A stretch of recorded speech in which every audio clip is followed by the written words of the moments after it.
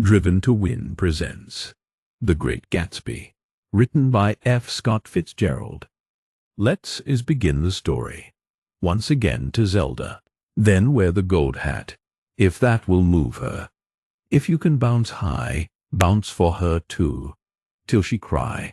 Lover, gold-hatted, high-bouncing lover, I must have you. Thomas Park, The Invilliers, Chapter 1. In my younger and more vulnerable years, my father gave me some advice that I've been turning over in my mind ever since. Whenever you feel like criticizing anyone, he told me, just remember that all the people in this world had the advantages that you've had. He did say any more, but we've always been unusually communicative in a reserved way, and I understood that he meant a great deal more than that. In consequence, I am inclined to reserve all judgments, a habit that has opened up many curious natures to me, and also made me the victim of not a few veteran bores. The abnormal mind is quick to detect and attach itself to this quality when it appears in a normal person, and so it came about that in college I was unjustly accused of being a politician, because I was privy to the secret griefs of wild, unknown men. Most of the confidences were unsought. Frequently I have feigned sleep, preoccupation, or a hostile levity, when I realized by some unmistakable sign that an intimate revelation was quivering on the horizon. For the intimate revelations of young men, or at least the terms in which they express them, are usually plagiaristic and marred by obvious suppressions. Reserving judgments is a matter of infinite hope. I am still a little afraid of missing something if I forget that, as my father snobbishly suggested, and I snobbishly repeat, a sense of the fundamental decencies is parceled out unequally at birth. And, after boasting this way of my tolerance, I come to the admission that it has a limit. Conduct may be founded on the hard rock or the wet marshes, but after a certain point, I don't care what it's founded on. When I came back from the East last autumn, I felt that I wanted the world to be in uniform, and at a sort of moral attention forever. I wanted no more riotous excursions with privileged glimpses into the human heart. Only Gatsby, the man who gives his name to this book, was exempt from my reaction. Gatsby, who represented everything for which I have an unaffected scorn. If personality is an unbroken series of successful gestures, then there was something gorgeous about him, some heightened sensitivity to the promises of life, as if he were related to one of those intricate machines that register earthquakes 10,000 miles away. This responsiveness had nothing to do with that flabby impressionability which is dignified under the name of the creative temperament. It was an extraordinary gift for hope, a romantic readiness such as I have never found in any other person, and which it is not likely I shall ever find again. No, Gatsby turned out all right at the end. It is what preyed on Gatsby, what foul dust floated in the wake of his dreams that temporarily closed out my interest in the abortive sorrows and short-winded elations of men. My family have been prominent, well-to-do people in this Middle Western city for 3 generations. The Carraways are something of a clan, and we have a tradition that we redescended from the Dukes of Buccleuch. But the actual founder of my line was my grandfather's brother, who came here in '51, sent a substitute to the Civil War, and started the wholesale hardware business that my father carries on today. I never saw this great-uncle, but I'm supposed to look like him, with special reference to the rather hard-boiled painting that hangs in Father's office. I graduated from New Haven in 1915, just a quarter of a century after my father, and a little later I participated in that delayed Teutonic migration known as the Great War. I enjoyed the counter-raid so thoroughly that I came back restless. Instead of being the warm center of the world, the Middle West now seemed like the ragged edge of the universe. So I decided to go east and learn the bond business. Everybody I knew was in the bond business, so I supposed it could support one more single man.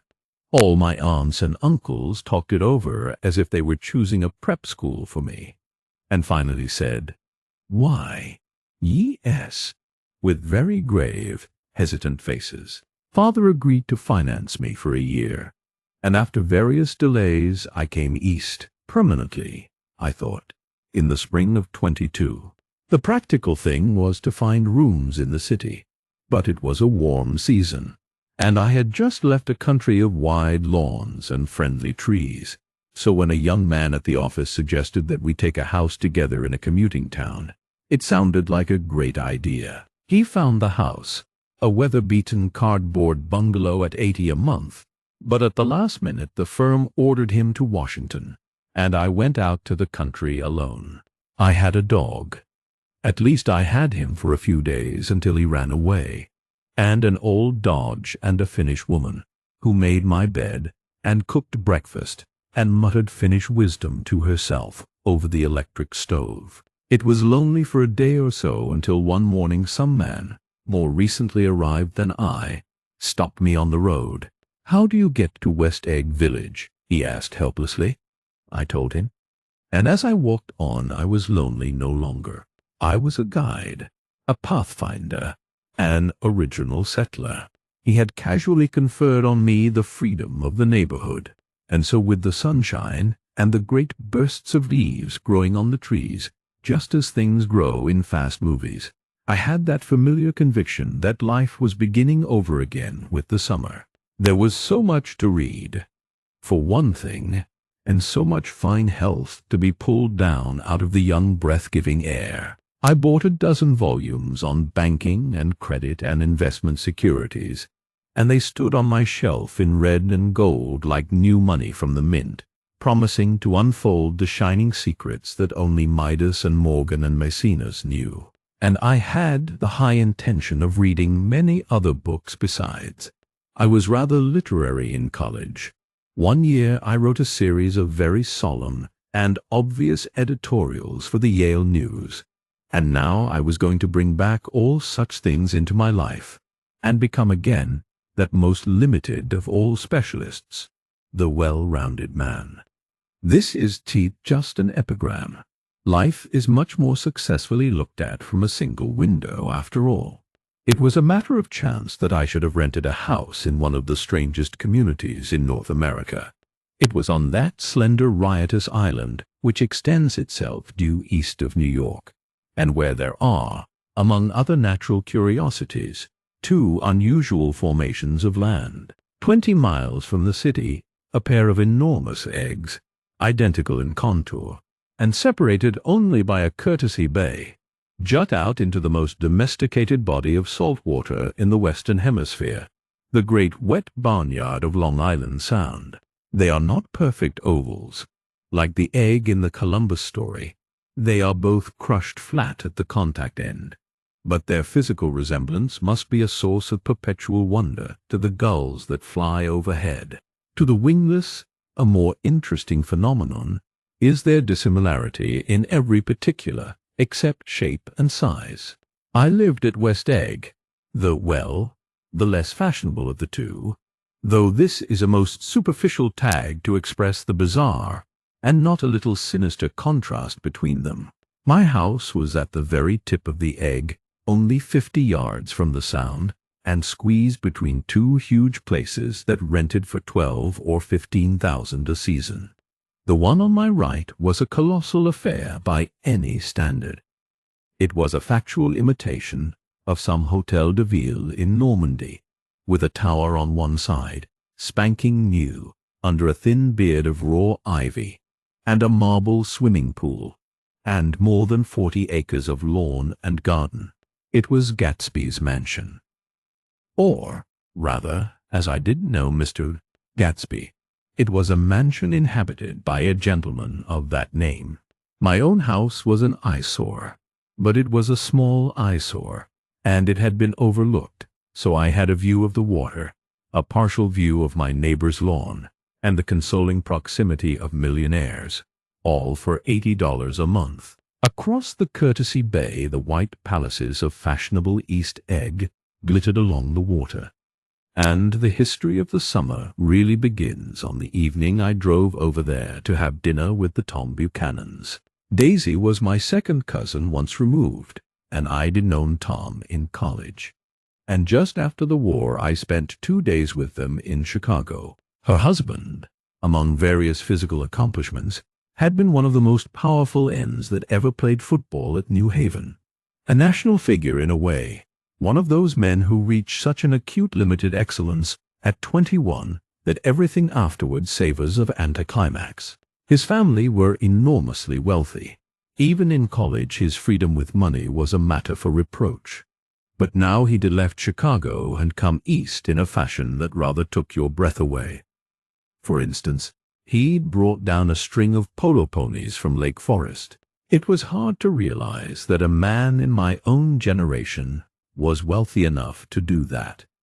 Why they came east, I don't know. They had spent a year in France for no particular reason, and then drifted here and there unrestfully wherever people played polo and were rich together. This was a permanent move, said Daisy over the telephone, but I did believe it.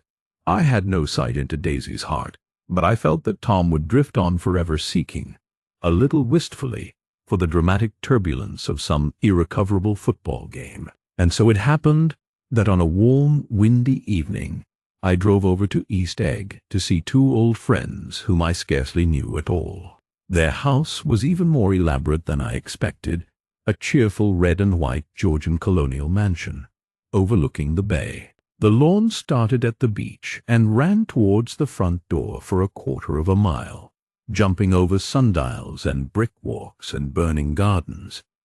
Finally, when it reached the house, drifting up the side in bright vines, as though from the momentum of its run, the front was broken by a line of French windows, glowing now with reflected gold and wide open to the warm windy afternoon, and Tom Buchanan, in riding clothes, was standing with his legs apart on the front porch. He had changed since his New Haven years. Now he was a sturdy straw-haired man of 30, with a rather hard mouth and a supercilious manner. 2 shining arrogant eyes had established dominance over his face, and gave him the appearance of always leaning aggressively forward. Not even the effeminate swunk of his riding clothes could hide the enormous power of that body. He seemed to fill those glistening boots until he strained the top lacing, and you could see a great pack of muscle shifting when his shoulder moved under his thin coat. It was a body capable of enormous leverage. A cruel body. His speaking voice, a gruff, husky tenor, added to the impression of fractiousness he conveyed. There was a touch of paternal contempt in it, even toward people he liked. And there were men at New Haven who had hated his guts.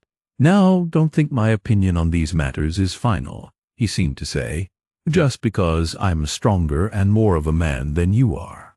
We were in the same senior society, and while we were never intimate, I always had the impression that he approved of me and wanted me to like him with some harsh, defiant wistfulness of his own.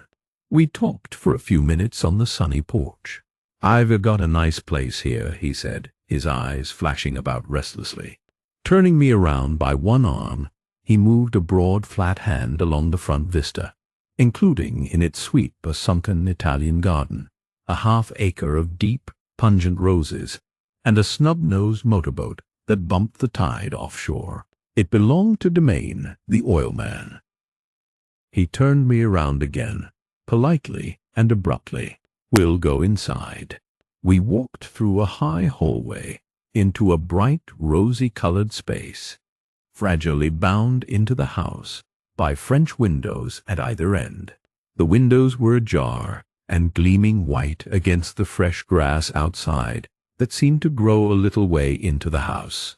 A breeze blew through the room, blew curtains in at one end and out the other like pale flags, twisting them up toward the frosted wedding cake of the ceiling, and then rippled over the wine-colored rug, making a shadow on it as wind does on the sea. The only completely stationary object in the room was an enormous couch on which 2 young women were buoyed up, as though upon an anchored balloon. They were both in white, and their dresses were rippling and fluttering as if they had just been blown back in after a short flight around the house. I must have stood for a few moments listening to the whip and snap of the curtains and the groan of a picture on the wall. Then there was a boom as Tom Buchanan shut the rear windows and the court wind died out about the room, and the curtains and the rugs and the two young women ballooned slowly to the floor. The younger of the two was a stranger to me.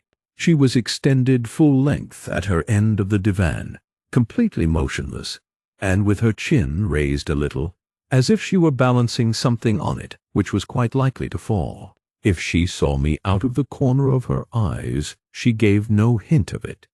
Indeed, I was almost surprised into murmuring an apology for having disturbed her by coming in. The other girl, Daisy, made an attempt to rise. She leaned slightly forward with a conscientious expression. Then she laughed, an absurd, charming little laugh, and I laughed too, and came forward into the room. I'm paralyzed with happiness. She laughed again, as if she said something very witty, and held my hand for a moment, looking up into my face, promising that there was no one in the world she so much wanted to see. That was a way she had. She hinted in a murmur that the surname of the balancing girl was Baker. I've heard it said that Daisy's murmur was only to make people lean toward her, an irrelevant criticism that made it no less charming. At any rate, Miss Baker's lips fluttered. She nodded at me almost imperceptibly, and then quickly tipped her head back again. The object she was balancing had obviously tottered a little and given her something of a fright. Again, a sort of apology arose to my lips. Almost any exhibition of complete self-sufficiency draws a stunned tribute from me. I looked back at my cousin, who began to ask me questions in her low, thrilling voice. It was the kind of voice that the ear follows up and down, as if each speech is an arrangement of notes that will never be played again. Her face was sad and lovely with bright things in it, bright eyes and a bright, passionate mouth, but there was an excitement in her voice that men who had cared for her found difficult to forget. A singing compulsion, a whispered, "Listen," a promise that she had done gay, exciting things just a while since, and that there were gay, exciting things hovering in the next hour. I told her how I had stopped off in Chicago for a day on my way east, and how a dozen people had sent their love through me. "Do they miss me?" she cried ecstatically. "The whole town is desolate. All the cars have the left rear wheel painted black as a mourning wreath, and there's a persistent wail all night along the North Shore. How gorgeous! Let's go back, Tom. Tomorrow." Then she added irrelevantly, "You ought to see the baby." I'd like to. She's asleep. She's 3 years old. Haven't you ever seen her? Never. Well, you ought to see her. She's... Tom Buchanan, who had been hovering restlessly about the room, stopped and rested his hand on my shoulder. "What you doing, Nick?" "I'm a bondman." "With?" I told him. "Never heard of them," he remarked decisively. This annoyed me. "You will," I answered shortly. "You will if you stay in the East." "Oh, I'll stay in the East, don't you worry," he said, glancing at Daisy and then back at me, as if he were alert for something more. I'd be a goddamned fool to live anywhere else. At this point, Miss Baker said, "Absolutely," with such suddenness that I started. It was the first word she had uttered since I came into the room. Evidently it surprised her as much as it did me, for she yawned and with a series of rapid, deft movements stood up into the room. "I'm stiff," she complained. "I've been lying on that sofa for as long as I can remember." "Don't look at me," Daisy retorted. "I've been trying to get you to New York all afternoon." "No, Daddy. Matters." "No, thanks," said Miss Baker to the 4 cocktails just in from the pantry. "I'm absolutely in training." Her host looked at her incredulously. "You are? He took down his drink as if it were a drop in the bottom of a glass. How you ever get anything done is beyond me. I looked at Miss Baker, wondering what it was she got done. I enjoyed looking at her. She was a slender, small-breasted girl, with an erect carriage, which she accentuated by throwing her body backward at the shoulders like a young cadet. Her gray, sun-strained eyes looked back at me with polite reciprocal curiosity out of a wan, charming, discontented face. It occurred to me now that I had seen her, or a picture of her, somewhere before. "You live in West Egg," she remarked contemptuously. "I know somebody there." "I don't know a single." "You must know Gatsby." "You must know Gatsby." "Gatsby?" demanded Daisy. "What Gatsby?" Before I could reply that he was my neighbor, dinner was announced. Wedging his tense arm imperatively under mine, Tom Buchanan compelled me from the room, as though he were moving a checker to another square. Slenderly, languidly, their hands set lightly on their hips, the two young women preceded us out onto a rosy-colored porch, open toward the sunset, where 4 candles flickered on the table in the diminished wind. "Why candles?" objected Daisy, frowning. She snapped them out with her fingers. "In 2 weeks it'll be the longest day in the year." She looked at us all radiantly. "Do you always watch for the longest day of the year and then miss it?" "I always watch for the longest day in the year and then miss it." "We ought to plan something," yawned Miss Baker, sitting down at the table as if she were getting into bed.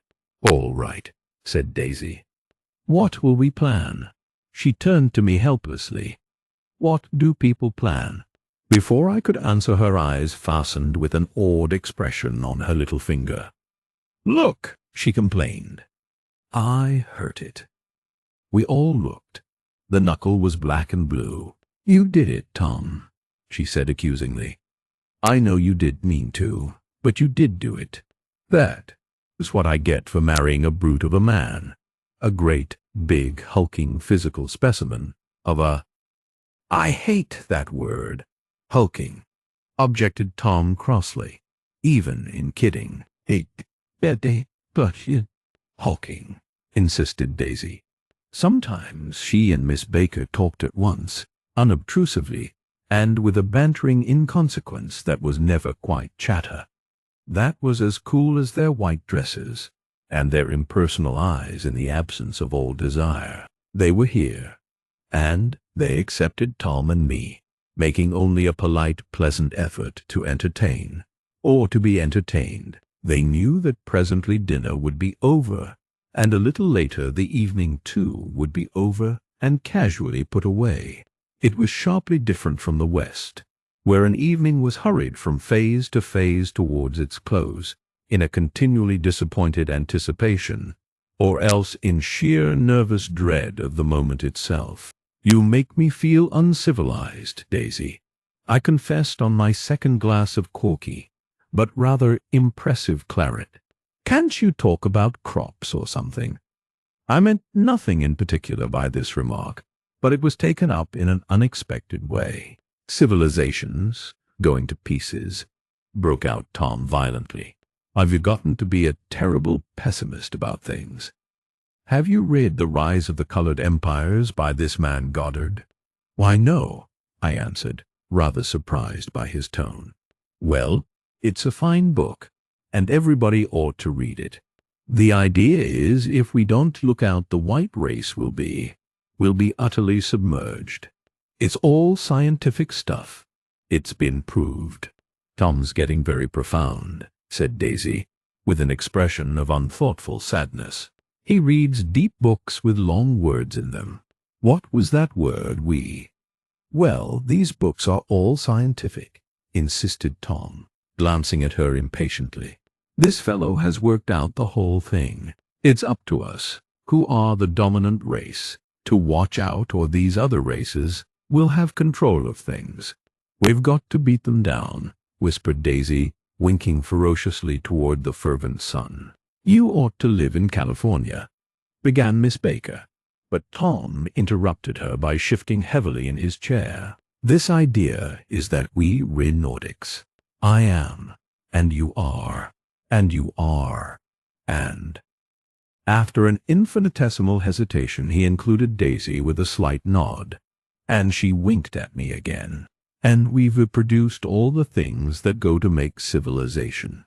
Oh, science and art, and all that. Do you see? There was something pathetic in his concentration, as if his complacency, more acute than of old, was not enough to him any more. When, almost immediately, the telephone rang inside, and the butler left the porch, Daisy seized upon the momentary interruption and leaned towards me. "I'll tell you a family secret," she whispered enthusiastically. "It's about the butler's nose.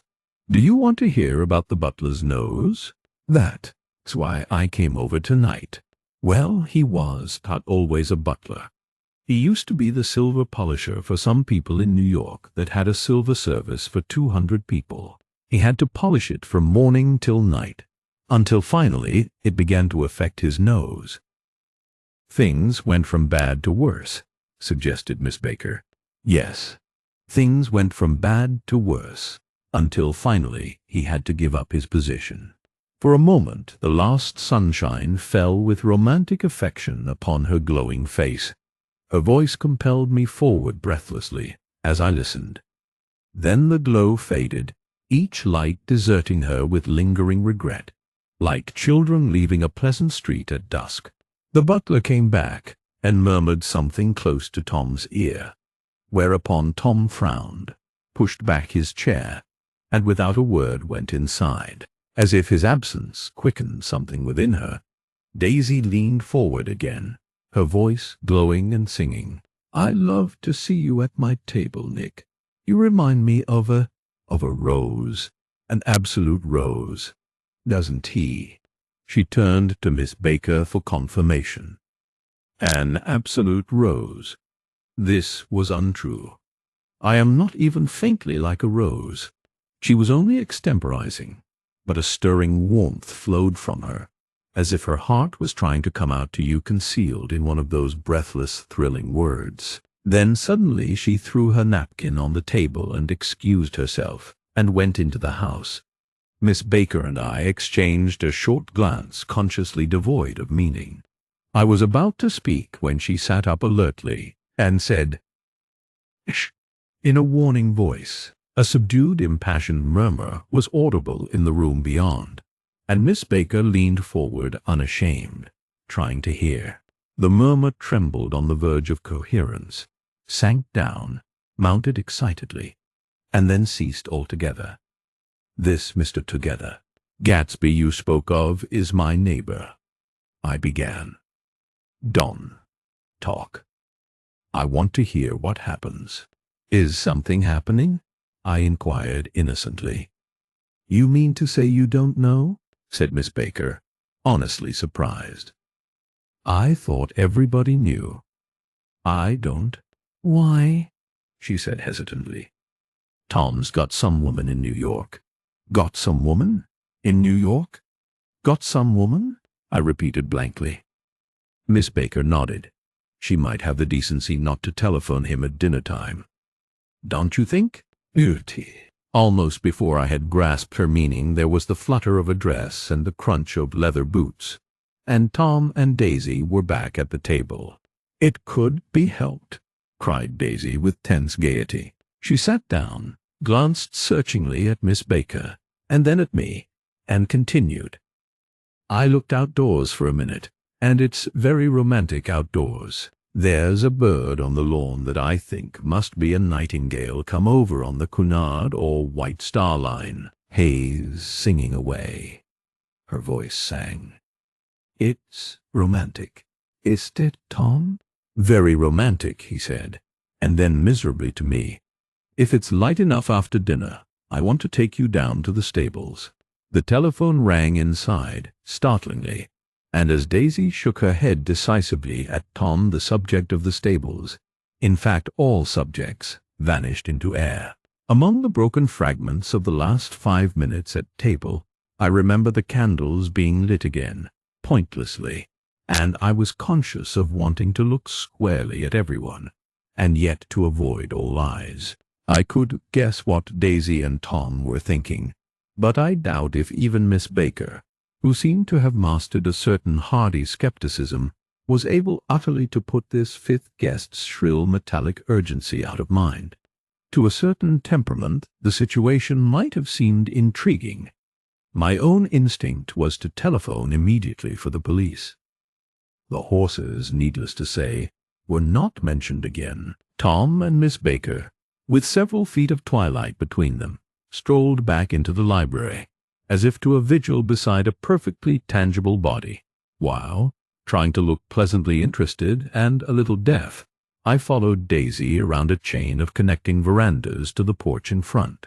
In its deep gloom, we sat down side by side on a wicker settee. Daisy took her face in her hands, as if feeling its lovely shape, and her eyes moved gradually out into the velvet dusk. I saw that turbulent emotions possessed her, so I asked what I thought would be some sedative questions about her little girl. "We don't know each other very well, Nick," she said suddenly. "Even if we are cousins, you did come to my wedding. I was dead back from the war." "That's true." She hesitated. "Well, I've had a very bad time, Nick, and I'm pretty cynical about everything." Evidently she had reason to be. I waited, but she didn't say any more, and after a moment I returned rather feebly to the subject of her daughter. "I suppose she talks, and eats, and everything." "Oh, yes." She looked at me absently. "Listen, Nick. Let me tell you what I said when she was born. Would you like to hear?" "Very much. It will show you how I've gotten to feel about things." Well, she was less than an hour old, and Tom was God knows where. I woke up out of the ether with an utterly abandoned feeling, and asked the nurse right away if it was a boy or a girl. She told me it was a girl, and so I turned my head away and wept. "All right," I said. "I'm glad it's a girl, and I hope she'll be a fool.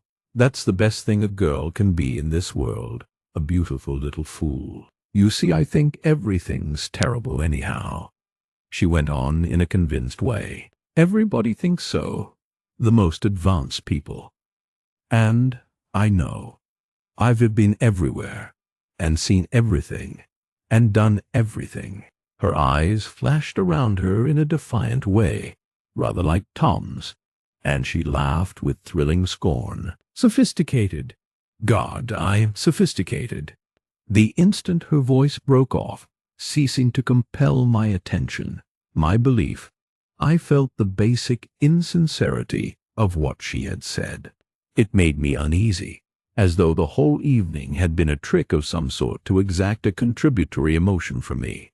I waited, and sure enough, in a moment she looked at me with an absolute smirk on her lovely face, as if she had asserted her membership in a rather distinguished secret society to which she and Tom belonged. Inside, the crimson room bloomed with light. Tom and Miss Baker sat at either end of the long couch, and she read aloud to him from the Saturday Evening Post, the words, murmurous and uninflected, running together in a soothing tune. The lamplight, bright on his boots and dull on the autumn leaf yellow of her hair, glinted along the paper as she turned a page with a flutter of slender muscles in her arms. When we came in, she held us silent for a moment with a lifted hand. "To be continued," she said, tossing the magazine on the table, "in our very next issue." Her body asserted itself with a restless movement of her knee, and she stood up. 10 o'clock, she remarked, apparently finding the time on the ceiling. "Time for this good girl to go to bed. Jordan. Going to play in the tournament tomorrow," explained Daisy. "Over at Westchester." "Oh, you're Jordan Baker." I knew now why her face was familiar. Its pleasing, contemptuous expression had looked out at me from many rotogravure pictures of the sporting life at Asheville and Hot Springs and Palm Beach. I had heard some story of her too, a critical, unpleasant story, but what it was I had forgotten long ago. "Good night," she said softly. "Wake me at 8, won't you? If you'll get up, I will. Good night, Mr. Pin. I will. Good night, Mr. Caraway. See you anon." "Of course you will," confirmed Daisy. "In fact, I think I'll arrange a marriage. Come over often, Nick, and I'll fling you together. You know, lock you up accidentally in linen closets and push you out to sea in a boat, and all that sort of thing." "Good night," called Miss Baker from the stairs. "I haven't heard a word." "She's a nice girl," said Tom after a moment. "They oughtn't to let her run around the country this way." "Who oughtn't to?" inquired Daisy coldly. Her family. Her family is one aunt, about 1,000 years old. Besides, Nick's going to look after her. Aren't you, Nick? She's going to spend lots of weekends out here this summer. I think the home influence will be very good for her." Daisy and Tom looked at each other for a moment in silence. "Is she from New York?" I asked quickly. "From Louisville. Our white girlhood was passed together there. Our beautiful white. Did you give Nick a little heart-to-heart talk on the veranda?" demanded Tom suddenly. "Did I?" She looked at me. "I can seem to remember, but I think we talked about the Nordic race. Yes, I'm sure we did. It sort of crept up on us, and first thing you know—" "Don't believe everything you hear, Nick," he advised me. I said lightly that I had heard nothing at all, and a few minutes later I got up to go home. They came to the door with me, and stood side by side in a cheerful square of light. As I started my motor, Daisy peremptorily called, "Wait! I forgot to ask you something, and it's important. We heard you were engaged to a girl out west." "That is right," corroborated Tom kindly. "We heard that you were engaged. It's a libel. I am too poor." "But we heard it," insisted Daisy, surprising me by opening up again in a flower-like way. "We heard it from 3 people, so it must be true."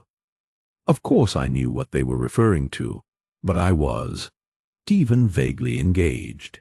The fact that gossip had published the banns was one of the reasons I had come east.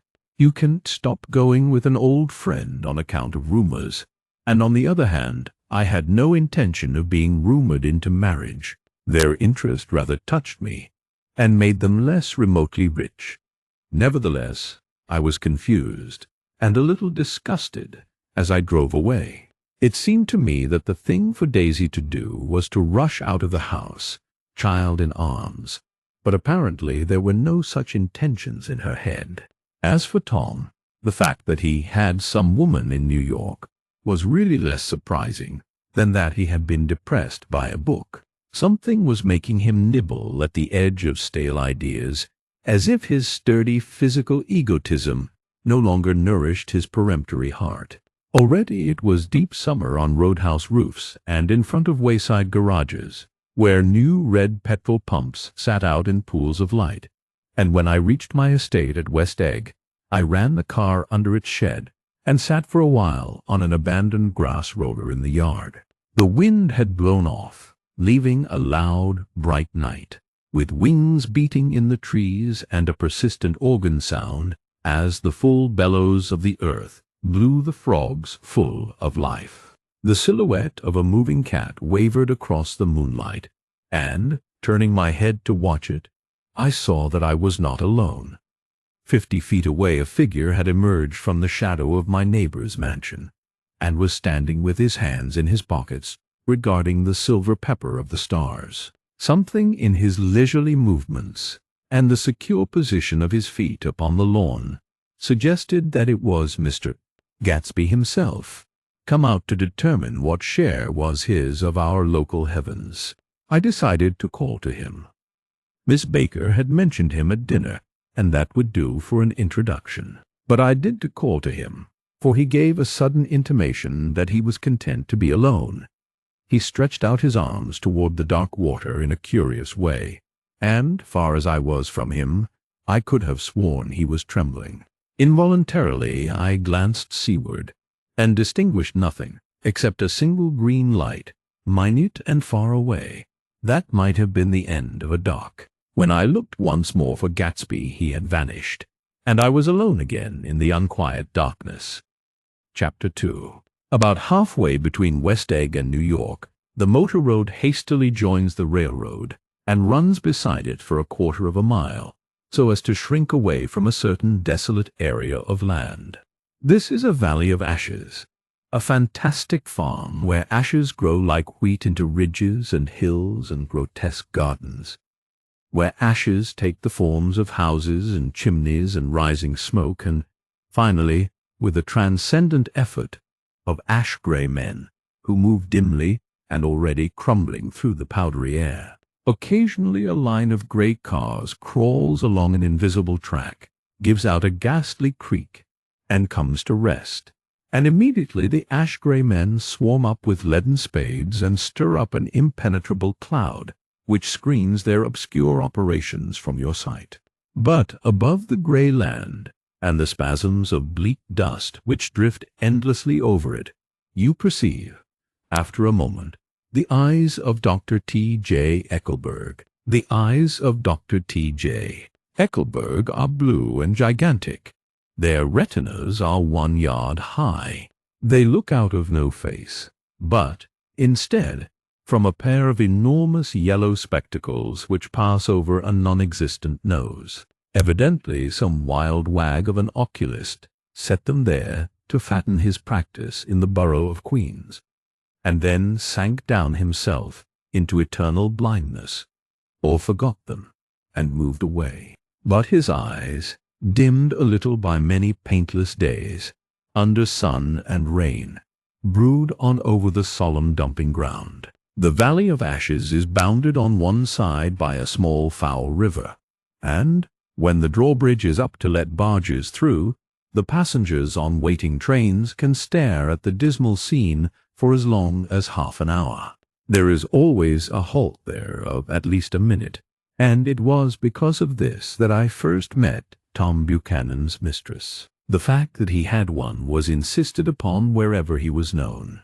His acquaintances resented the fact that he turned up in popular cafes with her, and, leaving her at a table, sauntered about, chatting with whomsoever he knew. Though I was curious to see her, I had no desire to meet her. But I did. I went up to New York with Tom on the train one afternoon, and when we stopped by the ash heaps he jumped to his feet, and, taking hold of my elbow, literally forced me from the car. "We be getting off," he insisted. "I want you to meet my girl." I think he'd tanked up a good deal at luncheon, and his determination to have my company bordered on violence. The supercilious assumption was that on Sunday afternoon I had nothing better to do. I followed him over a low, whitewashed railroad fence, and we walked back 100 yards along the road under Dr. Eckelberg's persistent stare. The only building in sight was a small block of yellow brick sitting on the edge of the wasteland, a sort of compact Main Street ministering to it, and contiguous to absolutely nothing. One of the 3 shops it contained was for rent, and another was an all-night restaurant, approached by a trail of ashes. The third was a garage. Repairs, George B. Wilson. Cars bought and sold, and I followed Tom inside. The interior was unprosperous and bare. The only car visible was the dust-covered wreck of a Ford, which crouched in a dim corner.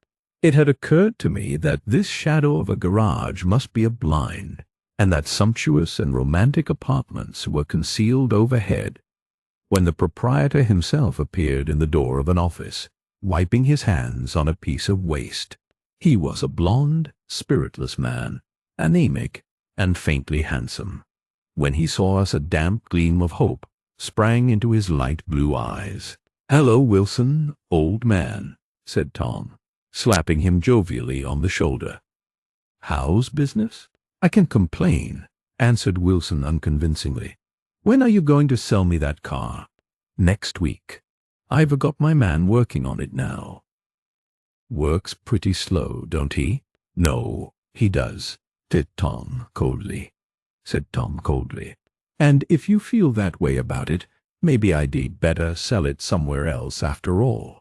I don't mean that, explained Wilson quickly. I just meant. His voice faded off, and Tom glanced impatiently around the garage. Then I heard footsteps on the stairs, and in a moment the thickish figure of a woman blocked out the light from the office door.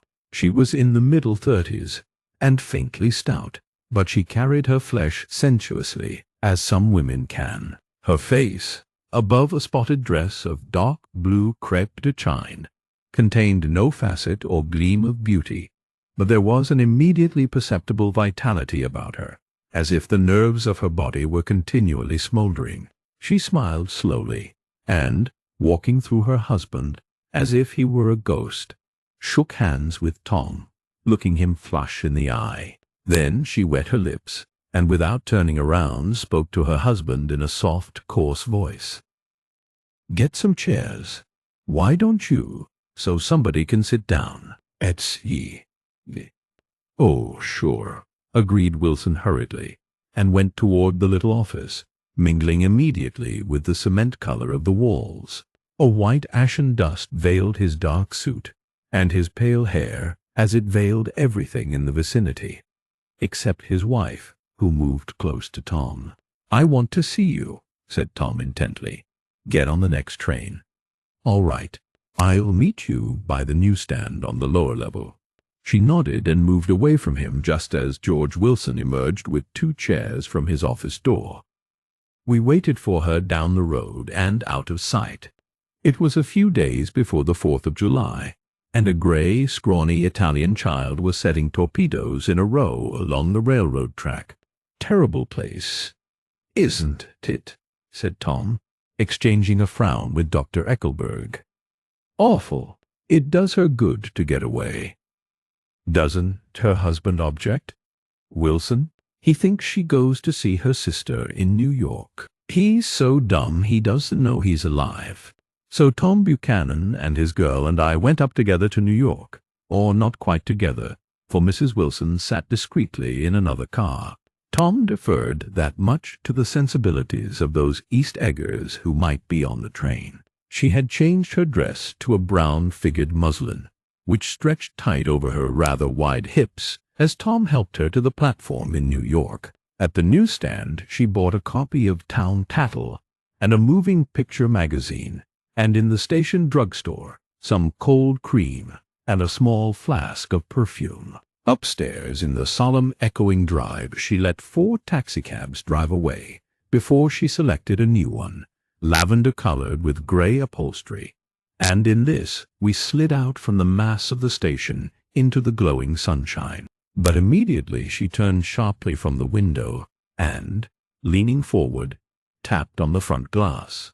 "I want to get one of those dogs," she said earnestly. "I want to get one for the apartment. They were nice to have, a dog." We backed up to a gray old man who bore an absurd resemblance to John D. Rockefeller. In a basket swung from his neck cowered a dozen very recent puppies of an indeterminate breed. "What kind are they?" asked Mrs. Wilson eagerly, as he came to the taxi window. "All kinds." "What kind do you want, lady?" "What kind do you want, lady? I'd like to get one of those police dogs." "I don't suppose you got that kind." The man peered doubtfully into the basket, plunged in his hand, and drew one up, wriggling, by the back of the neck. "That's no police dog," said Tom. "No, it's not exactly a police dog," said the man with disappointment in his voice. "It's more of an Airedale." He passed his hand over the brown wash rag of a back. "Look at that coat. Some coat. That's a dog that'll never bother you with catching cold." "I think it's cute," said Mrs. Wilson enthusiastically. "How much is it, that dog?" He looked at it admiringly. That dog will cost you $10. The Airedale? Undoubtedly there was an Airedale concerned in it somewhere, though its feet were startlingly white, changed hands, and settled down into Mrs. Wilson's lap, where she fondled the weatherproof coat with rapture. "Is it a boy or a girl?" she asked delicately. "That dog. That dog. That dog. It's a bitch," said Tom decisively. "Here's your money. Go and buy 10 more dogs with it." We drove over to Fifth Avenue, warm and soft, almost pastoral, on the summer Sunday afternoon. I wouldn't have been surprised to see a great flock of white sheep turn the corner. "Hold on," I said. "I have to leave you here." "No, you don't," interposed Tom quickly. "Myrtle'll be hurt if you don't come up to the apartment. Won't you, Myrtle? Come on," she urged. "I'll telephone my sister Catherine. She's said to be very beautiful by people who ought to know." "Well, I'd like to, but—" We went on, cutting back again over the park toward the West Hundreds. At 128th Street, the cab stopped at One Slice, in a long white cake of apartment houses. Throwing a regal homecoming glance around the neighborhood, Mrs. Wilson gathered up her dog and her other purchases, and went haughtily in. "I am going to have the McKees come up," she announced as we rose in the elevator. "And of course, I got to call up my sister, too." The apartment was on the top floor. A small living room, a small dining room, a small dining room, a small bedroom, and a bath. The living room was crowded to the doors with a set of tapestried furniture entirely too large for it, so that to move about was to stumble continually over scenes of ladies swinging in the gardens of Versailles. The only picture was an over-enlarged photograph, apparently a hen sitting on a blurred rock. Looked at from a distance, however, the hen resolved itself into a bonnet, and the countenance of a stout old lady beamed down into the room. Several old copies of Town Tattle lay on the table together with a copy of Simon Called Peter, and some of the small scandal magazines of Broadway. Mrs. Wilson was first concerned with the dog. A reluctant elevator boy went for a box full of straw and some milk, to which he added on his own initiative a tin of large, hard dog biscuits, one of which decomposed apathetically in the saucer of milk all afternoon. Meanwhile, Tom brought out a bottle of whiskey from a locked bureau door. "I have been drunk just twice in my life, and the second time was that afternoon. So everything that happened has a dim, hazy cast over it, although until after 8 o'clock the apartment was full of cheerful sun." Sitting on Tom's lap, Mrs. Wilson called up several people on the telephone. Then there were no cigarettes, and I went out to buy some at the drugstore on the corner. When I came back, they had both disappeared, so I sat down discreetly in the living room and read a chapter of Simon Called Peter. Either it was terrible stuff, or the whiskey distorted things, because it didn't make any sense to me.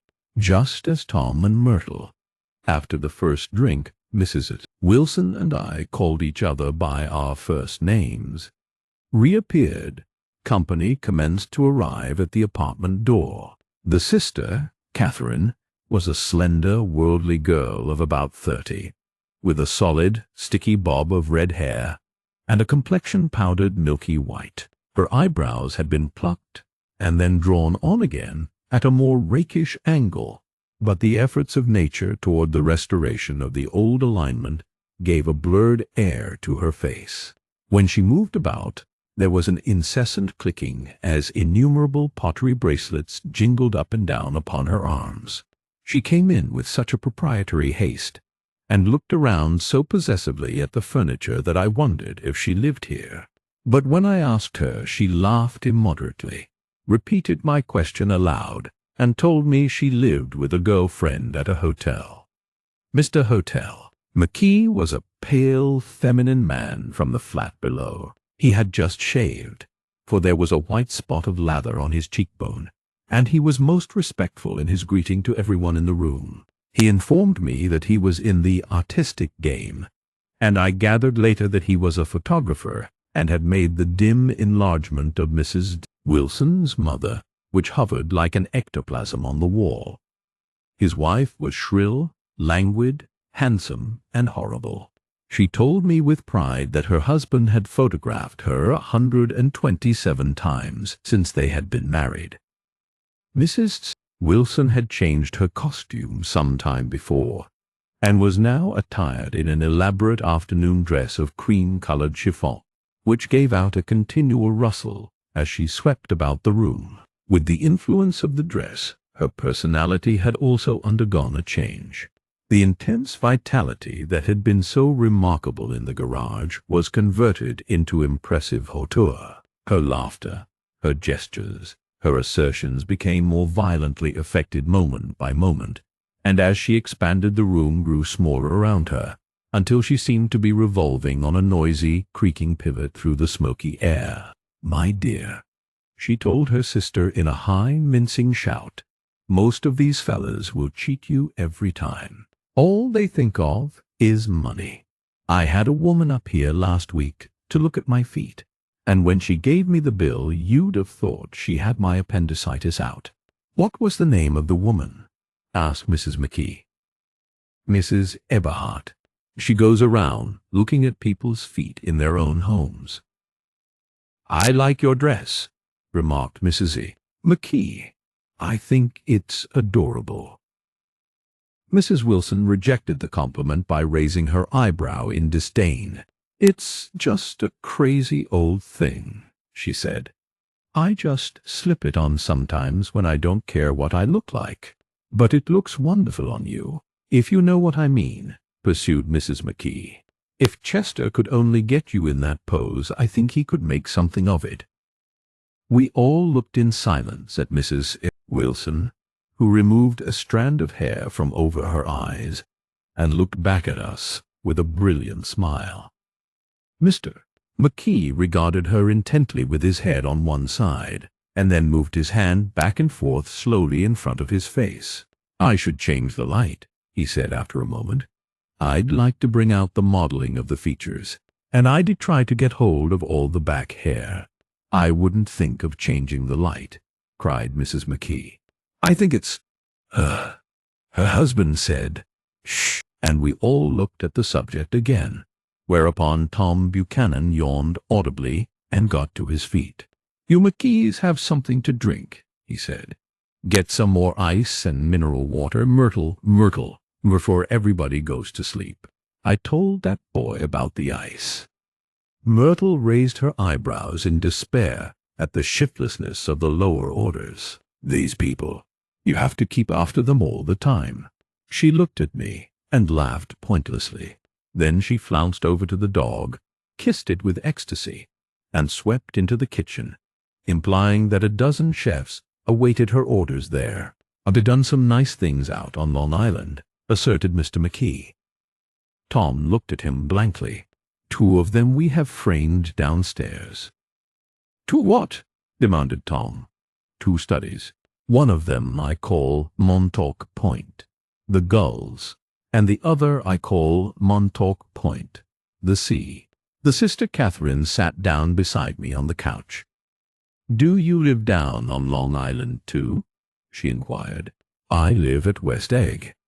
"Really?" "I was down there at a party about a month ago. At a man named Gatsby's. Do you know him?" "I live next door to him." "Well, they say he's a nephew or a cousin of Kaiser Wilhelm's.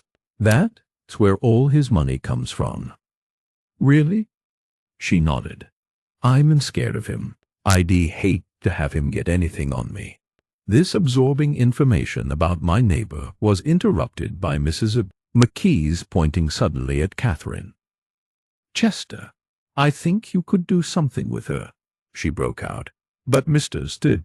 McKee only nodded in a bored way, and turned his attention to Tom. "I'd like to do more work on Long Island, if I could get the entry. All I ask is that they should give me a start." "Ask Myrtle," said Tom, breaking into a short shout of laughter as Mrs. Wilson entered with a tray. "She'll give you a letter of introduction. Won't you, Myrtle?" Do what? She asked, startled. You'll give McKee a letter of introduction to your husband, so he can do some studies of him. His lips moved silently for a moment as he invented George B. Wilson at the gasoline pump, or something like that. Catherine leaned close to me and whispered in my ear, Neither of them can stand the person they remarried to. Can't they? Can't they? Can't stand them. She looked at Myrtle and then at Tom. What I say is, why go on living with them if they can stand them? If I was them, I'd get a divorce and get married to each other right away. Doesn't she like Wilson either? The answer to this was unexpected. It came from Myrtle, who had overheard the question, and it was violent and obscene. You see, cried Catherine triumphantly. She lowered her voice again. It's really his wife that's keeping them apart. She's a Catholic, and they don't believe in divorce. Better. Daisy was not a Catholic, and I was a little shocked at the elaborateness of the lie. When they do get married, continued Catherine, they're going west to live for a while, until it blows over. It'd be more discreet to go to Europe. Oh, do you like Europe? She exclaimed surprisingly. I just got back from Monte Carlo. Really? Just last year. I went over there with another girl. Stay long? No. We just went to Monte Carlo and back. We went by way of Marseille. We had over $1,200 when we started, but we got jiped out of it all in 2 days in the private rooms. We had an awful time getting back, I can tell you.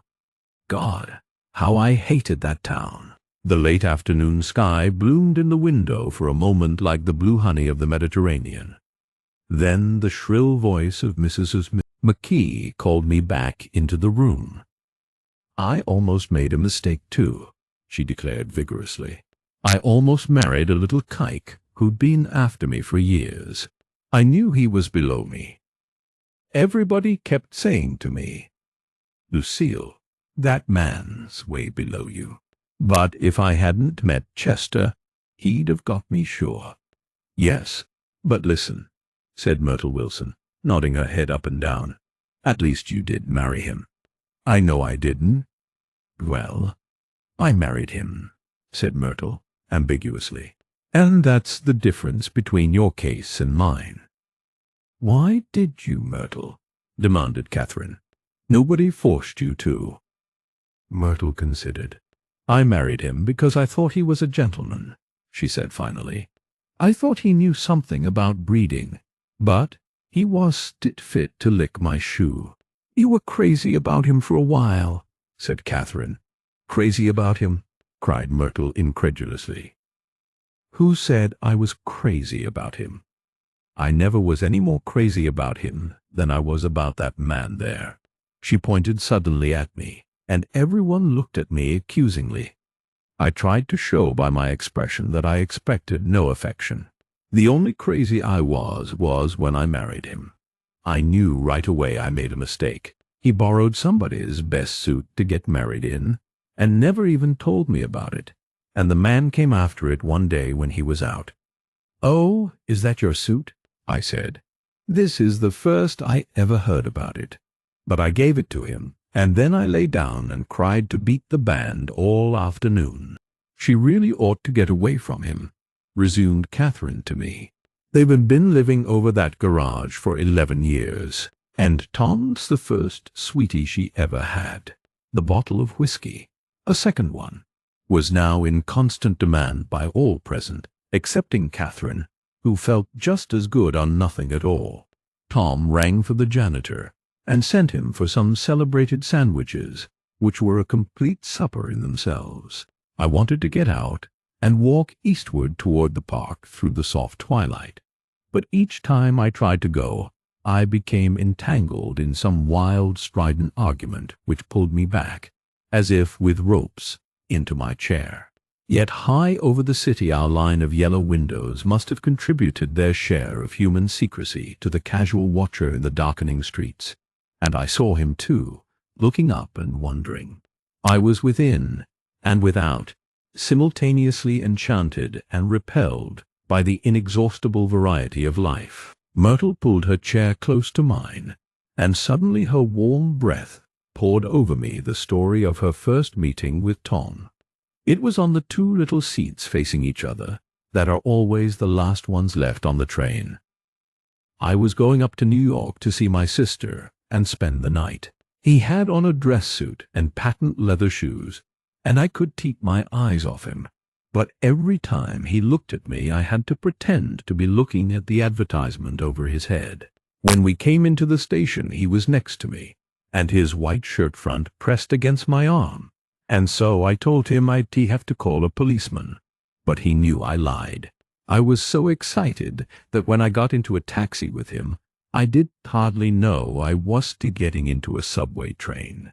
All I kept thinking about, over and over, was, "You can live forever. You can live forever." She turned to Mrs. McKee, and the room rang full of her artificial laughter. "My dear," she cried, "I'm going to give you this dress as soon as I'm through with it. I've got to get another one tomorrow. I'm going to make a list of all the things I've got to get. A massage and a wave, and a collar for the dog, and one of those cute little ashtrays where you touch a spring, and a wreath with a black silk bow for Mother's grave. That'll last all summer. I got to write down a list, so I won't forget all the things I got to do." It was 9 o'clock. Almost immediately afterward, I looked at my watch and found it was 10. Mr. McKee was asleep on a chair with his fists clenched in his lap, like a photograph of a man of action. Taking out my handkerchief, I wiped from his cheek the spot of dried lather that had worried me all the afternoon. The little dog was sitting on the table looking with blind eyes through the smoke, and from time to time groaning faintly. People disappeared, reappeared, made plans to go somewhere, and then lost each other, searched for each other, found each other a few feet away. Sometime toward midnight, Tom Buchanan and Mrs. Wilson stood face to face discussing, in impassioned voices, whether Mrs. Wilson had any right to mention Daisy's name. "Daisy, Daisy, Daisy," shouted Mrs. Wilson. "I'll say it whenever I want to. Daisy, Day." Making a short, deft movement, Tom Buchanan broke her nose with his open hand. Then there were bloody towels upon the bathroom floor, and women's voices scolding, and high over the confusion, a long, broken wail of pain. Mr. McKee awoke from his doze, and started in a daze toward the door. When he had gone halfway, he turned around and stared at the scene, his wife and Catherine scolding and consoling as they stumbled here and there among the crowded furniture with articles of aid, and the despairing figure on the couch, bleeding fluently, and trying to spread a copy of Town Tattle over the tapestry scenes of Versailles. Then Mr. McKee turned and continued on out the door. Taking my hat from the chandelier, I followed. "Come to lunch some day," he suggested, as we groaned down in the elevator. "Where?" "Anywhere." "Keep your hands off the lever," snapped the elevator boy. "I beg your pardon," said Mr. McKee with dignity. "I didn't know I was touching it." "All right," I agreed. "I'll be glad to."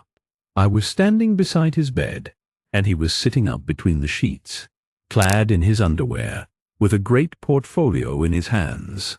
Beauty and the Beast, Loneliness, Old Grocery Horse, Brooklyn Bridge. Then I was lying half asleep in the cold lower level of the Pennsylvania station, staring at the Morning Tribune and waiting for the 4 o'clock train. Chapter 3. There was music from my neighbor's house through the summer nights. In his blue gardens, men and girls came and went like moths among the whisperings and the champagne and the stars. At high tide in the afternoon, I watched his guests diving from the tower of his raft, or taking the sun on the hot sand of his beach, while his 2 motorboats slit the waters of the Sound, drawing aquaplanes over cataracts of foam. On weekends, his Rolls-Royce became an omnibus, bearing parties to and from the city between 9 in the morning and long past midnight, while his station wagon scampered like a brisk yellow bug to meet all trains. And on Mondays 8 servants, including an extra gardener, toiled all day with mops and scrubbing brushes and hammers and garden shears, repairing the ravages of the night before. Every Friday 5 crates of oranges and lemons arrived from a fruiterer in New York. Every Monday these same oranges and lemons left his back door in a pyramid of pulpless halves. There was a machine in the kitchen which could extract the juice of 200 oranges in half an hour if a little button was pressed 200 times by a butler's thumb. At least once a fortnight a corps of caterers came down with several hundred feet of canvas and enough colored lights to make a Christmas tree of Gatsby's enormous garden. On buffet tables, garnished with glistening Horsdover, spiced baked hams crowded against salads of harlequin designs and pastry pigs and turkeys bewitched to a dark gold. In the main hall, a bar with a real brass rail was set up, and stocked with gins and liquors, and with cordials so long forgotten that most of his female guests were too young to know one from another. By 7 o'clock the orchestra has arrived, no thin 5-piece affair, but a whole pitful of oboes and trombones and saxophones and viols and cornets and piccolos, and low and high drums. The last swimmers have come in from the beach now and are dressing upstairs. The cars from New York are parked 5 deep in the drive, and already the halls and salons and verandas are gaudy with primary colors, and hair bobbed in strange new ways, and shawls beyond the dreams of Castile.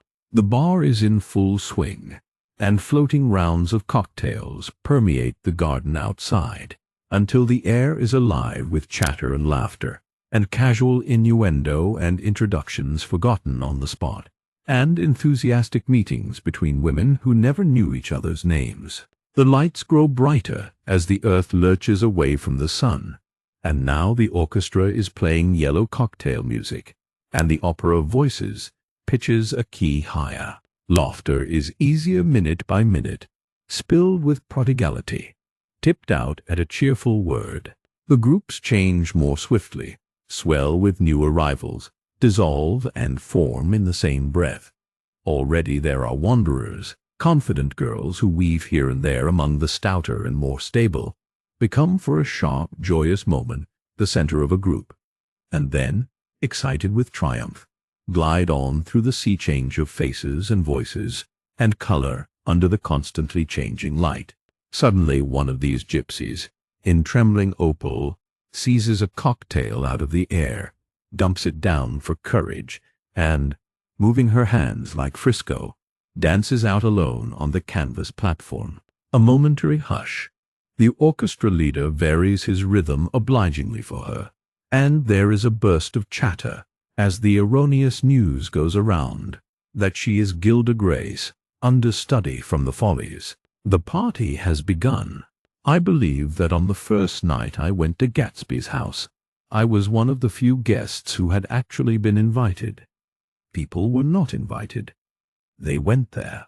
They got into automobiles which bore them out to Long Island, and somehow they ended up at Gatsby's door. Once there, they were introduced by somebody who knew Gatsby, and after that, they conducted themselves according to the rules of behavior associated with an amusement park. Sometimes they came and went without having met Gatsby at all, came for the party with a simplicity of heart that was its own ticket of admission. I had been actually invited. A chauffeur in a uniform of robin's egg blue crossed my lawn early that Saturday morning with a surprisingly formal note from his employer. The honor would be entirely Gatsby's, it said, if I would attend his little party that night. He had seen me several times, and had intended to call on me long before, but a peculiar combination of circumstances had prevented it. Signed Jay Gatsby, in a majestic hand. Dressed up in white flannels, I went over to his lawn a little after 7, and wandered around rather ill at ease among swirls and eddies of people I didn't know, though here and there was a face I had noticed on the commuting train. I was immediately struck by the number of young Englishmen dotted about, all well-dressed, all looking a little hungry, and all talking in low, earnest voices to solid and prosperous Americans. I was sure that they were selling something, bonds or insurance or automobiles. They were at least agonizingly aware of the easy money in the vicinity and convinced that it was theirs for a few words in the right key. As soon as I arrived, I made an attempt to find my host, but the 2 or 3 people of whom I asked his whereabouts stared at me in such an amazed way and denied so vehemently any knowledge of his movements that I slunk off in the direction of the cocktail table, the only place in the garden where a single man could linger without looking purposeless and alone. I was on my way to get roaring drunk from sheer embarrassment when Jordan Baker came out of the house and stood at the head of the marble steps, leaning a little backward and looking with contemptuous interest down into the garden. Welcome or not, I found it necessary to attach myself to someone before I should begin to address cordial remarks to the passers-by. "Hello," I roared, advancing toward her. My voice seemed unnaturally loud across the garden. "I thought you might be here," she responded absently as I came up. "I remembered you lived next door, too." She held my hand impersonally, as a promise that she'd take care of me in a minute, and gave ear to 2 girls in twin yellow dresses who stopped at the foot of the steps. "Hello," they cried together. "Sorry you did win." That was for the golf tournament.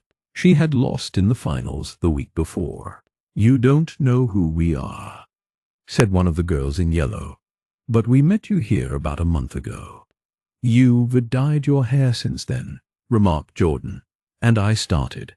But the girls had moved casually on, and her remark was addressed to the premature moon, produced like the supper, no doubt, out of a caterer's basket, with Jordan's slender golden arm resting in mine. We descended the steps and sauntered about the garden. A tray of cocktails floated at us through the twilight, and we sat down at a table with the 2 girls in yellow and 3 men, each one introduced to us as Mr. Mumble. "Do you come to these parties often?" inquired Jordan of the girl beside her. "The last one was the one I met you at," answered the girl, in an alert, confident voice. She turned to her companion. "Wasn't it for you, Lucille?" "It was for Lucille, too. I like to come," Lucille said. "I never care what I do, so I always have a good time. When I was here last, I tore my gown on a chair, and he asked me my name and address. Inside of a week, I got a package from Croirier with a new evening gown in it." "Did you keep it?" asked Jordan. "Sure I did. I was going to wear it tonight, but it was too big in the bust and had to be altered. It was gas blue with lavender beads, $265. "There's something funny about a fellow that'll do a thing like that," said the other girl eagerly. "He doesn't want any trouble with anybody." "Who doesn't?" "He," I inquired. "Gatsby. Somebody told me." The 2 girls and Jordan leaned together confidentially. "Somebody told me they thought he killed a man once." A thrill passed over all of us. The 3 Mr. Mumbles bent forward and listened eagerly. "I don't think it's so much that," argued Lucille skeptically. "It's more that he was a German spy during the war." One of the men nodded in confirmation. "I heard that from a man who knew all about him, grew up with him in Germany," he assured us positively. "Oh, no," said the first girl. "It could be that, because he was in the American army during the war." As our credulity switched back to her, she leaned forward with enthusiasm. "You look at him sometimes when he thinks nobody's looking at him. I'll bet he killed a man." She narrowed her eyes and shivered. Lucille shivered. We all turned and looked around for Gatsby. It was testimony to the romantic speculation he inspired that there were whispers about him from those who had found little that it was necessary to whisper about in this world. The first supper, there would be another one after midnight, was now being served, and Jordan invited me to join her own party, who were spread around a table on the other side of the garden. There were 3 married couples and Jordan's escort, a persistent undergraduate given to violent innuendo, and obviously under the impression that sooner or later Jordan was going to yield him up her person to a greater or lesser degree. Instead of rambling, this party had preserved a dignified homogeneity, and assumed to itself the function of representing the staid nobility of the countryside. East Egg condescending to West Egg, and carefully on guard against its spectroscopic gaiety. "Let's get out," whispered Jordan, after a somehow wasteful and inappropriate half-hour. "This is much too polite for me." We got up, and she explained that we were going to find the host. I had never met him, she said, and it was making me uneasy. The undergraduate nodded in a cynical, melancholy way.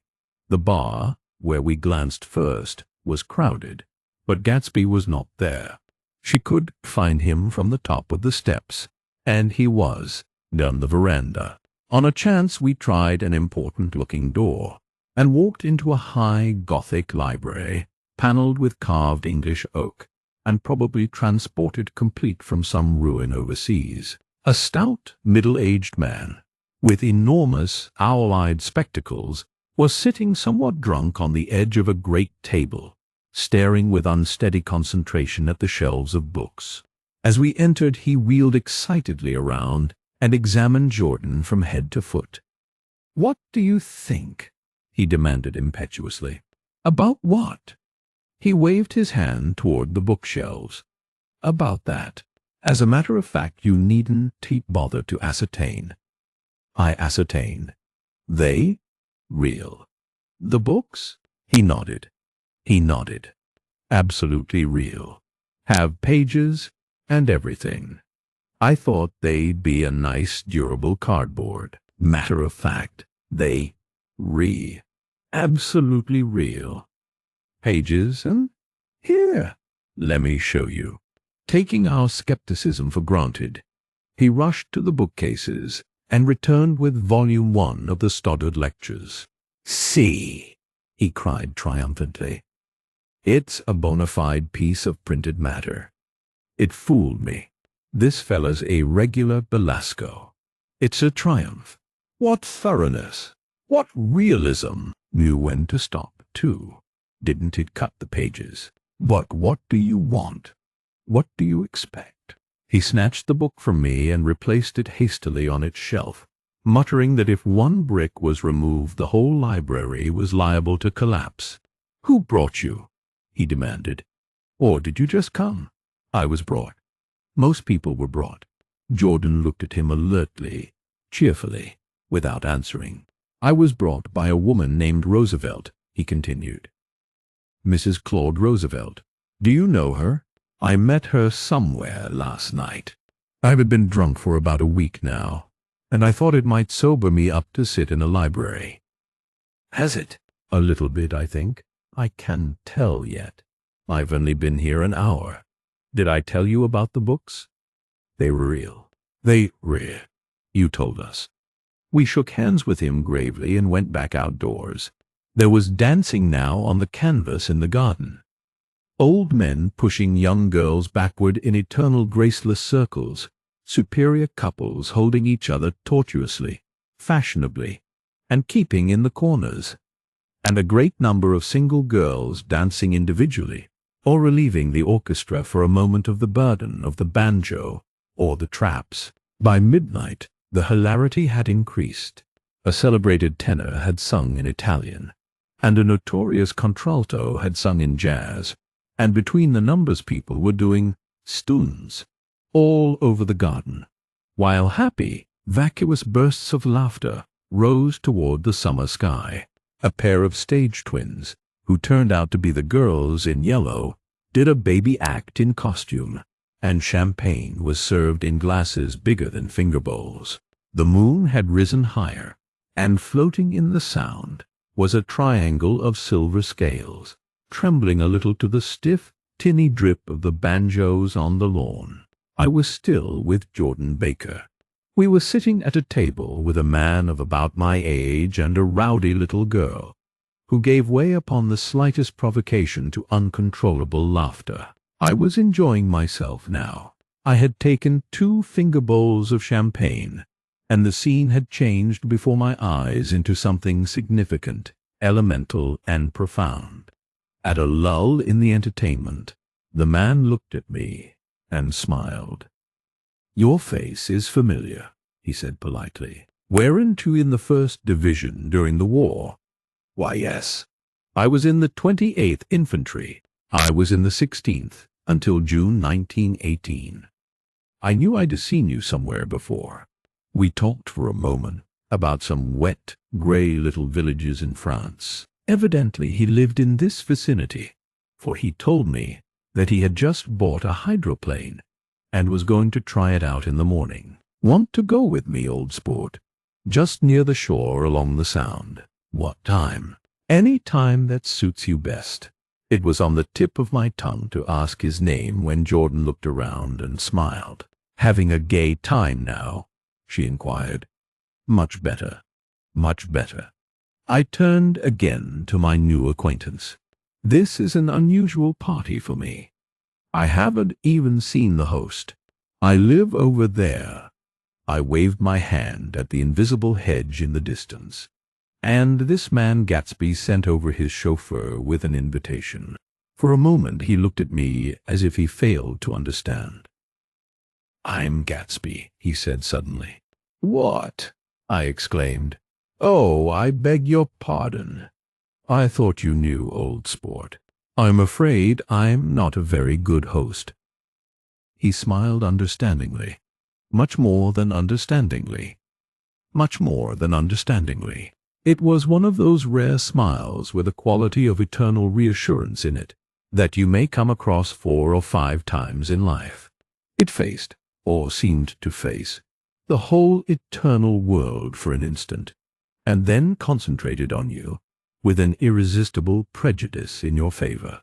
It understood you just so far as you wanted to be understood, believed in you as you would like to believe in yourself, and assured you that it had precisely the impression of you that, at your best, you hoped to convey. Precisely at that point it vanished, and I was looking at an elegant young roughneck, a year or 2 over 30, whose elaborate formality of speech just missed being absurd. Some time before he introduced himself, I got a strong impression that he was picking his words with care. Almost at the moment when Mr. Gatsby identified himself a butler hurried toward him with the information that Chicago was calling him on the wire. He excused himself with a small bow that included each of us in turn. "If you want anything, just ask for it, old sport," he urged me. "Excuse me. I will rejoin you later." When he was gone, I turned immediately to Jordan, constrained to assure her of my surprise. I had expected that Mr. Gatsby would be a florid and corpulent person in his middle years. "Who is he?" I demanded. "Do you know? He's just a man named Gatsby." "Where is he from, I mean? And what does he do?" "Now you started on the subject," she answered with a wan smile. "Well, he told me once he was an Oxford man." A dim background started to take shape behind him, but at her next remark it faded away. "However, I don't believe it." "Why not?" "I don't know," she insisted. "I just don't think he went there." Something in her tone reminded me of the other girl. "I think he killed a man," and had the effect of stimulating my curiosity. I would have accepted without question the information that Gatsby sprang from the swamps of Louisiana, or from the Lower East Side of New York. That was comprehensible. But young men didn't. At least in my provincial inexperience, I believed they did drift coolly out of nowhere and buy a palace on Long Island Sound. "Anyhow, he gives large parties," said Jordan, changing the subject with an urban distaste for the concrete. And I liked large parties. They were so intimate. At small parties, there is any privacy. There was the boom of a bass drum, and the voice of the orchestra leader rang out suddenly above the echolalia of the garden. "Ladies and gentlemen," he cried, "at the request of Mr. Gatsby, we are going to play for you Mr. Vladimir Tolstoy's latest work, which attracted so much attention at Carnegie Hall last May. If you read the papers, you know there was a big sensation." He smiled with jovial condescension and added, "Some sensation," whereupon everybody laughed. "The piece is known," he concluded lustily, "as Vladimir Tolstoy's Jazz History of the World. The nature of Mr. Tolstoy's composition eluded me, because just as it began my eyes fell on Gatsby, standing alone on the marble steps, and looking from one group to another with approving eyes. His tanned skin was drawn attractively tight on his face, and his short hair looked as though it were trimmed every day. I could see nothing sinister about him. I wondered if the fact that he was not drinking helped to set him off from his guests, for it seemed to me that he grew more correct as the fraternal hilarity increased. When the Jazz History of the World was over, girls were putting their heads on men's shoulders in a puppyish, convivial way. Girls were swooning backward playfully into men's arms, even into groups, knowing that someone would arrest their falls. But no one swooned backward on Gatsby, and no French bob touched Gatsby's shoulder, and no singing quartets were formed with Gatsby's head for one link. "I beg your pardon." Gatsby's butler was suddenly standing beside us. "Miss Baker?" he inquired. "I beg your pardon, but Mr. Gatsby would like to speak to you alone." "With me?" she exclaimed in surprise. "Yes, madame." She got up slowly, raising her eyebrows at me in astonishment, and followed the butler toward the house. I noticed that she wore her evening dress, all her dresses, like sports clothes. There was a jauntiness about her movements, as if she had first learned to walk upon golf courses on clean, crisp mornings. I was alone, and it was almost 2. For some time confused and intriguing sounds had issued from a long, many-windowed room which overhung the terrace.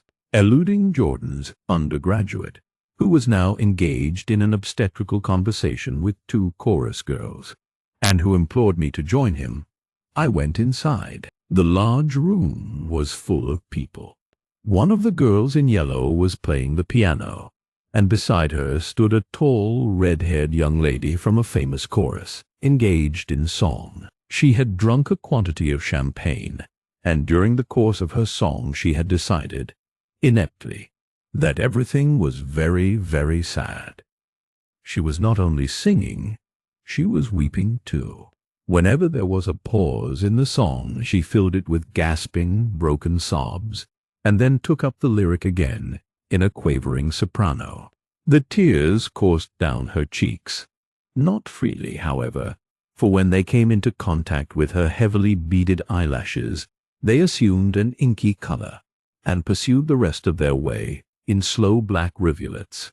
A humorous suggestion was made that she sing the notes on her face, whereupon she threw up her hands, sank into a chair, and went off into a deep vinous sleep. "She had a fight with a man who says he's her husband," explained a girl at my elbow. I looked around. Most of the remaining women were now having fights with men said to be their husbands. Even Jordan's party, the quartet from East Egg, were rent asunder by dissension. One of the men was talking with curious intensity to a young actress, and his wife, after attempting to laugh at the situation in a dignified and indifferent way, broke down entirely and resorted to flank attacks. At intervals she appeared suddenly at his side like an angry diamond, and hissed, "You promised," into his ear.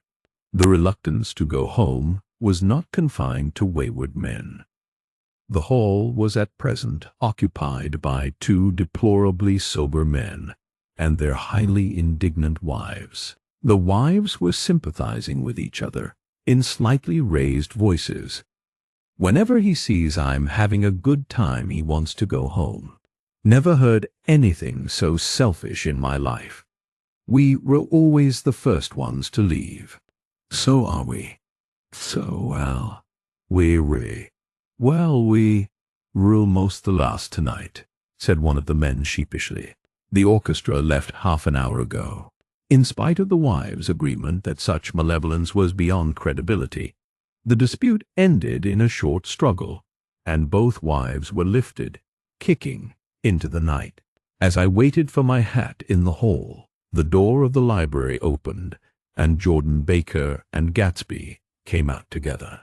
He was saying some last word to her, but the eagerness in his manner tightened abruptly into formality as several people approached him to say goodbye. Jordan's party were calling impatiently to her from the porch, but she lingered for a moment to shake hands.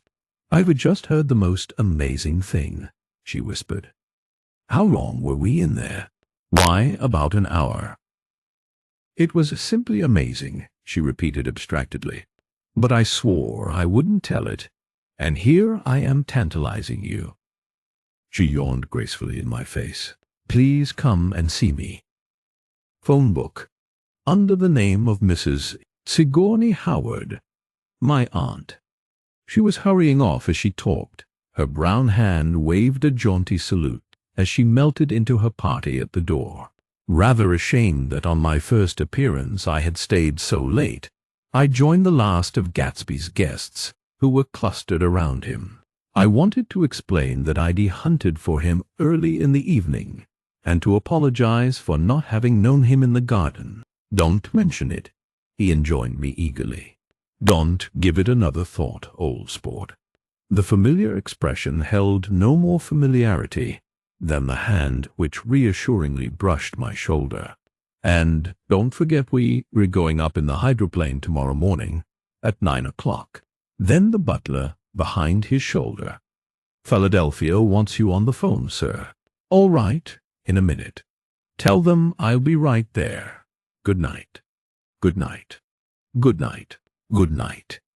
He smiled, and suddenly there seemed to be a pleasant significance in having been among the last to go, as if he had desired it all the time. "Good night, old sport.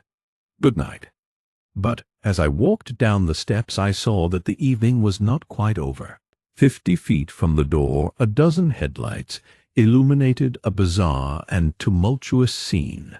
In the ditch beside the road, right side up, but violently shorn of one wheel, rested a new coupe which had left Gatsby's drive not 2 minutes before. The sharp jut of a wall accounted for the detachment of the wheel, which was now getting considerable attention from half a dozen curious chauffeurs. However, as they had left their cars blocking the road, a harsh, discordant din from those in the rear had been audible for some time, and added to the already violent confusion of the scene. A man in a long duster had dismounted from the wreck, and now stood in the middle of the road, looking from the car to the tire, and from the tire to the observers in a pleasant, puzzled way. "See," he explained. "It went in the ditch." The fact was infinitely astonishing to him, and I recognized first the unusual quality of wonder, and then the man. It was the late patron of Gatsby's library. How'd it happen? He shrugged his shoulders. "I know nothing whatever about mechanics," he said decisively. "But how did it happen? Did you run into the wall?" "Don't ask me," said Allies, washing his hands of the whole matter. "I know very little about driving. Next to nothing. It happened, and that's all I know." "Well, if you're a poor driver, you oughtn't to try driving at night." "But I was even trying," he explained indignantly. "I was even trying." An awed hush fell upon the bystanders. "Do you want to commit suicide? You were lucky it was just a wheel. A bad driver, and not even trying." "You don't understand," explained the criminal. "I wasn't driving. There's another man in the car. The shock that followed this declaration found voice in a sustained "I" as the door of the coupe swung slowly open.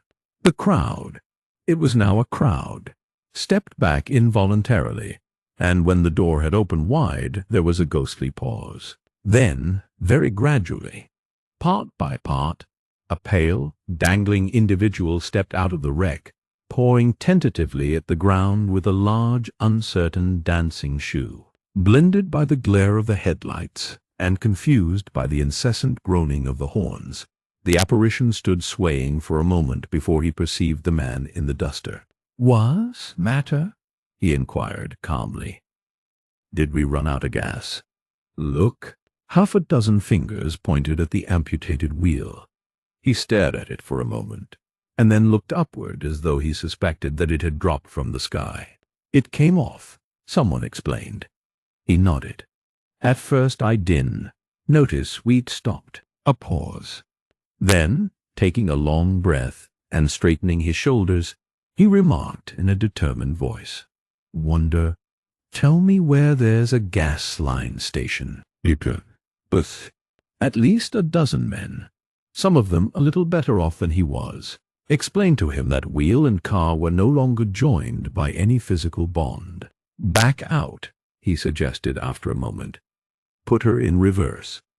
"But the wheel's off." He hesitated. "No harm in trying," he said. The caterwauling horns had reached a crescendo, and I turned away and cut across the lawn toward home. I glanced back once. A wafer of a moon was shining over Gatsby's house, making the night fine as before, and surviving the laughter and the sound of his still glowing garden. A sudden emptiness seemed to flow now from the windows and the great doors, endowing with complete isolation the figure of the host, who stood on the porch, his hand up in a formal gesture of farewell. Reading over what I have written so far, I see I have given the impression that the events of 3 nights several weeks apart were all that absorbed me. On the contrary, they were merely casual events in a crowded summer, and, until much later, they absorbed me infinitely less than my personal affairs. Most of the time I worked.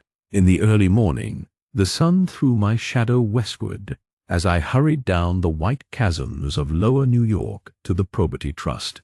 I knew the other clerks and young bond salesmen by their first names, and lunched with them in dark, crowded restaurants on little pig sausages and mashed potatoes and coffee. I even had a short affair with a girl who lived in Jersey City and worked in the accounting department. But her brother began throwing mean looks in my direction, so when she went on her vacation in July, I let it blow quietly away. I took dinner usually at the Yale Club. For some reason it was the gloomiest event of my day, and then I went upstairs to the library and studied investments and securities for a conscientious hour. There were generally a few rioters around, but they never came into the library, so it was a good place to work. After that, if the night was mellow, I strolled down Madison Avenue past the old Murray Hill Hotel and over 33rd Street to the Pennsylvania Station. I began to like New York, the racy, adventurous feel of it at night, and the satisfaction that the constant flicker of men and women and machines gives to the restless eye. I liked to walk up Fifth Avenue and pick out romantic women from the crowd and imagine that in a few minutes I was going to enter into their lives, and no one would ever know or disapprove. Sometimes, in my mind, I followed them to their apartments on the corners of hidden streets, and they turned and smiled back at me before they faded through a door into warm darkness. At the enchanted metropolitan twilight, I felt a haunting loneliness sometimes, and felt it in others. Poor young clerks who loitered in front of windows waiting until it was time for a solitary restaurant dinner. Young clerks in the dusk, wasting the most poignant moments of night and life. Again at 8 o'clock, when the dark lanes of the 40s were lined 5 deep with throbbing taxicabs, bound for the theater district, I felt a sinking in my heart. Forms leaned together in the taxis as they waited, and voices sang, and there was laughter from unheard jokes, and lighted cigarettes made unintelligible circles inside. Imagining that I, too, was hurrying towards gaiety and sharing their intimate excitement, I wished them well. For a while I lost sight of Jordan Baker. And then, in midsummer, I found her again. At first I was flattered to go places with her, because she was a golf champion, and everyone knew her name. Then it was something more. I was, actually in love. But I felt a sort of tender curiosity. The bored, haughty face that she turned to the world concealed something. Most affectations conceal something eventually, even though they don't in the beginning. And one day I found what it was. When we were on a house party together up in Warwick, she left a borrowed car out in the rain with the top down, and then lied about it. And suddenly I remembered the story about her that had eluded me that night at Daisy's. At her first big golf tournament, there was a row that nearly reached the newspapers. A suggestion that she had moved her ball from a bad lie in the semifinal round. The thing approached the proportions of a scandal, then died away. A caddy retracted his statement, and the only other witness admitted that he might have been mistaken. The incident and the name had remained together in my mind. Jordan Baker instinctively avoided clever, shrewd men, and now I saw that this was because she felt safer on a plane where any divergence from a code would be thought impossible. She was incurably dishonest. She wasn't able to endure being at a disadvantage, and, given this unwillingness, I suppose she had begun dealing in subterfuges when she was very young in order to keep that cool, insolent smile turned to the world and yet satisfy the demands of her hard, jaunty body.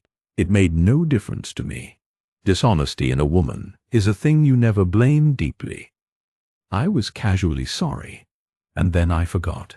It was on that same house party that we had a curious conversation about driving a car. It started because she passed so close to some workmen that our fender flicked a button on one man's coat. "You're a rotten driver," I protested. "Either you ought to be more careful, or you oughtn't to drive at all." "I am careful." "No, you are not." "Well, other people are," she said lightly. "What's that got to do with it?" "Oh, keep out of my way," she insisted. "It takes two to make an accident. Suppose you met somebody just as careless as yourself." "I hope I never will," she answered. "I hate careless people. That's why I like you." Her gray, sun-strained eyes stared straight ahead, but she had deliberately shifted our relations, and for a moment I thought I loved her. But I am slow-thinking and full of interior rules that act as brakes on my desires, and I knew that first I had to get myself definitely out of that tangle back home. I'd been writing letters once a week and signing them. Love, Nick, and all I could think of was how, when that certain girl played tennis, a faint mustache of perspiration appeared on her upper lip. Nevertheless, there was a vague understanding that had to be tactfully broken off before I was free. Everyone suspects himself of at least one of the cardinal virtues, and this is mine. I am one of the few honest people that I have ever known. Chapter 4. On Sunday morning, while church bells rang in the villages along shore, the world and its mistress returned to Gatsby's house and twinkled hilariously on his lawn. "He's a bootlegger," said the young ladies, moving somewhere between his cocktails and his flowers. On time he killed a man who had found out that he was nephew to von Hindenburg and second cousin to the devil. "Reach me a rose, honey, and pour me a last drop into that there crystal glass." Once I wrote down on the empty spaces of a timetable the names of those who came to Gatsby's house that summer. It is an old timetable now, disintegrating at its folds, and headed, "This schedule in effect July 5th, 1922. But I can still read the gray names, and they will give you a better impression than my generalities of those who accepted Gatsby's hospitality, and paid him the subtle tribute of knowing nothing whatever about him. From East Egg, then, came the Chester Beckers and the Leaches, and a man named Bunsen, whom I knew at Yale, and Dr. Webster Sivet, who was drowned last summer up in Maine, and the Hornbeams and the Willie Voltaires, and a whole clan named Blackbuck, who always gathered in a corner and flipped up their noses like goats at whosoever came near, and the Ismays and the Christies, or rather Hubert Auerbach, and Mr. Christie's wife, and Edgar Beaver, whose hair, they say, turned cotton white one winter afternoon for no good reason at all. Clarence Endive was from East Egg, as I remember. He came only once, in white knickerbockers, and had a fight with a bum named Etty in the garden. From farther out on the island came the Cheddles and the O.R.P. Schraders, and the Stonewall Jackson Abrams of Georgia, and the Fishguards and the Ripley Snells. Snell was there 3 days before he went to the penitentiary, so drunk out on the gravel drive that Mrs. Ulysses Sweats's automobile ran over his right hand.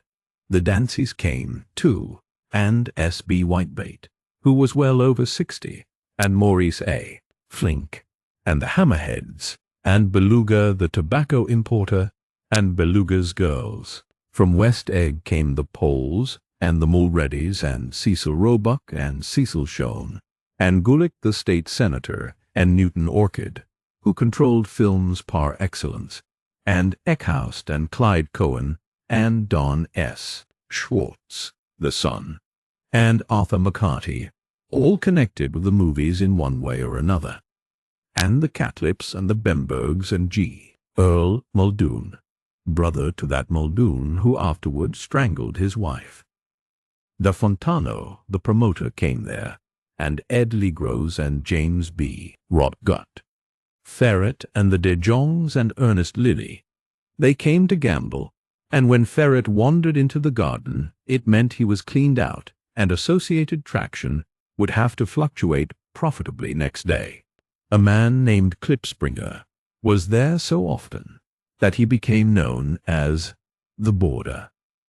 I doubt if he had any other home. Of theatrical people there were Gus Wise and Horace O'Donovan and Lester Meyer and George Duckweed and Francis Bull. Also from New York were the Cromes and the Backesons, and the Denekers and Russell Betty and the Corrigans and the Kelhers and the DeWars and the Scullys and S. Belcher and the Smirks and the young Quinns, divorced now, and Henry L. Palmetto, who killed himself by jumping in front of a subway train in Times Square. Benny McClanahan arrived always with 4 girls. They were never quite the same ones in physical person, but they were so identical one with another that it inevitably seemed they had been there before. I have forgotten their names. Jacqueline, I think, or else Consuela, or Gloria, or Judy, or June, and their last names were either the melodious names of flowers and months, or the sterner ones of the great American capitalists whose cousins, if pressed, they would confess themselves to be. In addition to all these, I can remember that Faustina O'Brien came there at least once, and the Baedeker girls and young Brewer, who had his nose shot off in the war, and Mr. Dishon, to all in the war, Al Bruxberger and Miss Hagg, his fiancée, and Ardita Fitzpeters, and Mr. P. Jewett, once head of the American Legion, and Miss Claudia Hipp, with a man reputed to be her chauffeur, and a prince of something, whom we called Duke, and whose name, if I ever knew it, I have forgotten. All these people came to Gatsby's house in the summer. At 9 o'clock, one morning late in July, Gatsby's gorgeous car lurched up the rocky drive to my door and gave out a burst of melody from its 3-noted horn. It was the first time he had called on me, though I had gone to 2 of his parties, mounted in his hydroplane, and, at his urgent invitation, made frequent use of his beach. "Good morning, old sport. You were having lunch with me today, and I thought we did ride up together." He was balancing himself on the dashboard of his car with that resourcefulness of movement that is so peculiarly American. That comes, I suppose, with the absence of lifting work in youth, and, even more, with the formless grace of our nervous, sporadic games. This quality was continually breaking through his punctilious manner in the shape of restlessness. He was never quite still. There was always a tapping foot somewhere, or the impatient opening and closing of a hand. He saw me looking with admiration at his car. It's pretty, isn't it, old sport?" He jumped off to give me a better view. "Haven't you ever seen it before?" I'd seen it. Everybody had seen it. Everybody had seen it.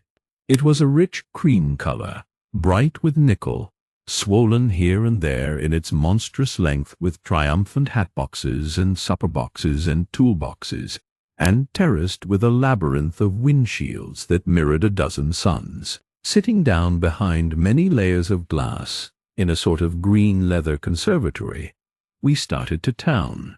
I had talked with him perhaps half a dozen times in the past month, and found, to my disappointment, that he had little to say.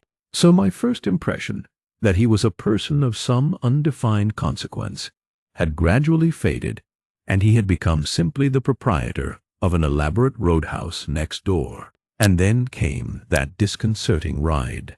We hadn't yet reached West Egg Village before Gatsby began leaving his elegant sentences unfinished and slapping himself indecisively on the knee of his caramel-colored suit. "Look here, old sport," he broke out surprisingly. "What's your opinion of me, anyhow?"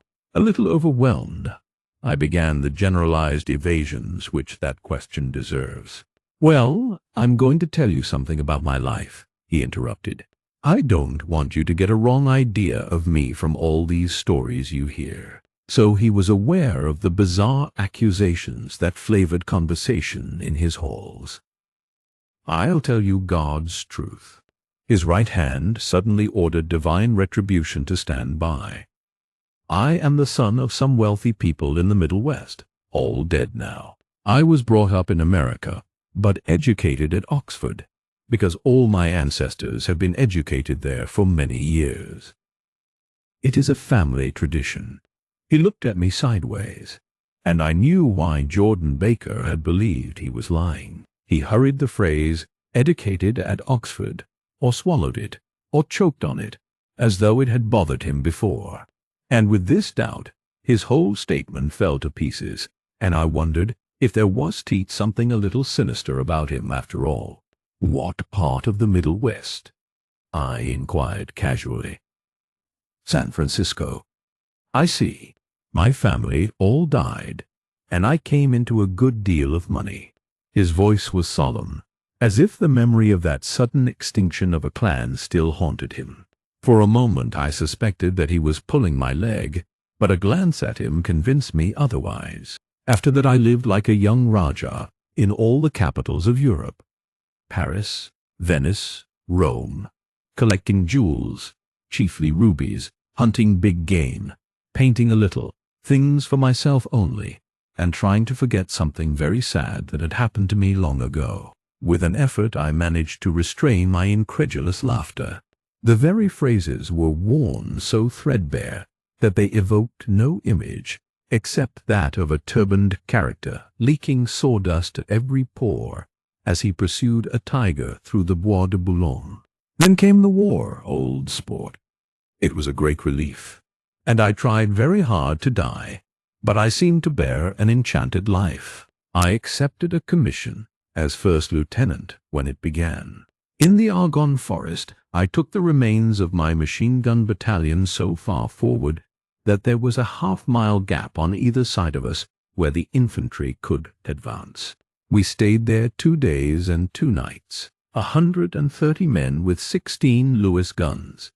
And when the infantry came up at last, they found the insignia of 3 German divisions among the piles of dead. I was promoted to be a major, and every Allied government gave me a decoration, even Montenegro, little Montenegro, down on the Adriatic Sea. Little Montenegro, He lifted up the words and nodded at them with his smile. The smile comprehended Montenegro's troubled history and sympathized with the brave struggles of the Montenegrin people. It appreciated fully the chain of national circumstances which had elicited this tribute from Montenegro's warm little heart. My incredulity was submerged in fascination now. It was like skimming hastily through a dozen magazines. He reached in his pocket, and a piece of metal, slung on a ribbon, fell into my palm. "That's the one from Montenegro." To my astonishment, the thing had an authentic look. "Ordiri Danilo," ran the circular legend. "Montenegro, Nicholas Rex. Turn it." "Major Jay Gatsby," I read. "For valor extraordinary. Here's another thing I always carry. A souvenir of Oxford days. It was taken in Trinity Quad. The man on my left is now the Earl of Doncaster." It was a photograph of half a dozen young men in blazers loafing in an archway, through which were visible a host of spires. There was Gatsby, looking a little, not much, younger, with a cricket bat in his hand. Then it was all true. I saw the skins of tigers flaming in his palace on the Grand Canal. I saw him opening a chest of rubies to ease, with their crimson-lighted depths, the gnawings of his broken heart. "I'm going to make a big request of you today," he said, pocketing his souvenirs with satisfaction. "So I thought you ought to know something about me. I didn't want you to think I was just some nobody. You see, I usually find myself among strangers because I drift here and there trying to forget the sad things that happened to me." He hesitated. "You'll hear about it this afternoon." "At lunch?" "No, this afternoon. I happened to find out that you were taking Miss Baker to tea." "Do you mean you were in love with Miss Baker?"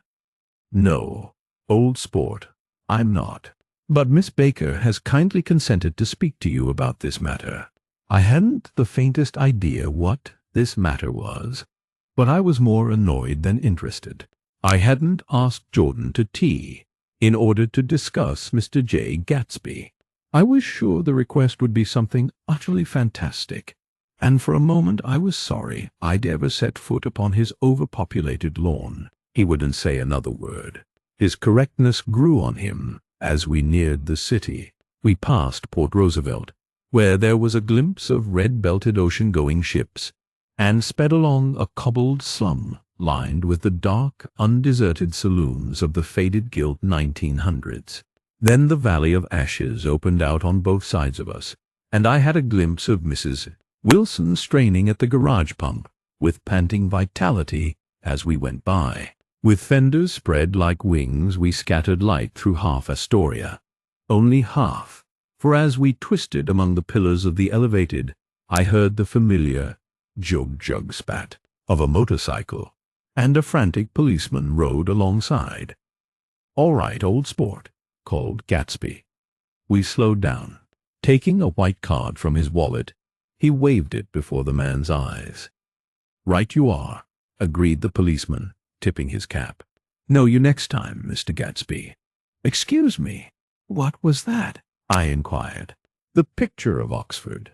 I was able to do the commissioner a favor once, and he sends me a Christmas card every year. Over the great bridge, with the sunlight through the girders making a constant flicker upon the moving cars, with the city rising up across the river in white heaps and sugar lumps, all built with a wish out of non-olfactory money. The city seen from the Queensboro Bridge is always the city seen for the first time, in its first wild promise of all the mystery and the beauty in the world. A dead man passed us in a hearse heaped with blooms, followed by 2 carriages with drawn blinds, and by more cheerful carriages for friends. The friends looked out at us with the tragic eyes and short upper lips of southeastern Europe, and I was glad that the sight of Gatsby's splendid car was included in their somber holiday. As we crossed Blackwell's Island, a limousine passed us, driven by a white chauffeur, in which sat 3 modish Negroes, 2 bucks and a girl. I laughed aloud as the yolks of their eyeballs rolled toward us in haughty rivalry. Anything can happen now that we've slid over this bridge, I thought. Anything at all.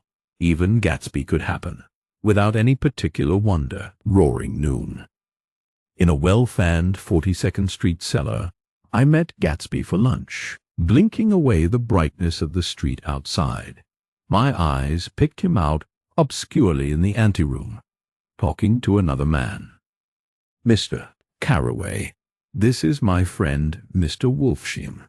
A small, flat-nosed Jew raised his large head and regarded me with two fine growths of hair which luxuriated in either nostril. After a moment I discovered his tiny eyes in the half-darkness. "So I took one look at him," said Mr. Wolfshim, shaking my hand earnestly. "And what do you think I did?" "What?" I inquired politely, but evidently he was not addressing me, for he dropped my hand and covered Gatsby with his expressive nose. I handed the money to Catspaw, and I said, "All right, Catspaw, don't pay him a penny till he shuts his mouth." He shut it then and there. Gatsby took an arm of each of us and moved forward into the restaurant, whereupon Mr. Wolfshim swallowed a new sentence he was starting and lapsed into a somnambulatory abstraction. "Highballs?" asked the head waiter. "This is a nice restaurant here," said Mr. Wolfshim, looking at the Presbyterian nymphs on the ceiling. "But I like across the street better." "Yes, highballs," agreed Gatsby. And then to Mr. Wolfshim, "It's too hot over there." "Hot and small." "Yes," said Mr. Wolfshim, "but full of memories." "What place is that?" I asked. "The old Metropole." "The old Metropole," brooded Mr. Wolfshim gloomily, "filled with faces dead and gone. Filled with friends gone now forever. I can forget so long as I live the night they shot Rosie Rosenthal there. It was 6 of us at the table, and Rosie had eat and drunk a lot all evening. When it was almost morning, the waiter came up to him with a funny look, and says somebody wants to speak to him outside. "All right," says Rosie, and begins to get up, and I pulled him down in his chair. "Let the bastards come in here if they want you, Rosie, but don't you, so help me, move outside this room." And it was 4 o'clock in the morning then, and if we'd have raised the blinds we'd have seen daylight. "Did he go?" I asked innocently. "Sure he went." Mr. he went. Wolfshim's nose flashed at me indignantly. He turned around in the door and says, "Donned. Let that waiter take away my coffee." Then he went out on the sidewalk, and they shot him 3 times in his full belly, and drove away. 4 of them were electrocuted, I said, remembering. 5, with Becca. His nostrils turned to me in an interested way. "I understand you. We're looking for a business connection."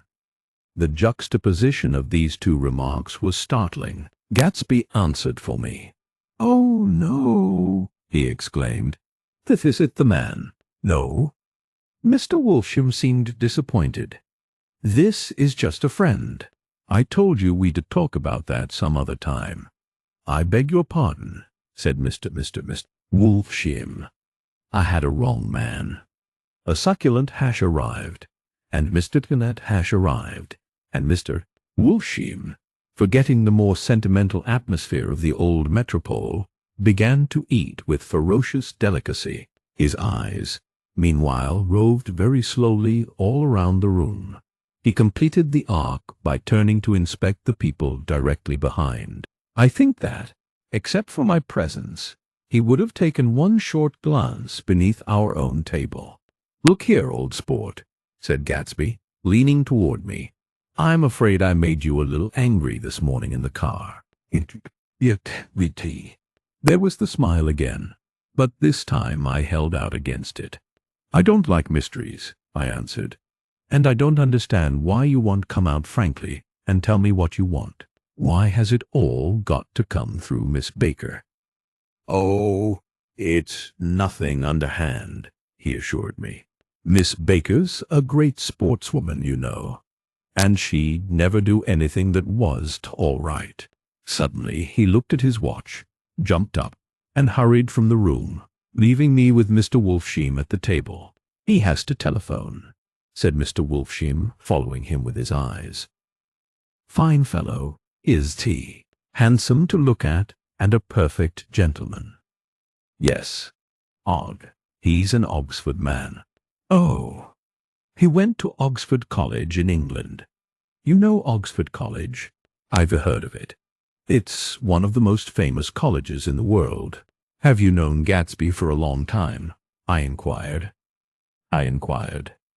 "Several years," he answered in a gratified way. "I made the pleasure of his acquaintance just after the war. But I knew I had discovered a man of fine breeding after I talked with him an hour. I said to myself, 'There's the kind of man you'd like to take home and introduce to your mother and sister.'" He paused. "I see you were looking at my cuff buttons." I hadn't been looking at them, but I did now. They were composed of oddly familiar pieces of ivory, finest specimens of human molars, he informed me. Well, I inspected them. "That's a very interesting idea." "Yeah." He flipped his sleeves up under his coat. "Yeah, Gatsby is very careful about women. He would never so much as look at a friend's wife." When the subject of this instinctive trust returned to the table and sat down, Mr. Wolfsheim drank his coffee with a jerk and got to his feet. "I have enjoyed my lunch," he said, "and I'm going to run off from you two young men before I outstay my welcome." "Don't hurry, Maya," said Gatsby, without enthusiasm. Mr. Venter." Wolfsheim raised his hand in a sort of benediction. "You were very polite, but I belong to another generation," he announced solemnly. "You sit here and discuss your sports and your young ladies and your—" He supplied an imaginary noun with another wave of his hand. "As for me, I am 50 years old, and I won't impose myself on you any longer." As he shook hands and turned away, his tragic nose was trembling. I wondered if I had said anything to offend him. "He becomes very sentimental sometimes," explained Gatsby. "This is one of his sentimental days. He's quite a character around New York, a denizen of Broadway." "Who is he, anyhow? An actor?" No. "A dentist?" "No, Wolfsheim. No. He's a gambler." Gatsby hesitated, then added, coolly, "He's the man who fixed the World Series back in 1919. "Fixed the World Series," I repeated. The idea staggered me. I remembered, of course, that the World Series had been fixed in 1919, but if I had thought of it at all, I would have thought of it as a thing that merely happened, the end of some inevitable chain. It never occurred to me that one man could start to play with the faith of 50 million people, with the single-mindedness of a burglar blowing a safe. How did he happen to do that? I asked after a minute.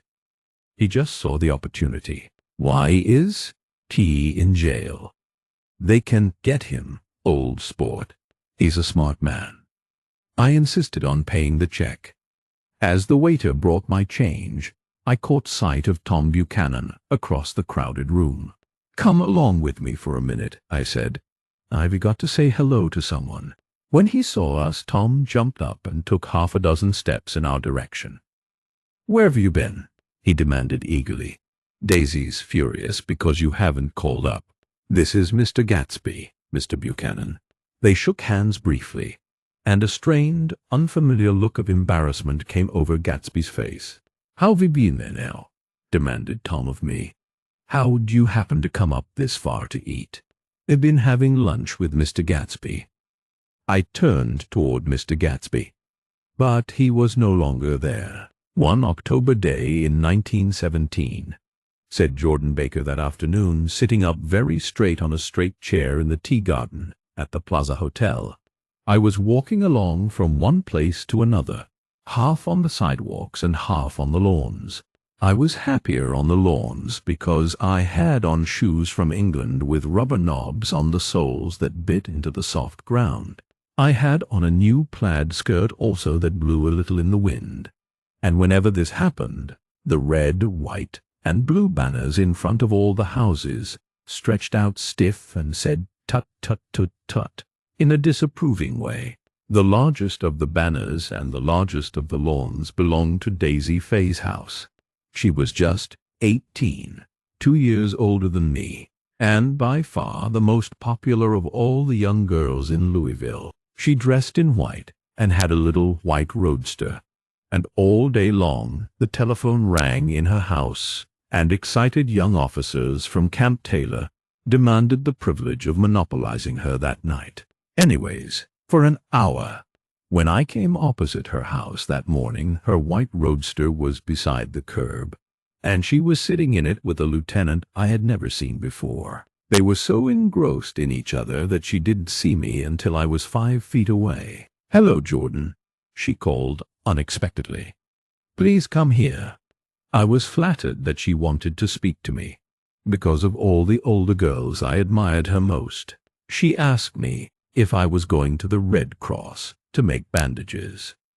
I was. Well, then, would I tell them that she could come that day?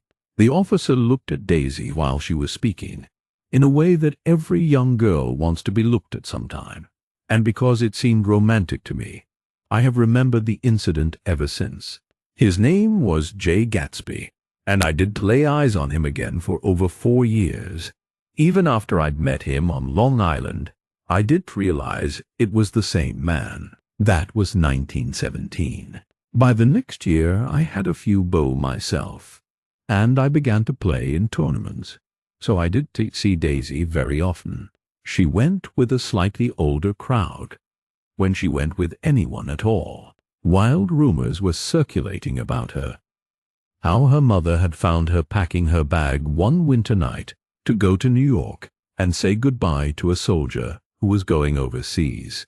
She was effectually prevented, but she was on speaking terms with her family for several weeks. After that she did play around with the soldiers any more, but only with a few flat-footed, short-sighted young men in town who could get into the army at all. By the next autumn she was gay again, gay as ever. She had a debut after the armistice, and in February she was presumably engaged to a man from New Orleans. In June she married Tom Buchanan of Chicago, with more pomp and circumstance than Louisville ever knew before. He came down with 100 people in 4 private cars, and hired a whole floor of the Mulbach Hotel. And the day before the wedding he gave her a string of pearls valued at $350,000. I was a bridesmaid. I came into her room half an hour before the bridal dinner, and found her lying on her bed, as lovely as the June night in her flowered dress, and as drunk as a monkey. She had a bottle of Sauterne in one hand, and a letter in the other.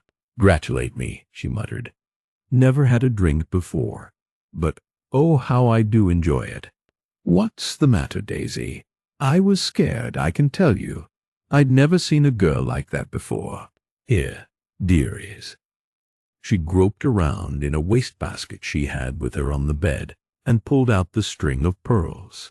"Take 'em downstairs and give 'em back to whoever they belong to. Tell 'em all Daisy's change, her mine. Say, Daisy's change, her mine." She began to cry. She cried and cried. I rushed out and found her mother's maid, and we locked the door and got her into a cold bath. She wouldn't let go of the letter. She took it into the tub with her and squeezed it up in a wet bowl, and only let me leave it in the soap dish when she saw that it was coming to pieces like snow. But she did say another word. We gave her spirits of ammonia and put ice on her forehead, and hooked her back into her dress. And half an hour later, when we walked out of the room, the pearls were around her neck, and the incident was over. Next day, at 5 o'clock, she married Tom Buchanan, without so much as a shiver, and started off on a 3-month trip to the South Seas. I saw them in Santa Barbara when they came back, and I thought I'd never seen a girl so mad about her husband. If he left the room for a minute, she'd look around uneasily and say, "Where's Tom gone?" and wear the most abstracted expression until she saw him coming in the door. She used to sit on the sand with his head in her lap by the hour, rubbing her fingers over his eyes and looking at him with unfathomable delight. It was touching to see them together. It made you laugh in a hushed, fascinated way. That was in August. A week after I left Santa Barbara, Tom ran into a wagon on the Ventura Road one night and ripped a front wheel off his car. The girl who was with him got into the papers, too, because her arm was broken. She was one of the chambermaids in the Santa Barbara hotel. The next April, Daisy had her little girl, and they went to France for a year. I saw them one spring in Cannes, and later in Deauville, and then they came back to Chicago to settle down. Daisy was popular in Chicago, as you know. They moved with a fast crowd, all of them young and rich and wild, but she came out with an absolutely perfect reputation. Perhaps because she does tea drink. It's a great advantage not to drink among hard-drinking people. You can hold your tongue, and, moreover, you can time any little irregularity of your own so that everybody else is so blind that they don't see or care. Perhaps Daisy never went in for a more at all. And yet there's something in that voice of hers. Well, about 6 weeks ago, she heard the name Gatsby for the first time in years. It was when I asked you, do you remember? If you knew Gatsby in West Egg. After you had gone home, she came into my room and woke me up and said, "What Gatsby?" And when I described him, I was half asleep. She said in the strangest voice that it must be the man she used to know. It wasn't until then that I connected this Gatsby with the officer in her white car. When Jordan Baker had finished telling all this, we had left the plaza for half an hour and were driving in a Victoria through Central Park. The sun had gone down behind the tall apartments of the movie stars in the West 50s, and the clear voices of children, already gathered like crickets on the grass, rose through the hot twilight. "I am the Sheik of Araby. Your love belongs to me. At night, when you were asleep, into your tent I'll creep." It was a strange coincidence, I said. But it was the coincidence at all. Why not? Gatsby bought that house so that Daisy would be just across the bay. Then it had not been merely the stars to which he had aspired on that June night. He came alive to me, delivered suddenly from the womb of his purposeless splendor. "He wants to know," continued Jordan, "if you'll invite Daisy to your house some afternoon, and then let him come over." The modesty of the demand shook me. He had waited 5 years and bought a mansion where he dispensed starlight to casual moths, so that he could come over some afternoon to a stranger's garden. Did I have to know all this before he could ask such a little thing? He's afraid. He's waited so long. He thought you might be offended. You see, he's regular tough underneath it all. Something worried me. Why did he ask you to arrange a meeting? He wants her to see his house, she explained. And your house is right next door. Oh! I think he half expected her to wander into one of his parties some night, went on Jordan. But she never did. Then he began asking people casually if they knew her, and I was the first one he found. It was that night he sent for me at his dance, and you should have heard the elaborate way he worked up to it. Of course, I immediately suggested a luncheon in New York, and I thought he'd go mad. "I don't want to do anything out of the way," he kept saying. "I want to see her right next door." When I said you were a particular friend of Tom, she started to abandon the whole idea. He doesn't know very much about Tom, though he says he's read a Chicago paper for years just on the chance of catching a glimpse of Daisy's name. It was dark now, and as we dipped under a little bridge, I put my arm around Jordan's golden shoulder and drew her toward me and asked her to dinner. Suddenly I wasn't thinking of Daisy and Gatsby anymore, but of this clean, hard, limited person who dealt in universal skepticism and who leaned back jauntily just within the circle of my arm. A phrase began to beat in my ears with a sort of heady excitement. There are only the pursued, the pursuing, the busy, and the tired. And Daisy ought to have something in her life, murmured Jordan to me. Does she want to see Gatsby? She's not to know about it. Gatsby doesn't want her to know. You were just supposed to invite her to tea. We passed a barrier of dark trees, and then the facade of 59th Street. A block of delicate pale light beamed down into the park. Unlike Gatsby and Tom Buchanan, I had no girl whose disembodied face floated along the dark cornices and blinding signs, and so I drew up the girl beside me, tightening my arms. Her wan, scornful mouth smiled, and so I drew her up again closer, this time to my face. Chapter 5. When I came home to West Egg that night, I was afraid for a moment that my house was on fire. 2 o'clock, and the whole corner of the peninsula was blazing with light, which fell unreal on the shrubbery and made thin, elongating glints upon the roadside wires. Turning a corner, I saw that it was Gatsby's house, lit from tower to cellar. At first I thought it was another party, a wild rout that had resolved itself into hide-and-go-seek, or sardines in the box, with all the house thrown open to the game. But there was a sound.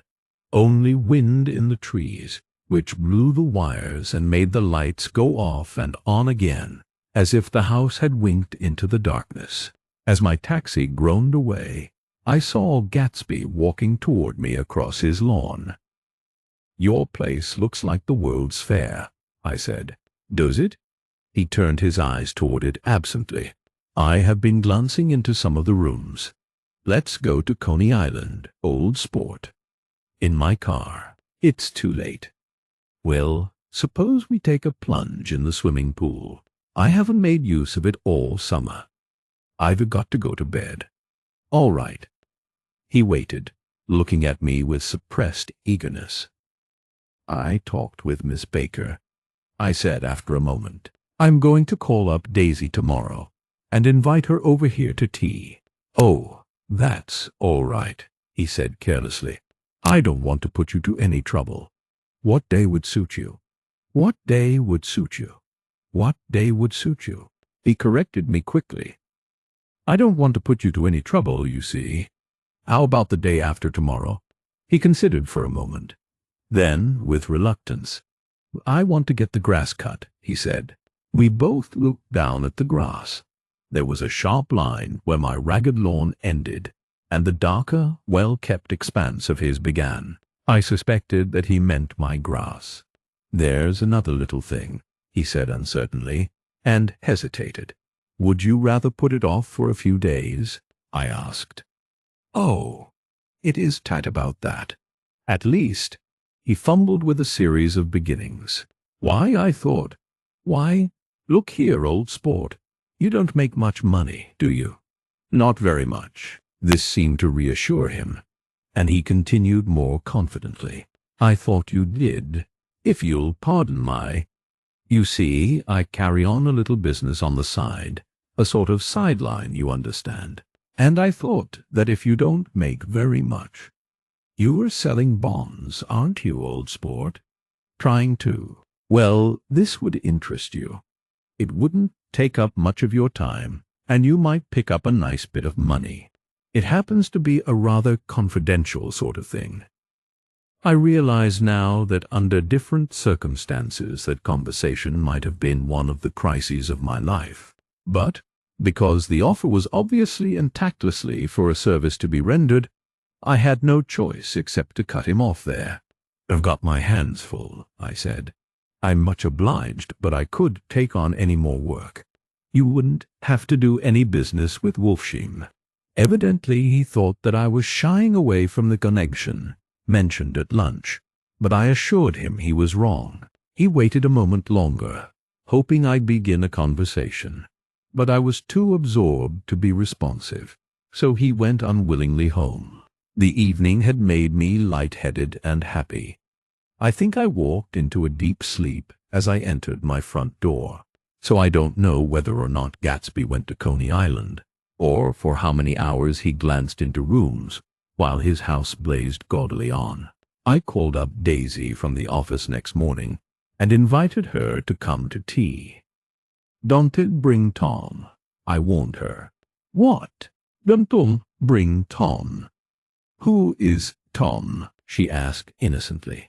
The day agreed upon was pouring rain. At 11 o'clock, a man in a raincoat, dragging a lawn-mower, tapped at my front door and said that Mr. Gatsby had sent him over to cut my grass. This reminded me that I had forgotten to tell my Finn to come back, so I drove into West Egg Village to search for her among soggy whitewashed alleys and to buy some cups and lemons and flowers. The flowers were unnecessary, for at 2 o'clock a greenhouse arrived from Gatsby's, with innumerable receptacles to contain it. An hour later the front door opened nervously, and Gatsby in a white flannel suit, silver shirt, and gold-colored tie hurried in. He was pale, and there were dark signs of sleeplessness beneath his eyes. "Is everything all right?" he asked immediately. "The grass looks fine, if that's what you mean." "What grass?" he inquired blankly. "Oh, the grass in the yard." He looked out the window at it, but judging from his expression, I don't believe he saw a thing. "Looks very good," he remarked vaguely. One of the papers said they thought the rain would stop about 4. I think it was the Journal. "Have you got everything you need in the shape of tea?" I took him into the pantry, where he looked a little reproachfully at the Finn. Together we scrutinized the 12 lemon cakes from the delicatessen shop. "Will they do?" I asked. Of course. They're fine." And he added hollowly, "Old sport." The rain cooled about 3:30 to a damp mist, through which occasional thin drops swam like dew. Gatsby looked with vacant eyes through a copy of Clay's Economics, starting at the finished tread that shook the kitchen floor, and peering towards the bleared windows from time to time, as if a series of invisible but alarming happenings were taking place outside. Finally he got up and informed me, in an uncertain voice, that he was going home. "Why's that?" "Nobody's coming to tea." "It's too late." He looked at his watch as if there was some pressing demand on his time elsewhere. "I can wait all day." "Don't be silly. It's just 2 minutes to 4. He sat down miserably, as if I had pushed him, and simultaneously there was the sound of a motor turning into my lane. We both jumped up, and, a little harrowed myself, I went out into the yard. Under the dripping bare lilac trees a large open car was coming up the drive. It stopped. Daisy's face, tipped sideways beneath a 3-cornered lavender hat, looked out at me with a bright, ecstatic smile. "Is this absolutely where you live, my dearest one?" The exhilarating ripple of her voice was a wild tonic in the rain. I had to follow the sound of it for a moment, up and down, with my ear alone, before any words came through. A damp streak of hair lay like a dash of blue paint across her cheek, and her hand was wet with glistening drops as I took it to help her from the car. "Are you in love with me?" she said low in my ear. "Or why did I have to come alone? That's the secret of Castle Rackrent. Tell your chauffeur to go far away and spend an hour. Come back in an hour, Ferdy." Then in a grave murmur, "His name is Ferdy. Does the gasoline affect his nose?" "I don't think so," she said innocently. "Why?" We went in. To my overwhelming surprise, the living room was deserted. "Well, that's funny," I exclaimed. "What's funny?" She turned her head as there was a light, dignified knocking at the front door. I went out and opened it. Gatsby, pale as death, with his hands plunged like weights in his coat pockets, was standing in a puddle of water, glaring tragically into my eyes. With his hands still in his coat pockets, he stalked by me into the hall, turned sharply as if he were on a wire, and disappeared into the living room. It was a bit funny. Aware of the loud beating of my own heart, I pulled the door to against the increasing rain. For half a minute there was a sound. Then from the living room I heard a sort of choking murmur and part of a laugh, followed by Daisy's voice on a clear artificial note. "I certainly am awfully glad to see you again." A pause. It endured horribly. I had nothing to do in the hall, so I went into the room. Gatsby, his hands still in his pockets, was reclining against the mantelpiece in a strained counterfeit of perfect ease, even of boredom. His head leaned back so far that it rested against the face of a defunct mantelpiece clock, and from this position his distraught eyes stared down at Daisy, who was sitting, frightened but graceful, on the edge of a stiff chair. "We've met before," muttered Gatsby. His eyes glanced momentarily at me, and his lips parted with an abortive attempt at a laugh. Luckily the clock took this moment to tilt dangerously at the pressure of his head, whereupon he turned and caught it with trembling fingers and set it back in place. Then he sat down, rigidly, his elbow on the arm of the sofa and his chin in his hand. "I'm sorry about the clock," he said. My own face had now assumed a deep tropical burn. I could muster up a single commonplace out of the 1,000 in my head. "It's an old clock," I told them idiotically. I think we all believed for a moment that it had smashed in pieces on the floor. "We haven't met for many years," said Daisy, her voice as matter-of-fact as it could ever be. 5 years next November." The automatic quality of Gatsby's answer set us all back at least another minute. I had them both on their feet with the desperate suggestion that they help me make tea in the kitchen when the demoniac Finn brought it in on a tray. Amid the welcome confusion of cups and cakes, a certain physical decency established itself. Gatsby got himself into a shadow, and, while Daisy and I talked, looked conscientiously from one to the other of us with tense, unhappy eyes. However, as calmness was an end in itself, I made an excuse at the first possible moment, and got to my feet. "Where are you going?" demanded Gatsby in immediate alarm. "I'll be back. I've got to speak to you about something before you go." He followed me wildly into the kitchen, closed the door, and whispered, "Oh, God," in a miserable way. "What's the matter?" "This is a terrible mistake," he said, shaking his head from side to side. "A terrible, terrible mistake. You were just embarrassed, that's all." And luckily, I added, "Daisy's embarrassed too." "She's embarrassed," he repeated incredulously, "just as much as you are. Don't talk so loud. You're acting like a little boy," I broke out impatiently.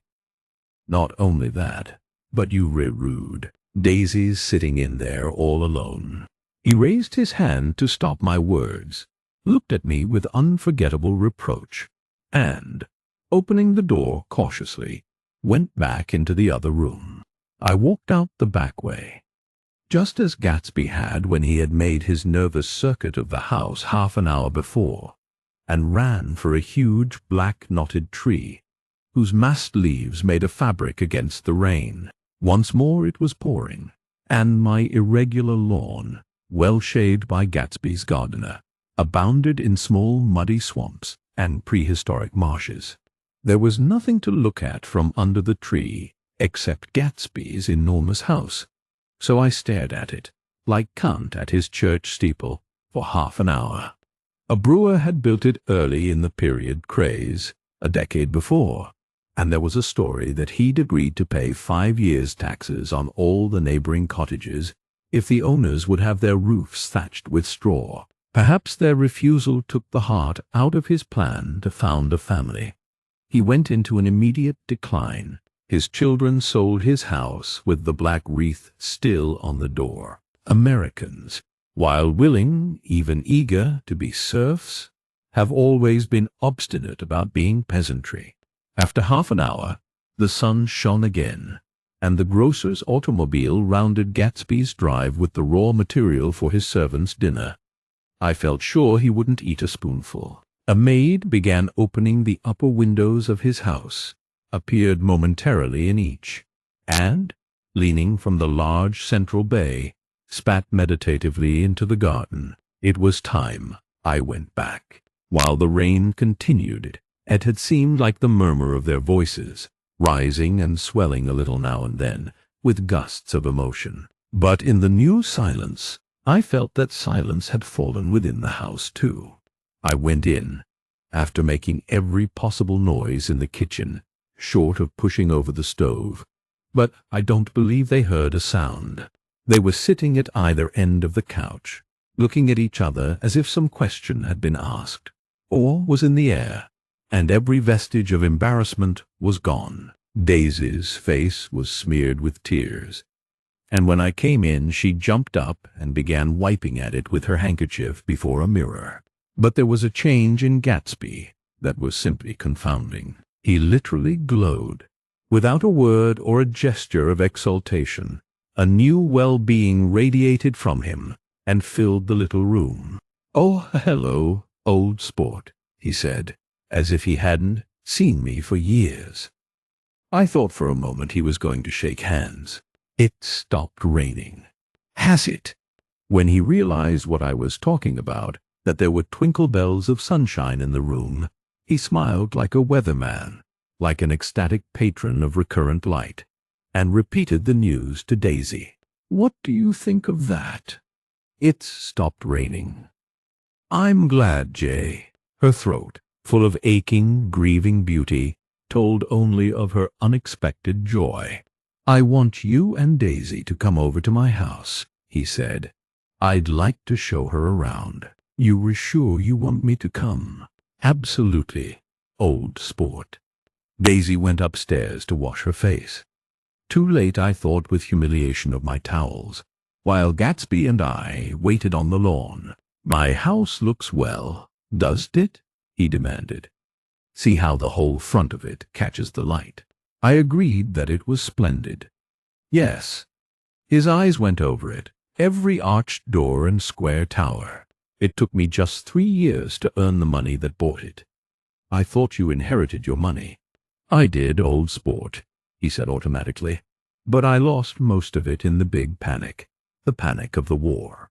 I think he hardly knew what he was saying, for when I asked him what business he was in, he answered, "That is my affair," before he realized that it was an appropriate reply. "Oh, I've been in several things," he corrected himself. "I was in the drug business, and then I was in the oil business.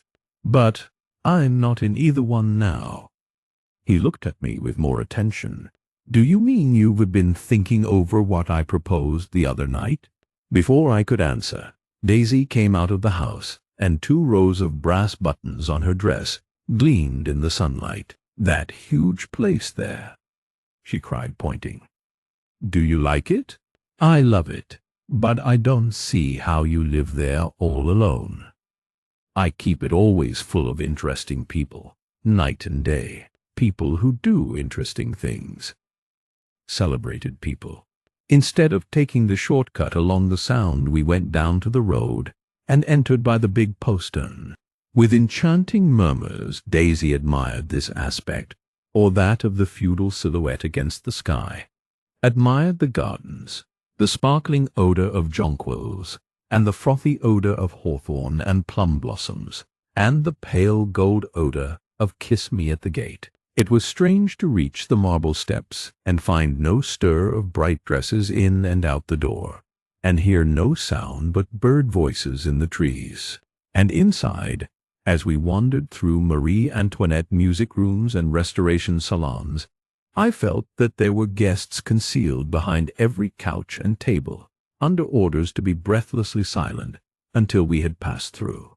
As Gatsby closed the door of the Merton College library, I could have sworn I heard the owl-eyed man break into ghostly laughter. We went upstairs, through period bedrooms swathed in rose and lavender silk and vivid with new flowers, through dressing rooms and pool rooms and bathrooms with sunken baths, intruding into one chamber where a disheveled man in pajamas was doing liver exercises on the floor. It was Mr. Klipspringer, the boarder. I had seen him wandering hungrily about the beach that morning. Finally, we came to Gatsby's own apartment, a bedroom and a bath, and an Adam's study, where we sat down and drank a glass of some chartreuse he took from a cupboard in the wall. He hadn't once ceased looking at Daisy, and I think he revalued everything in his house according to the measure of response it drew from her well-loved eyes. Sometimes, too, he stared around at his possessions in a dazed way, as though in her actual and astounding presence none of it was any longer real. Once he nearly toppled down a flight of stairs. His bedroom was the simplest room of all, except where the dresser was garnished with a toilet set of pure dull gold. Daisy took the brush with delight and smoothed her hair, whereupon Gatsby sat down and shaded his eyes and began to laugh. "It's the funniest thing, old sport," he said hilariously. "I can, when I try to." He had passed visibly through 2 states and was entering upon a third.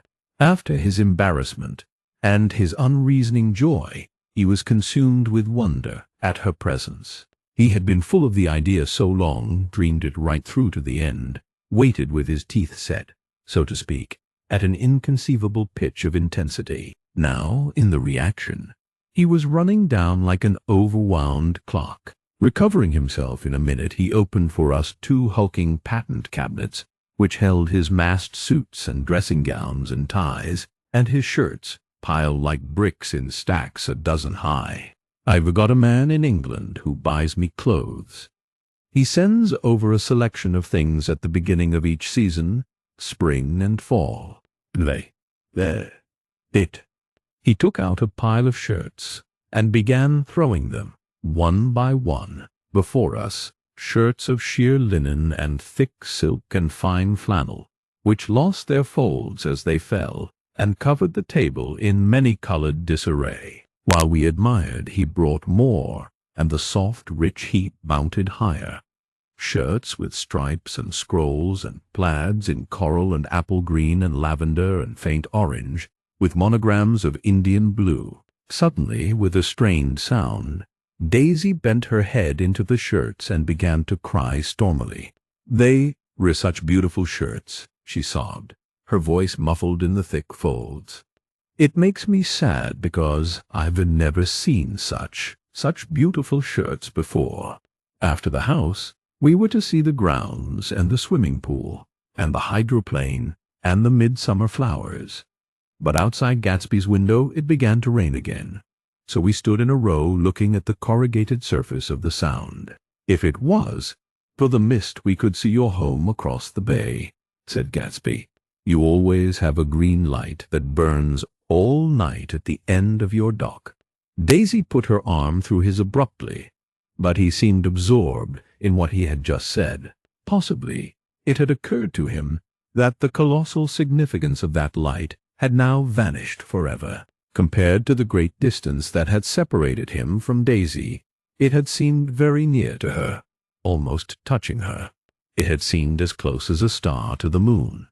Now it was again a green light on a dock. His count of enchanted objects had diminished by 1. I began to walk about the room, examining various indefinite objects in the half-darkness. A large photograph of an elderly man in yachting costume attracted me, hung on the wall over his desk. "Who's this?" That?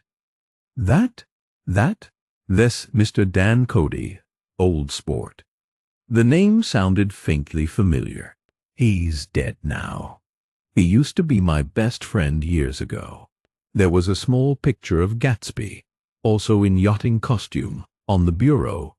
Gatsby with his head thrown back defiantly, taken apparently when he was about 18. "I adore it," exclaimed Daisy. "The pompadour! You never told me you had a pompadour, or a yacht." "Look at this," said Gatsby quickly. "Here's a lot of clippings. About you." They stood side by side examining it. I was going to ask to see the rubies when the phone rang, and Gatsby took up the receiver. "Yes. Well, I can talk now. I can talk now. Old sport. I said a small town. He must know what a small town is. Well, he's no use to us if Detroit is his idea of a small town." He rang off. "Come here quick," cried Daisy at the window. The rain was still falling, but the darkness had parted in the west, and there was a pink and golden billow of foamy clouds above the sea. "Look at that," she whispered, and then after a moment, "I'd like to just get one of those pink clouds and put you in it and push you around." I tried to go then, but they wouldn't hear of it. Perhaps my presence made them feel more satisfactorily alone. "I know what we'll do," said Gatsby. "I'll have Klipspringer play the piano." He went out of the room calling, "Ewing," and returned in a few minutes accompanied by an embarrassed, slightly worn young man, with shell-rimmed glasses and scanty blonde hair. He was now decently clothed in a sports shirt, open at the neck, sneakers, and duck trousers of a nebulous hue. "Did we interrupt your exercise?" inquired Daisy politely. "I was asleep," cried Mr. Klipspringer, in a spasm of embarrassment. "That is, I'd been asleep. Then I got up." "Klipspringer plays the piano," said Gatsby, cutting him off. "Don't you, Ewing, old sport? I don't play well. I don't hardly play at all. I'm all out of prac." "We'll go downstairs," interrupted Gatsby. He flipped a switch. The gray windows disappeared as the house glowed full of light. In the music room, Gatsby turned on a solitary lamp beside the piano. He lit Daisy's cigarette from a trembling match, and sat down with her on a couch far across the room, where there was no light save what the gleaming floor bounced in from the hall. When Klipspringer had played "The Love Nest," he turned around on the bench and searched unhappily for Gatsby in the gloom. "I'm all out of practice, you see. I told you I could play. I'm all out of prac." "Don't talk so much, old sport," commanded Gatsby. "Play." "And bump you. In the morning, in the evening, ain't we got fun?" Outside the wind was loud, and there was a faint flow of thunder along the sound. All the lights were going on in West Egg now. The electric trains, men carrying, were plunging home through the rain from New York. It was the hour of a profound human change, and excitement was generating on the air. On thing. Sure, and nothing. Surer. The rich get richer and the poor get children. In the meantime, in between time, as I went over to say goodbye, I saw that the expression of bewilderment had come back into Gatsby's face, as though a faint doubt had occurred to him as to the quality of his present happiness. Almost 5 years! There must have been moments even that afternoon when Daisy tumbled short of his dreams, not through her own fault, but because of the colossal vitality of his illusion.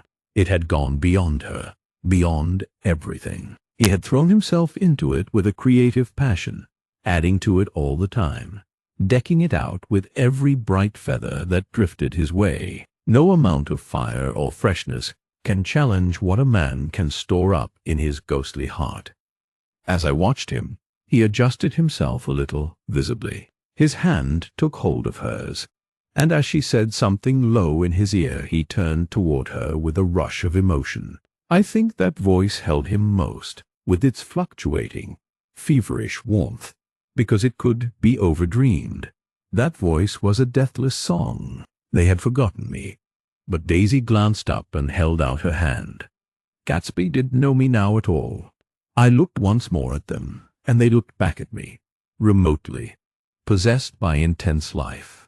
Then I went out of the room, and down the marble steps into the rain, leaving them there together. Chapter 6. About this time, an ambitious young reporter from New York arrived one morning at Gatsby's door and asked him if he had anything to say. "Anything to say about what?" inquired Gatsby politely. "Why, any statement to give out." It transpired after a confused 5 minutes that the man had heard Gatsby's name around his office in a connection which he either wouldn't reveal or didn't fully understand. This was his day off, and with laudable initiative he had hurried out to see. It was a random shot, and yet the reporter's instinct was right. Gatsby's notoriety, spread about by the hundreds who had accepted his hospitality and so become authorities upon his past, had increased all summer until he fell just short of being news. Contemporary legends such as the underground pipeline to Canada attached themselves to him, and there was one persistent story that he did live in a house at all, but in a boat that looked like a house and was moved secretly up and down the Long Island shore. Just why these inventions were a source of satisfaction to James Gatz of North Dakota is easy to say. James Gatz. That was really, or at least legally, his name. He had changed it at the age of 17, and at the specific moment that witnessed the beginning of his career, when he saw Dan Cody's yacht drop anchor over the most insidious flat on Lake Superior. It was James Gatz who had been loafing along the beach that afternoon in a torn green jersey and a pair of canvas pants, but it was already Jay Gatsby who borrowed a rowboat, pulled out to the Tuolumne, and informed Cody that a wind might catch him and break him up in half an hour. I suppose he'd had the name ready for a long time, even then. His parents were shiftless and unsuccessful farm people.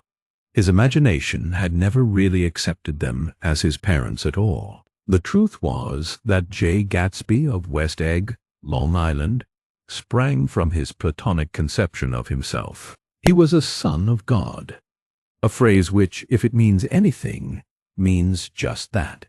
And he must be about his father's business, the service of a vast, vulgar, and meretricious beauty.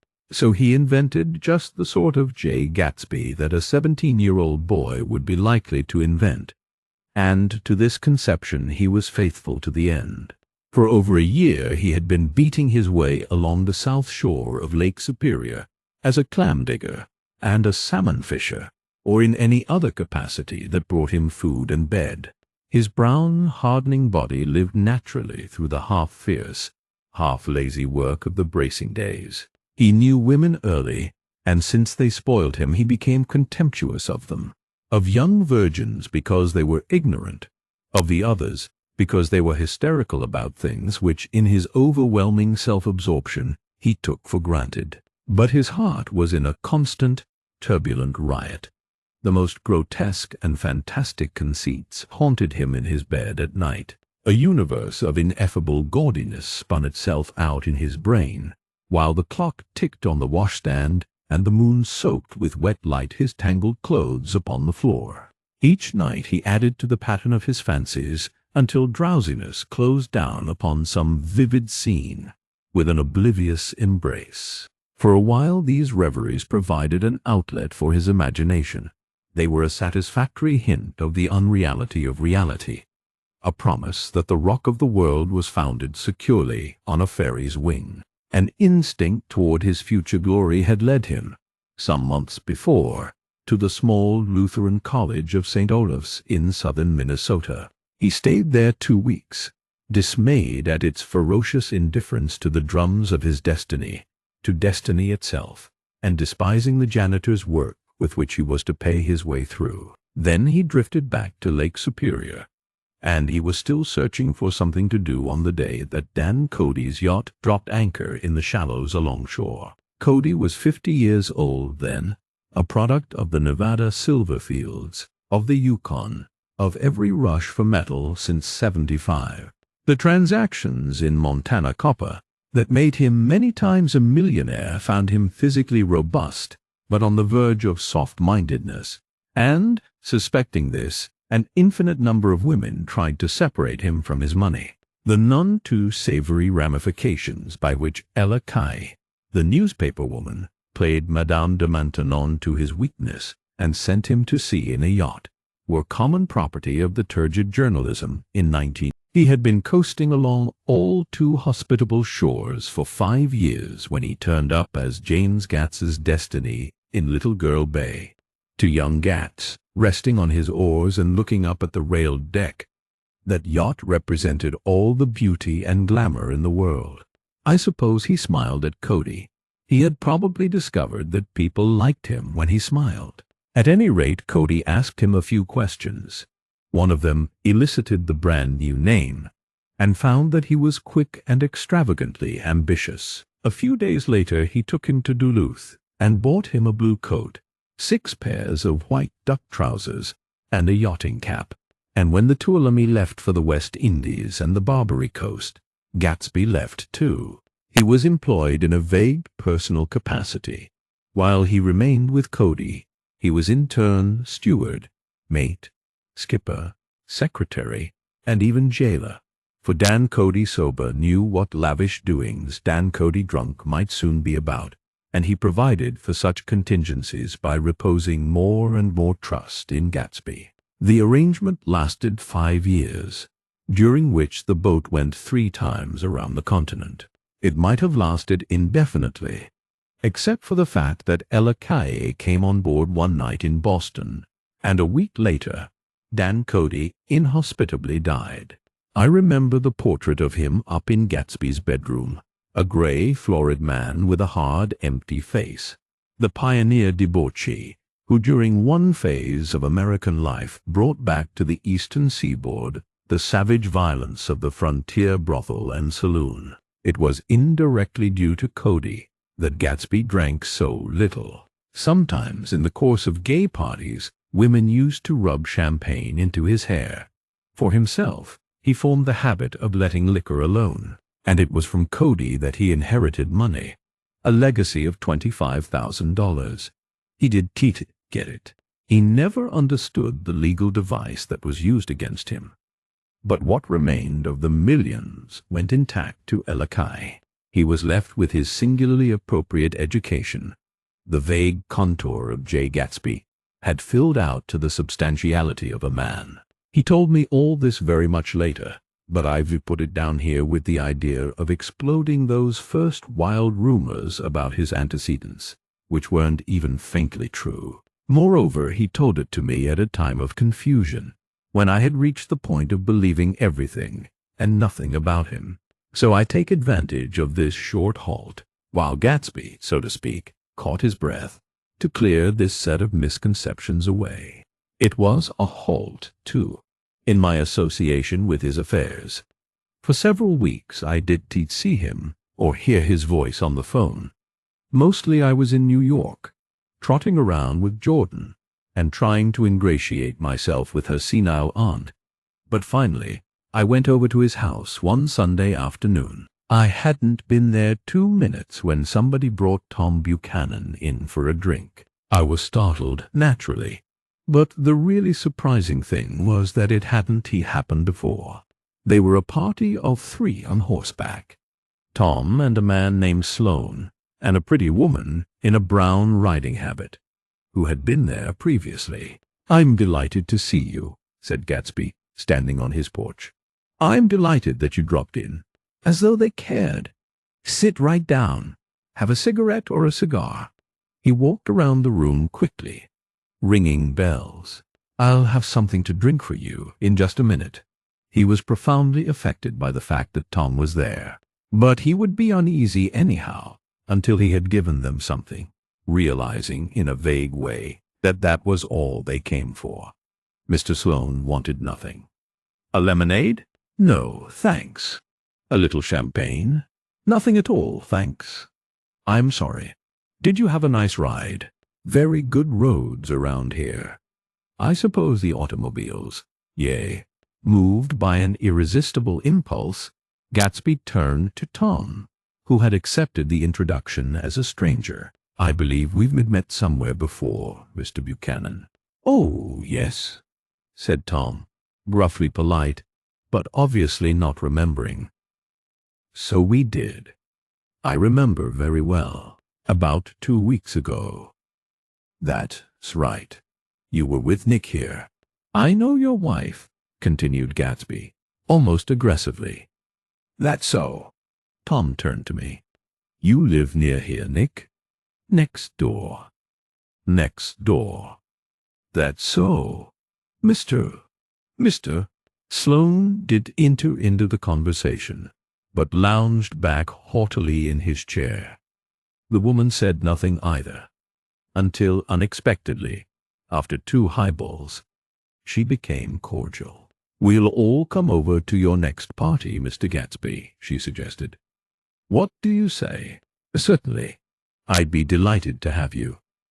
"Be ver nice," said Mr. Sloane, without gratitude.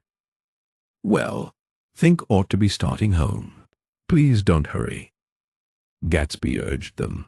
He had control of himself now, and he wanted to see more of Tom. Why don't you stay for supper? I wouldn't be surprised if some other people dropped in from New York." "You come to supper with me," said the lady enthusiastically. "Both of you." This included me. Mr. Sloane got to his feet. "Come along," he said, but to her only. "I mean it," she insisted. "I'd love to have you. Lots of room." Gatsby looked at me questioningly. He wanted to go, and he did see that Mr. Sloane had determined he shouldn't tea. "I'm afraid I won't be able to," I said.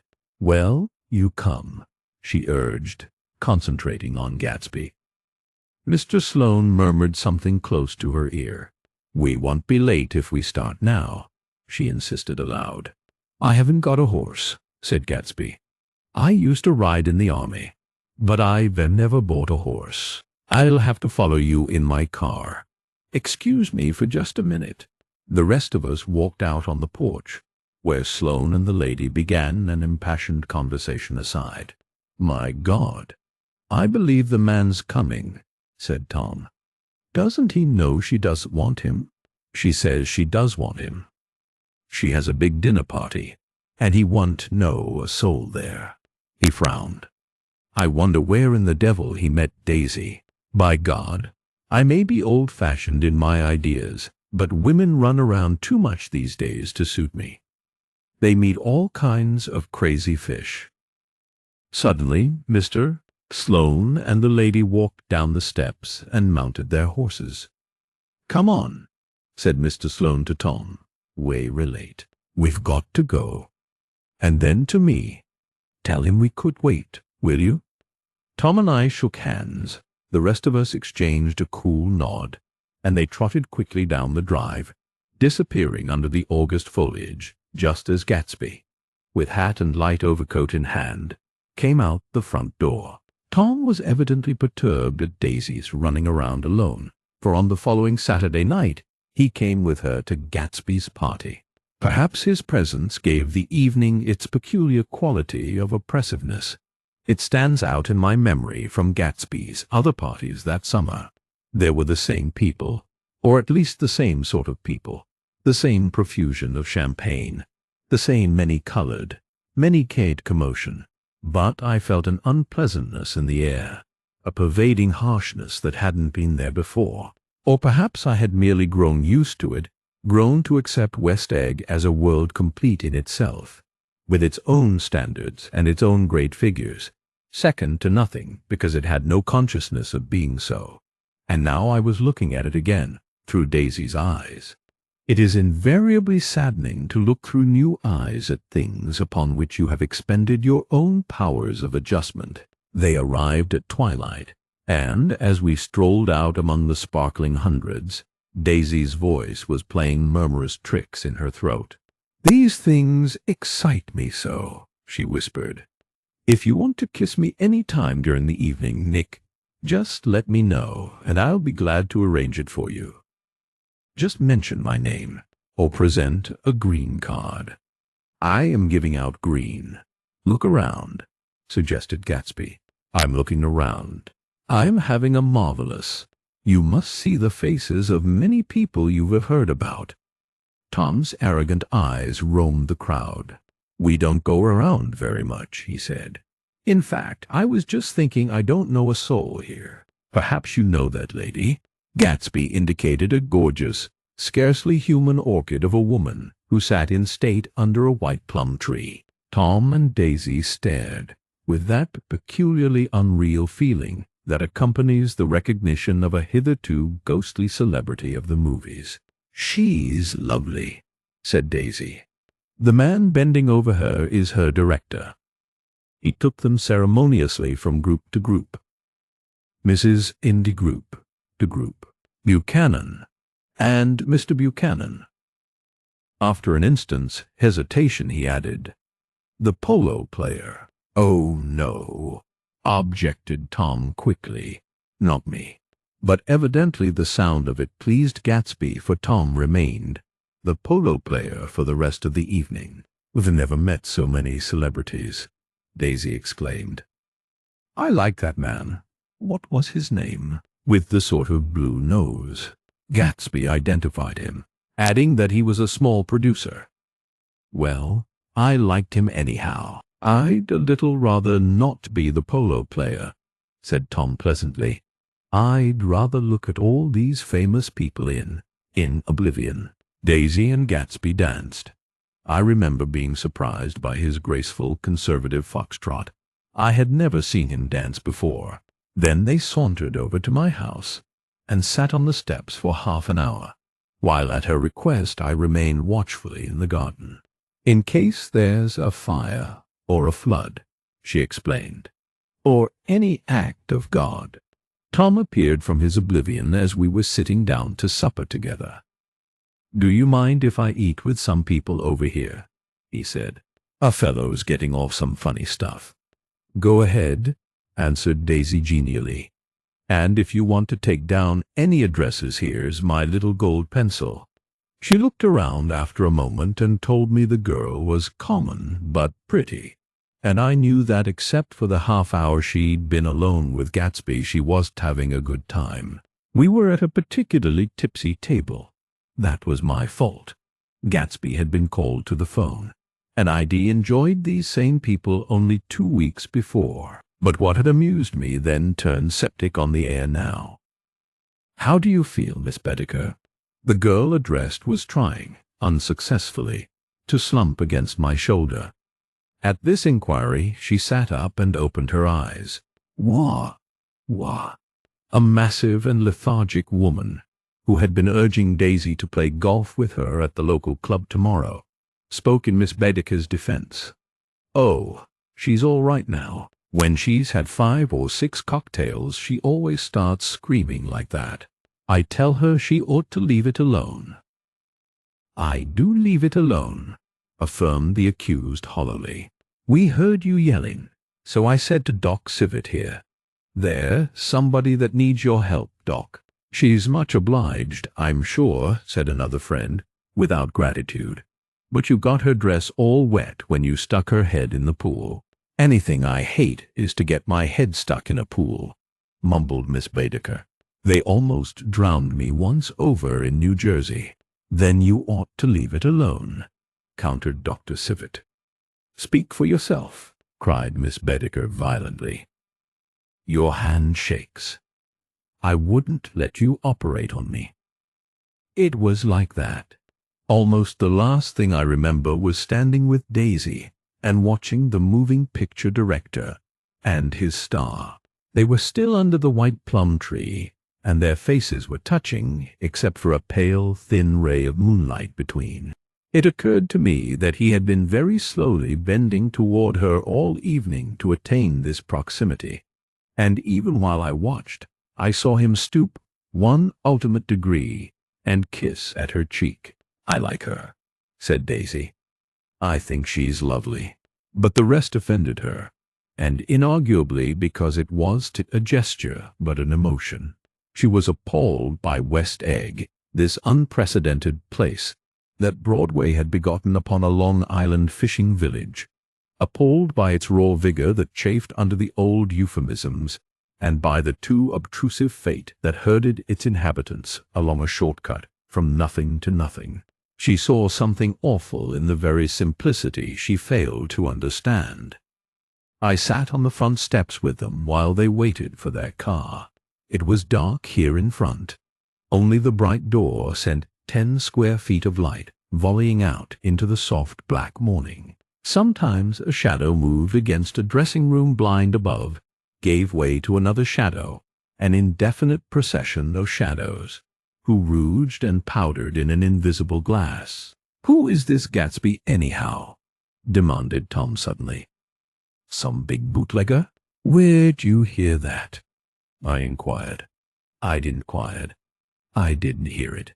I imagined it. A lot of these newly rich people are just big bootleggers, you know. "Not Gatsby," I said shortly. He was silent for a moment.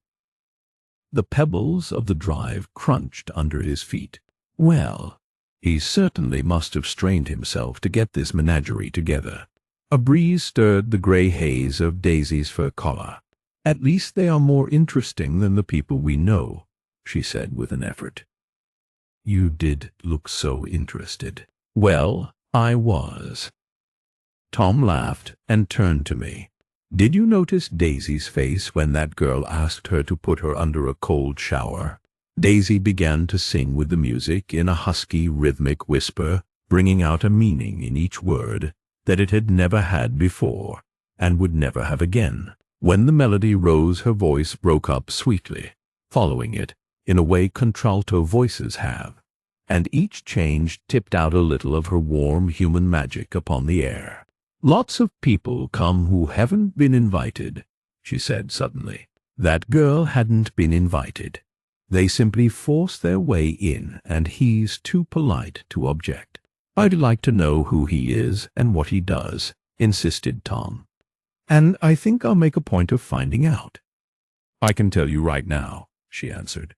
"He owns some drugstores, a lot of drugstores. He built them up himself." The dilatory limousine came rolling up the drive. "Good night, Nick," said Daisy. Her glance left me and sought the lighted top of the steps, where 3 o'clock in the morning, a neat, sad little waltz of that year, was drifting out the open door. After all, in the very casualness of Gatsby's party, there were romantic possibilities totally absent from her world. What was it up there in the song that seemed to be calling her back inside?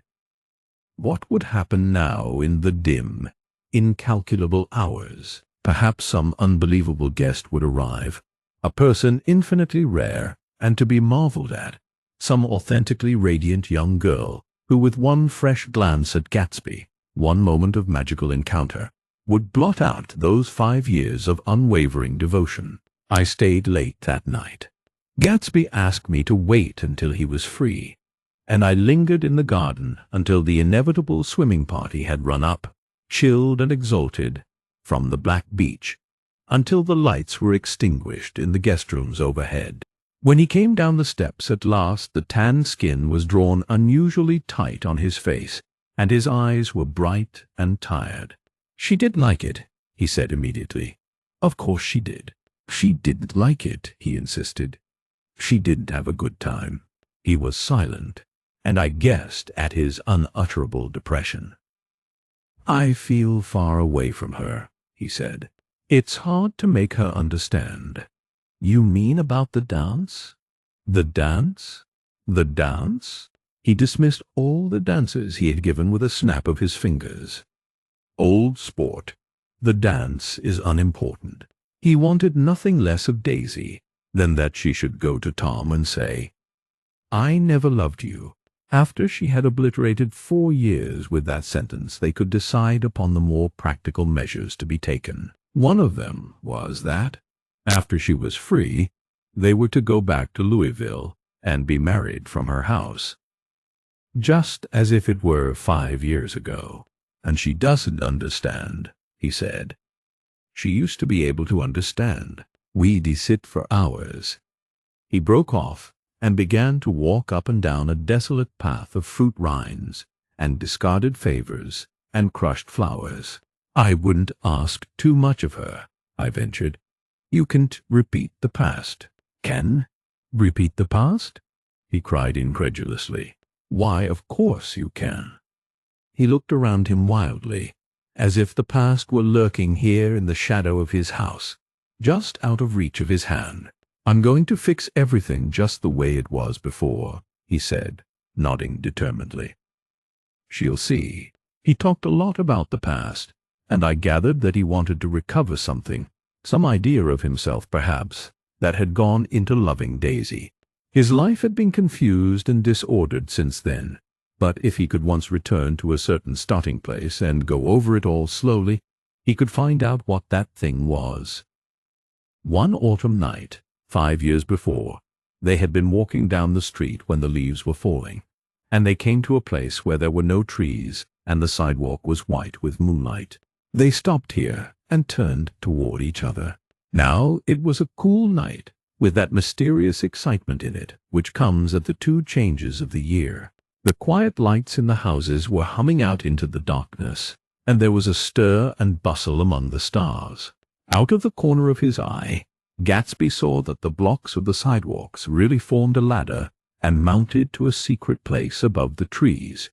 He could climb to it, if he climbed alone, and once there he could suck on the pap of life, gulp down the incomparable milk of wonder. His heart beat faster as Daisy's white face came up to his own. He knew that when he kissed this girl, and forever wed his unutterable visions to her perishable breath, his mind would never romp again like the mind of God. So he waited, listening for a moment longer to the tuning fork that had been struck upon a star. Then he kissed her. At his lips' touch, she blossomed for him like a flower, and the incarnation was complete.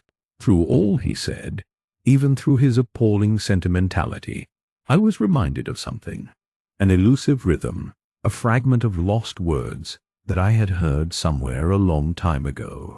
For a moment a phrase tried to take shape in my mouth, and my lips parted like a dumb man's, as though there was more struggling upon them than a wisp of startled air.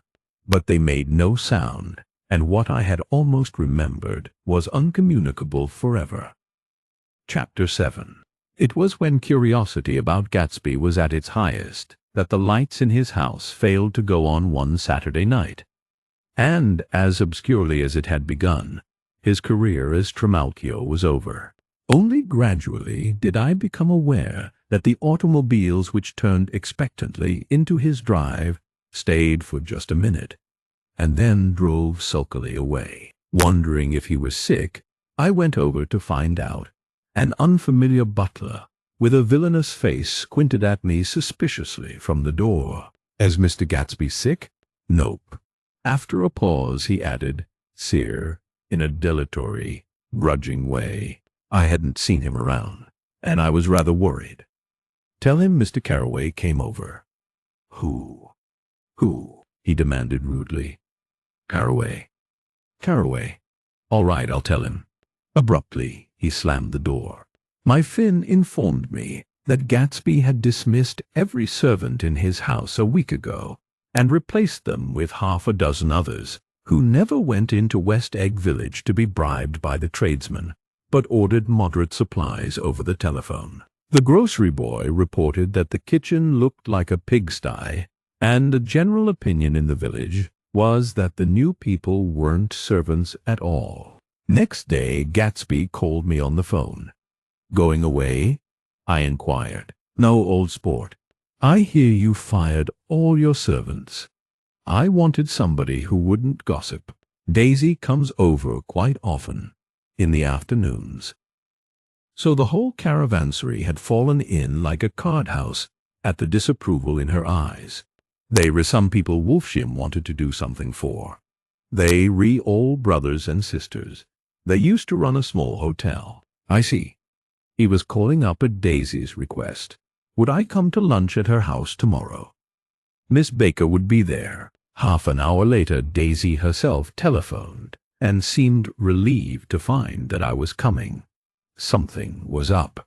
And yet I couldn't believe that they would choose this occasion for a scene, especially for the rather harrowing scene that Gatsby had outlined in the garden. The next day was broiling, almost the last, certainly the warmest, of the summer.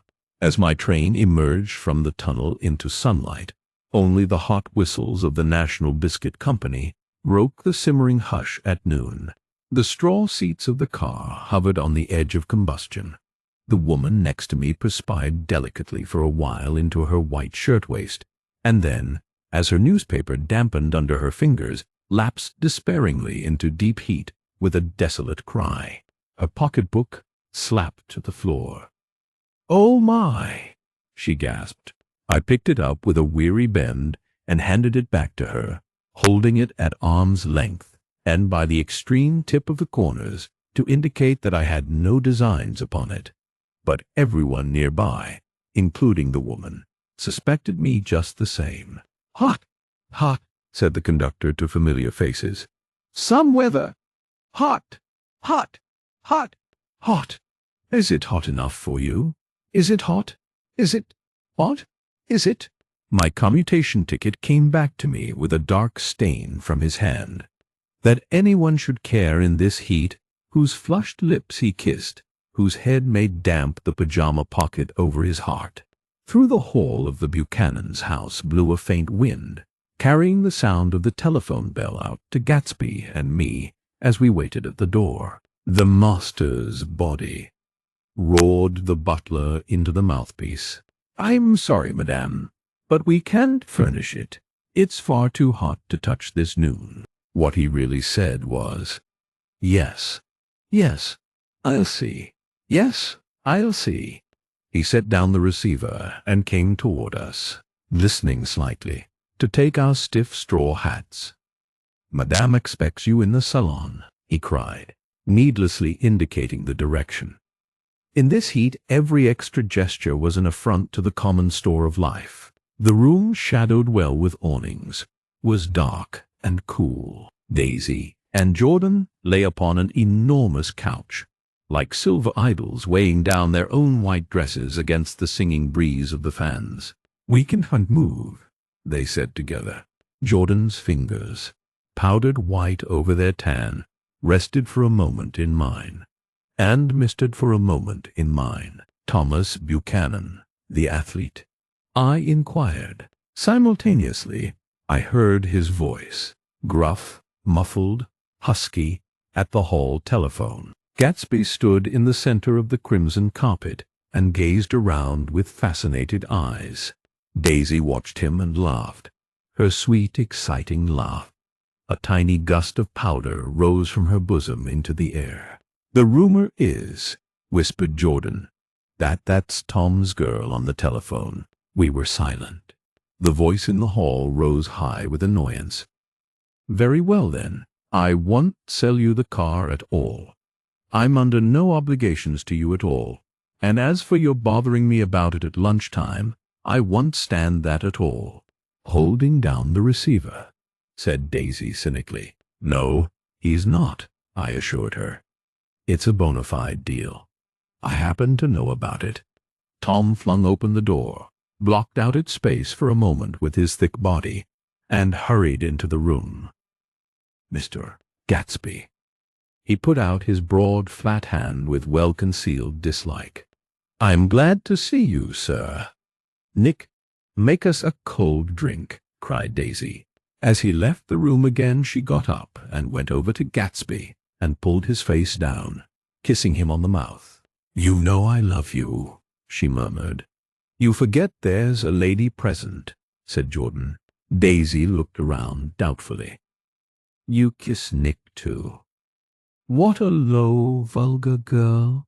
"I don't care," cried Daisy, and began to clog on the brick fireplace. Then she remembered the heat and sat down guiltily on the couch, just as a freshly laundered nurse, leading a little girl, came into the room. "Blaise said precious," she crooned. holding out her arms. "Come to your own mother that loves you." The child, relinquished by the nurse, rushed across the room and rooted shyly into her mother's dress. The blessed precious. "Did mother get powder on your old yellowy hair? Stand up now and say, 'How to do.'" Gatsby and I, in turn, leaned down and took the small, reluctant hand. Afterward, he kept looking at the child with surprise. I don't think he had ever really believed in its existence before. "I got dressed before luncheon," said the child, turning eagerly to Daisy. "That's because your mother wanted to show you off." Her face bent into the single wrinkle of the small white neck. "You dream, you absolute little dream." "Yes," admitted the child calmly. "Aunt Jordan's got on a white dress, too. How do you like mother's friends?" Daisy turned her around so that she faced Gatsby. "Do you think they're pretty?" "Where's Daddy?" "She does look like her father," explained Daisy. "She looks like me. She's got my hair and shape of the face." Daisy sat back upon the couch. The nurse took a step forward and held out her hand. "Come, Pammy. Goodbye, sweetheart." With a reluctant backward glance, the well-disciplined child held to her nurse's hand and was pulled out the door, just as Tom came back, preceding 4 gin rickeys that clicked full of ice. Gatsby took up his drink. "They certainly look cool," he said, with visible tension. We drank in long, greedy swallows. "I read somewhere that the sun's getting hotter every year," said Tom genially. "It seems that pretty soon the Earth's going to fall into the sun. Or wait a minute. It's just the opposite. The sun's getting colder every year. Come outside," he suggested to Gatsby.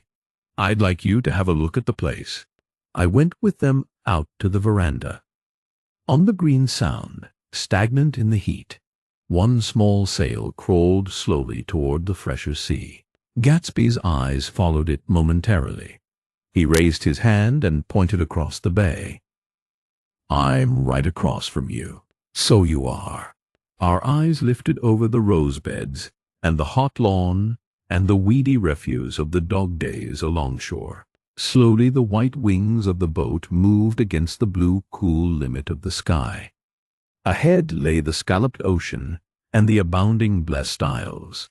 "There's sport for you," said Tom, nodding. I'd like to be out there with him for about an hour. We had luncheon in the dining room, darkened too against the heat, and drank down nervous gaiety with the cold ale. What we do with ourselves this afternoon?" cried Daisy. "And the day after that, and the next 30 years. "Don't be morbid," Jordan said. "Life starts all over again when it gets crisp in the fall." "But it's so hot," insisted Daisy, on the verge of tears, "and everything's so confused. Let's all go to town." Her voice struggled on through the heat, beating against it, molding its senselessness into forms. "I've heard of making a garage out of a stable," Tom was saying to Gatsby, "but I'm the first man who ever made a stable out of a garage." "Who wants to go to town?" demanded Daisy insistently. Gatsby's eyes floated toward her. "Ah!" she cried. "You look so cool." Their eyes met, and they stared together at each other, alone in space. With an effort she glanced down at the table. "You always look so cool," she repeated. She had told him that she loved him, and Tom Buchanan saw. He was astounded. His mouth opened a little, and he looked at Gatsby, and then back at Daisy, as if he had just recognized her as someone he knew a long time ago. "You resemble the advertisement of the man," she went on innocently. "You know the advertisement of the man." "All right," broke in Tom quickly. "I'm perfectly willing to go to town. Come on, we're all going to town." He got up, his eyes still flashing between Gatsby and his wife. No one moved. "Come on!" His temper cracked a little. "What's the matter, anyhow? If we were going to town, Let's start." His hand, trembling with his effort at self-control, bore to his lips the last of his glass of ale. Daisy's voice got us to our feet and out onto the blazing gravel drive. "Are we just going to go?" she objected. "Like this? Aren't we going to let anyone smoke a cigarette first?" Everybody smoked all through lunch. "Oh, let's have fun," she begged him. "It's too hot to fuss," he didn't answer. "Have it your own way," she said. "Come on, Jordan." They went upstairs to get ready while we three men stood there shuffling the hot pebbles with our feet. A silver curve of the moon hovered already in the western sky. Gatsby started to speak, changed his mind, but not before Tom wheeled and faced him expectantly. "Have you got your stables here?" asked Gatsby with an effort. "About a quarter of a mile down the road." "Oh." A pause. "I don't see the idea of going to town," broke out Tom savagely. "Women get these notions in their heads." "Shall we take anything to drink?" called Daisy from an upper window. "I'll get some whiskey," answered Tom. He went inside. Gatsby turned to me rigidly. "I can say anything in his house, old sport." "She's got an indiscreet voice," I remarked. "It's full of—" I hesitated. "Her voice is full of money," he said suddenly. That was it. I'd never understood before. It was full of money.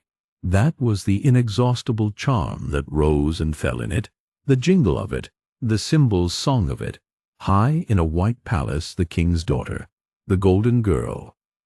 Tom came out of the house wrapping a quart bottle in a towel, followed by Daisy and Jordan, wearing small tight hats of metallic cloth and carrying light capes over their arms. "Shall we all go in my car?" suggested Gatsby. He felt the hot, green leather of the seat. "I ought to have left it in the shade." "Is it standard shift?" demanded Tom. "Yes." "Well, you take my coupe and let me drive your car to town." The suggestion was distasteful to Gatsby. "I don't think there's much gas," he objected. "Plenty of gas," said Tom boisterously. He looked at the gauge. "And if it runs out, I can stop at a drugstore. You can buy anything at a drugstore nowadays." A pause followed this apparently pointless remark. Daisy looked at Tom frowning, and an indefinable expression, at once definitely unfamiliar and vaguely recognizable, as if I had only heard it described in words, passed over Gatsby's face. "Come on, Daisy," said Tom, pressing her with his hand toward Gatsby's car. "I'll take you in this circus wagon." He opened the door, but she moved out from the circle of his arm. "You take Nick and Jordan. We'll follow you in the coupe." She walked close to Gatsby, touching his coat with her hand. Jordan and Tom and I got into the front seat of Gatsby's car. Tom pushed the unfamiliar gears tentatively, and we shot off into the oppressive heat, leaving them out of sight behind. "Did you see that?" demanded Tom. "See what?" He looked at me keenly, realizing that Jordan and I must have known all along. "You think I'm pretty dumb, don't you?" he suggested. "Perhaps I am, but I have almost a second sight sometimes that tells me what to do. Maybe you don't believe that, but science—" He paused. The immediate contingency overtook him, pulled him back from the edge of theoretical abyss. "I've made a small investigation of this fellow," he continued. "I could have gone deeper if I'd known." "Do you mean you've been to a medium?" inquired Jordan humorously. "What?" Confused, he stared at us as we laughed. "A medium? About Gatsby." "About Gatsby? No, I haven't." I said I'd been making a small investigation of his past. "And you found he was an Oxford man," said Jordan helpfully. "An Oxford man?" He was incredulous. "Like hell he is. He wears a pink suit. Nevertheless, he's an Oxford man." "Oxford, New Mexico," snorted Tom contemptuously. or something like that. Listen, Tom, if you were such a snob, why did you invite him to lunch? Demanded Jordan crossly. Daisy invited him. She knew him before we were married, God knows where. We were all irritable now with the fading ale, and aware of it we drove for a while in silence. Then, as Dr. T.J. Eckelberg's faded eyes came into sight down the road, I remembered Gatsby's caution about gasoline. "We've got enough to get us to town," said Tom. "But there's a garage right here," objected Jordan. "I don't want to get stalled in this baking heat." Tom threw on both brakes impatiently, and we slid to an abrupt, dusty stop under Wilson's sign. After a moment, the proprietor emerged from the interior of his establishment and gazed hollow-eyed at the car. "Let's have some gas," cried Tom roughly. "What do you think we stopped for? To admire the view?" "I'm sick," said Wilson without moving. "Been sick all day. What is the matter?" "I am all run down." "Well, shall I help myself?" Tom demanded. "You sounded well enough on the phone." With an effort, Wilson left the shade in support of the doorway and, breathing hard, unscrewed the cap of the tank. In the sunlight, his face was green. "I didn't mean to interrupt your lunch," he said, "but I need money pretty bad, and I was wondering what you were going to do with your old car." "How do you like this one?" inquired Tom. "I bought it last week." "It's a nice yellow one," said Wilson, as he strained at the handle. "Like to buy it?" "Big chance." Wilson smiled faintly. "No, but I could make some money on the other." "What do you want money for? All of a sudden?" "I've been here too long. I want to get away. My wife and I want to go west." "Your wife does," exclaimed Tom, startled. "She's been talking about it for 10 years. He rested for a moment against the pump, shading his eyes. "And now she's going whether she wants to or not. I am going to get her away." The coupe flashed by us with a flurry of dust and the flash of a waving hand. "What do I owe you?" demanded Tom harshly.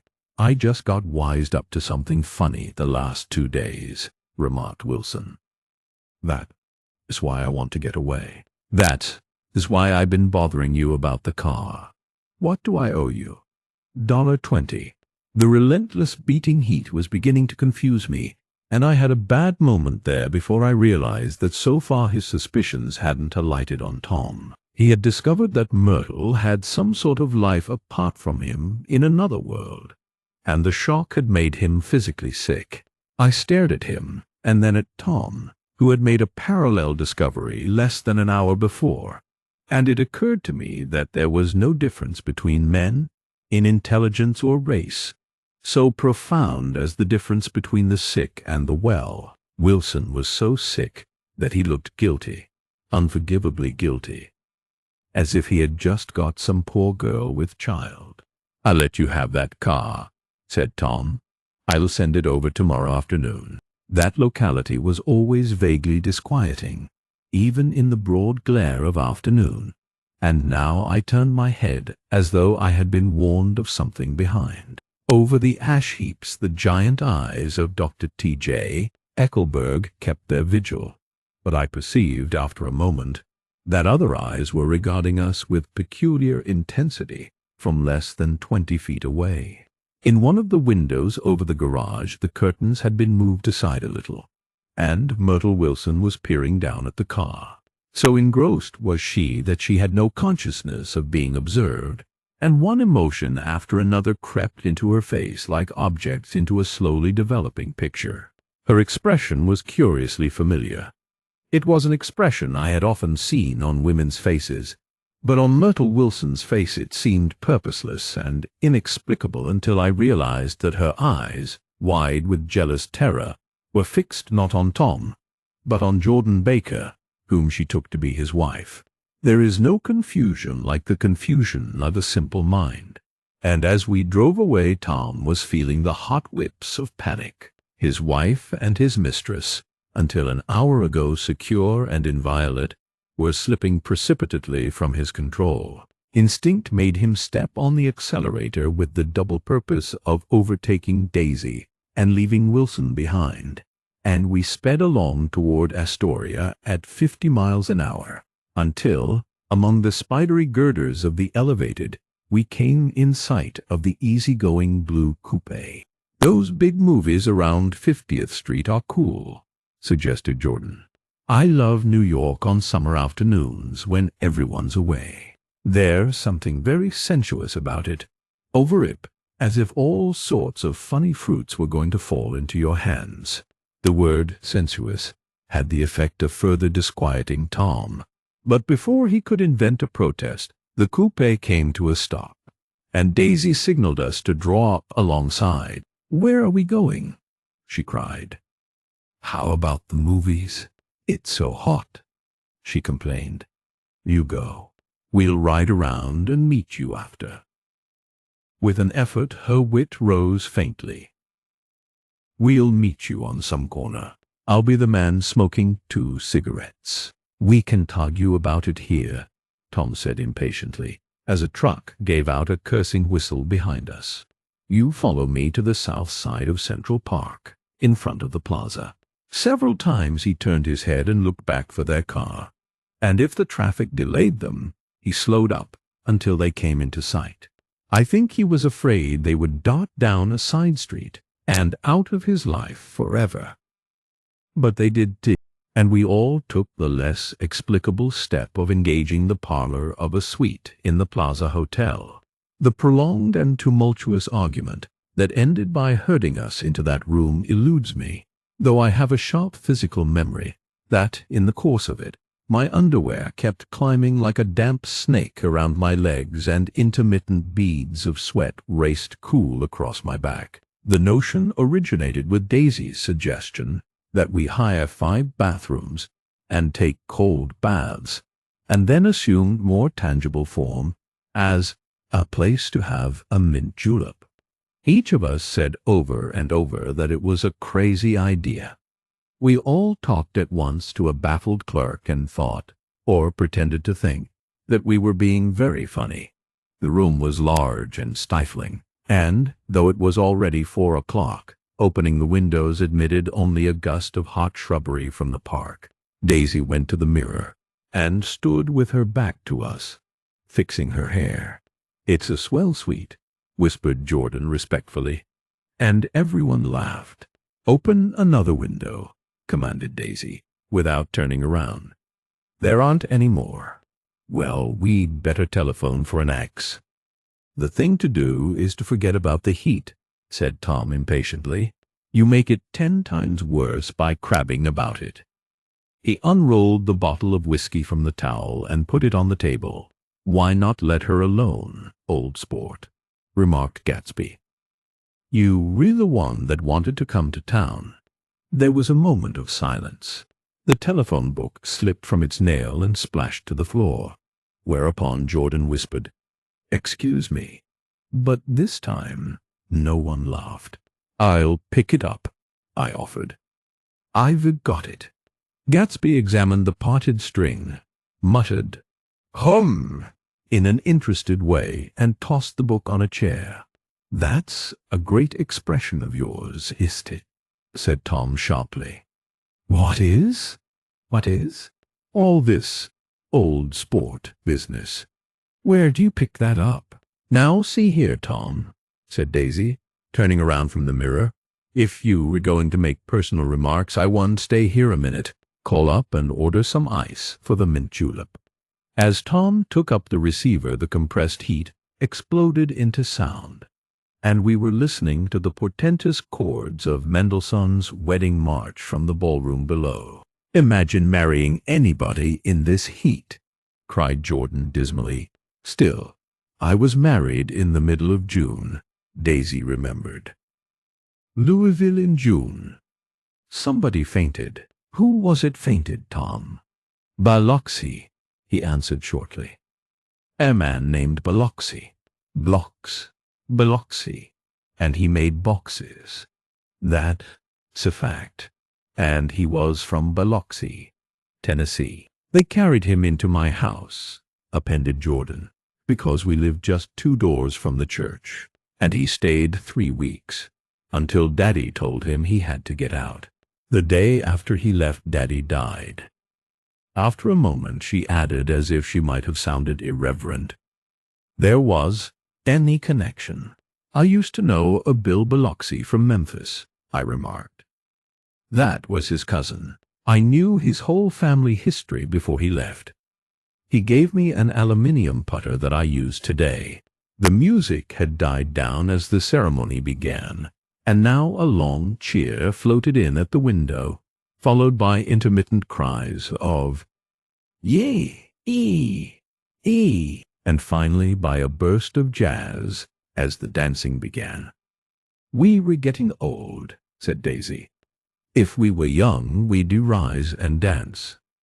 "Remember Biloxi," Jordan warned her. "Where do you know him, Tom?" "Biloxi." He concentrated with an effort. "I did know him. He was a friend of Daisy's. I'd never seen him before. He came down in the private car. Well, he said he knew you. He said he was raised in Louisville. Asa Bird brought him around at the last minute and asked if we had room for him." Jordan smiled. "He was probably bumming his way home. He told me he was president of your class at Yale." Tom and I looked at each other blankly. "Biloxi. First place, we did have any president."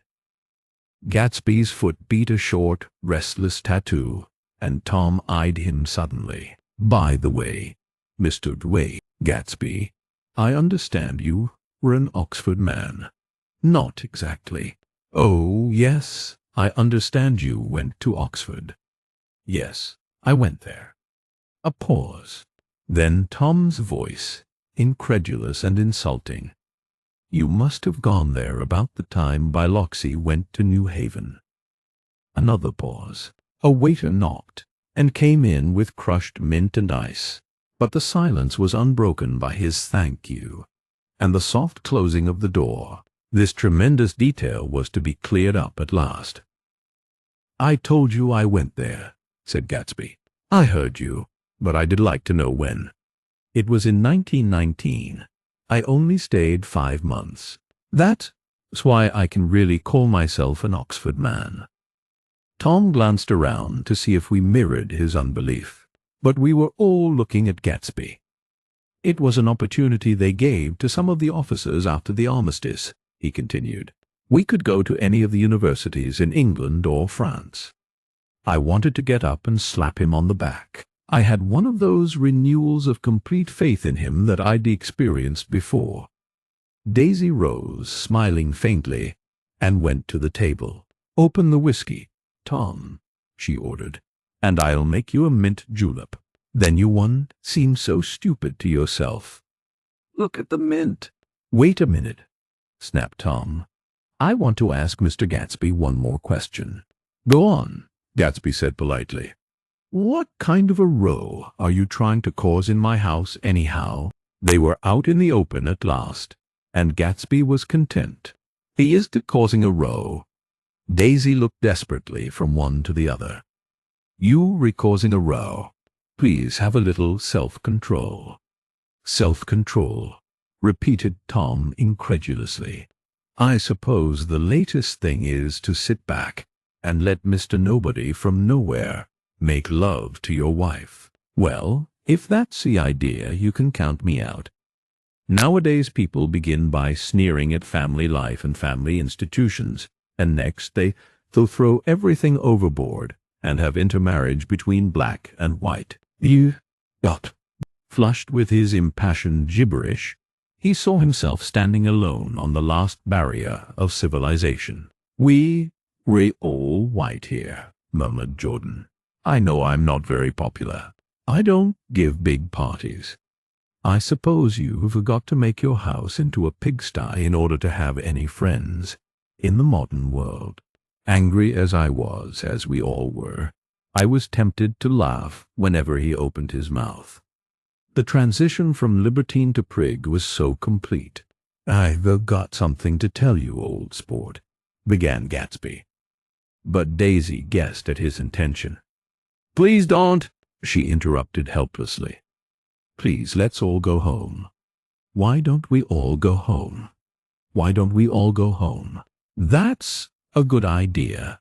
I got up. "Come on, Tom. Nobody wants a drink. I want to know what Mr. Gatsby has to tell me." "Your wife doesn't love you," said Gatsby. "She's never loved you. She loves me." "You must be crazy," exclaimed Tom automatically. Gatsby sprang to his feet, vivid with excitement. "She never loved you, do you hear?" he cried. "She only married you because I was poor, and she was tired of waiting for me. It was a terrible mistake, but in her heart she never loved anyone except me." At this point, Jordan and I tried to go, but Tom and Gatsby insisted with competitive firmness that we remain, as though neither of them had anything to conceal, and it would be a privilege to partake vicariously of their emotions. "Sit down, Daisy." Tom's voice groped unsuccessfully for the paternal note. "What's been going on? I want to hear all about it."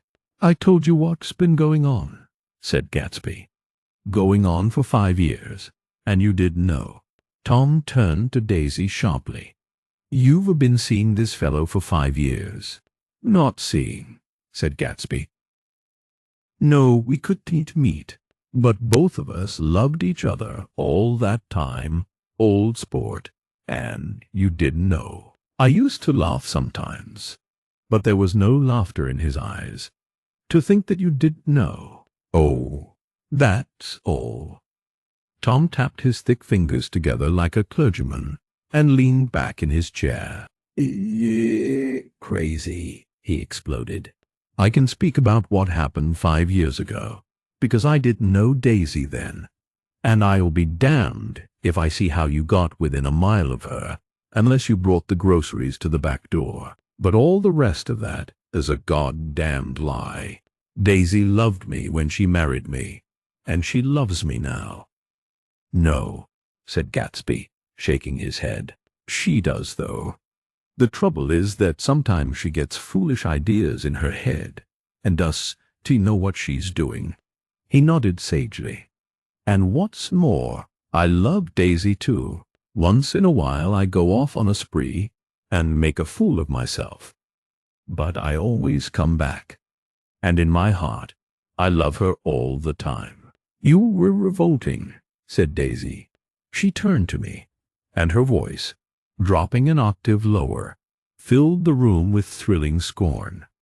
"Do you know why we left Chicago? I'm surprised that they did treat you to the story of that little spree." Gatsby walked over and stood beside her. "Daisy, that and all over now," he said earnestly. "It doesn't matter any more. Just tell him the truth, that you never loved him, and it's all wiped out forever." She looked at him blindly. "Why? How could I love him? Possibly. You never loved him." She hesitated. Her eyes fell on Jordan and me with a sort of appeal, as though she realized at last what she was doing, and as though she had never, all along, intended doing anything at all. But it was done now. It was too late. "I never loved him," she said, with perceptible reluctance. "Not at Kapiolani," demanded Tom suddenly. "No." From the ballroom beneath, muffled and suffocating chords were drifting up on hot waves of air. "Not that day I carried you down from the punch bowl to keep your shoes dry." There was a husky tenderness in his tone. "Daisy, please don't. Please don't." Her voice was cold, but the rancor was gone from it. She looked at Gatsby. "There, Jay," she said.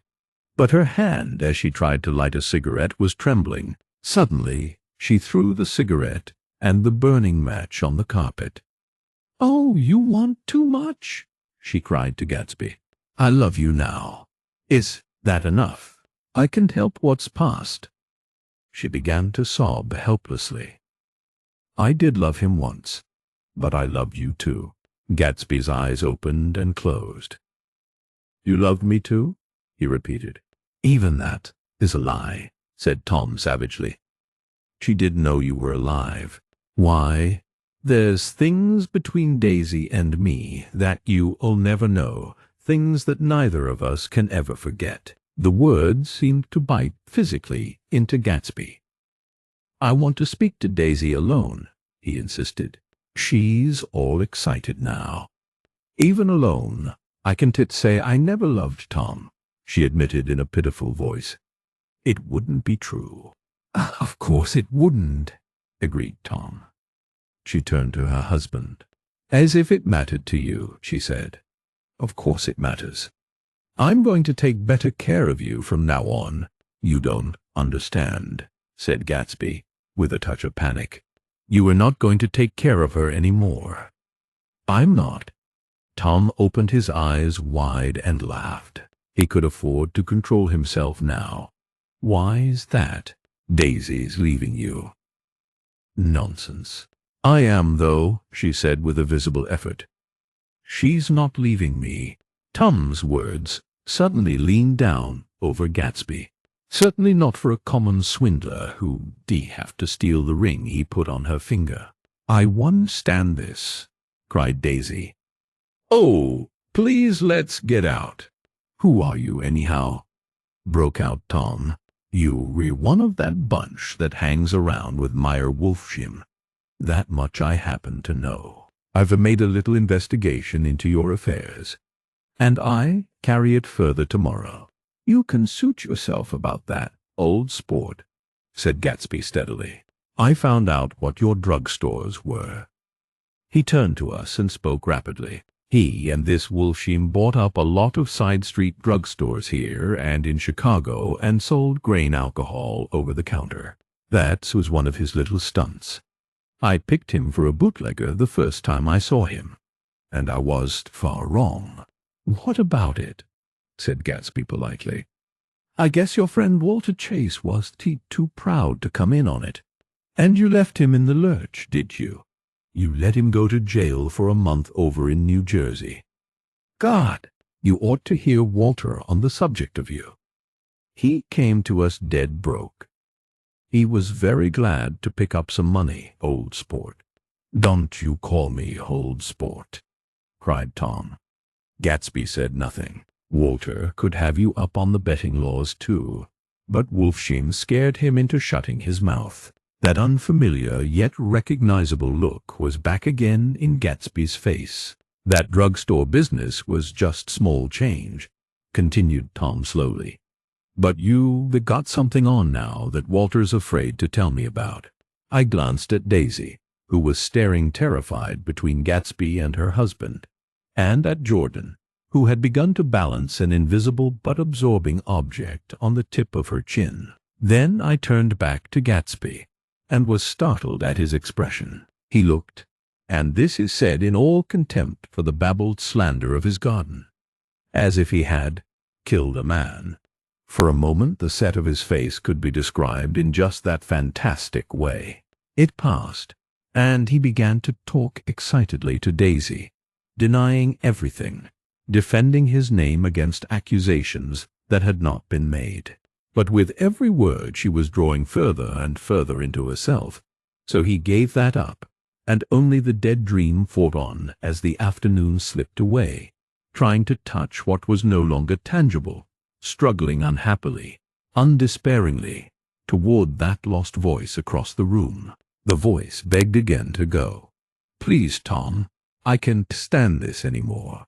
Her frightened eyes told that whatever intentions, whatever courage she had had, were definitely gone. "You two start on home, Daisy," said Tom. "In Mr. Gatsby's car." She looked at Tom, alarmed now, but he insisted with magnanimous scorn. "Go on. He won't annoy you. I think he realizes that his presumptuous little flirtation is over." They were gone, without a word, snapped out, made accidental, isolated, like ghosts, even from our pity. After a moment, Tom got up and began wrapping the unopened bottle of whiskey in the towel. Want any of this stuff?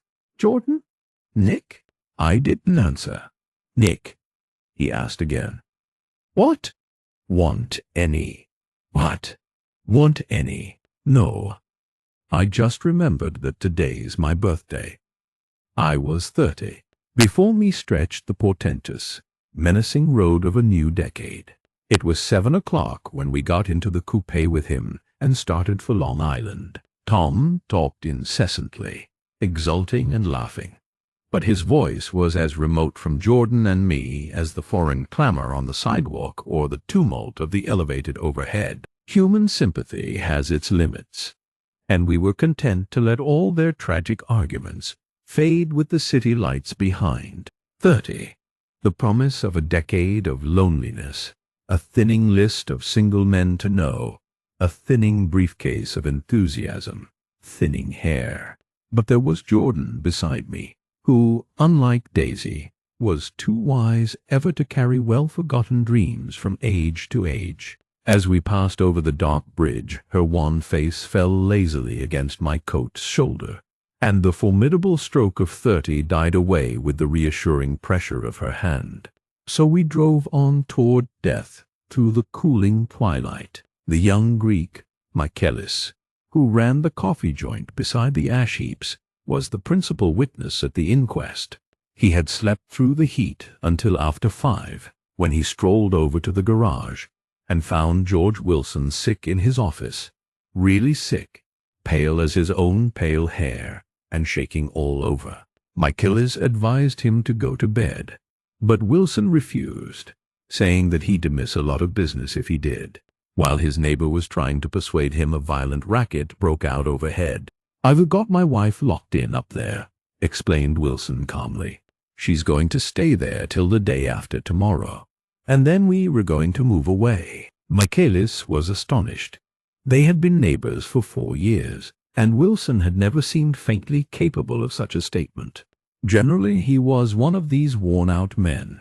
When he wasn't working, he sat on a chair in the doorway and stared at the people and the cars that passed along the road. When anyone spoke to him, he invariably laughed in an agreeable, colorless way. He was his wife's man, and not his own. So naturally, Michaelis tried to find out what had happened, but Wilson wouldn't say a word. Instead, he began to throw curious, suspicious glances at his visitor and ask him what he'd been doing at certain times on certain days. Just as the latter was getting uneasy, some workman came past the door bound for his restaurant, and Michaelis took the opportunity to get away, intending to come back later. But he didn't. He supposed he forgot to. That's all. When he came outside again, a little after 7, he was reminded of the conversation because he heard Mrs. Wilson's voice, loud and scolding, downstairs in the garage. "Beat me," he heard her cry. "Throw me down and beat me, you dirty little coward." A moment later she rushed out into the dusk, waving her hands and shouting. Before he could move from his door, the business was over. The death car, as the newspapers called it, did stop. It came out of the gathering darkness, wavered tragically for a moment, and then disappeared around the next bend. Mavro Michaelis was even sure of its color. He told the first policeman that it was light green. The other car, the one going toward New York, came to rest 100 yards beyond, and its driver hurried back to where Myrtle Wilson, her life violently extinguished, knelt in the road and mingled her thick dark blood with the dust. Michaelis and this man reached her first, but when they had torn open her shirtwaist, still damp with perspiration, they saw that her left breast was swinging loose like a flap, and there was no need to listen for the heart beneath. The mouth was wide open and ripped a little at the corners, as though she had choked a little in giving up the tremendous vitality she had stored so long. We saw the 3 or 4 automobiles and the crowd when we were still some distance away. "Wreck," said Tom. "That's as good. Wilson, I have a little business at last." He slowed down, but still without any intention of stopping. until, as we came nearer, the hushed, intent faces of the people at the garage door made him automatically put on the brakes. "We'll take a look," he said doubtfully. "Just a look." I became aware now of a hollow, wailing sound which issued incessantly from the garage, a sound which, as we got out of the coupe and walked toward the door, resolved itself into the words, "Oh my God!" uttered over and over in a gasping moan. "There's some bad trouble here," said Tom excitedly. He reached up on tiptoes and peered over a circle of heads into the garage, which was lit only by a yellow light in a swinging metal basket overhead. Then he made a harsh sound in his throat, and with a violent, thrusting movement of his powerful arms pushed his way through. The circle closed up again with a running murmur of expostulation. It was a minute before I could see anything at all. Then new arrivals deranged the line, and Jordan and I were pushed suddenly inside. Myrtle Wilson's body, wrapped in a blanket, and then in another blanket, as though she suffered from a chill in the hot night, lay on a work table by the wall, and Tom, with his back to us, was bending over it, motionless. Next to him stood a motorcycle policeman taking down names with much sweat and correction in a little book. At first I could find the source of the high, groaning words that echoed clamorously through the bare garage. Then I saw Wilson standing on the raised threshold of his office, swaying back and forth and holding to the doorposts with both hands. Some man was talking to him in a low voice and attempting, from time to time, to lay a hand on his shoulder. But Wilson neither heard nor saw.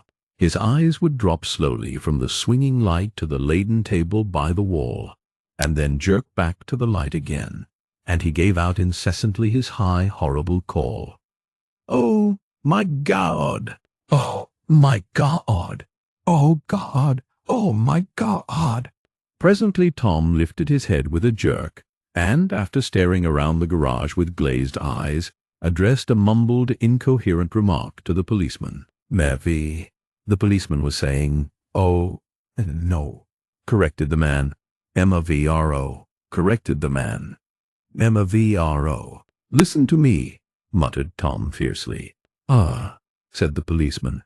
"Oh, dig." He looked up as Tom's broad hand fell sharply on his shoulder.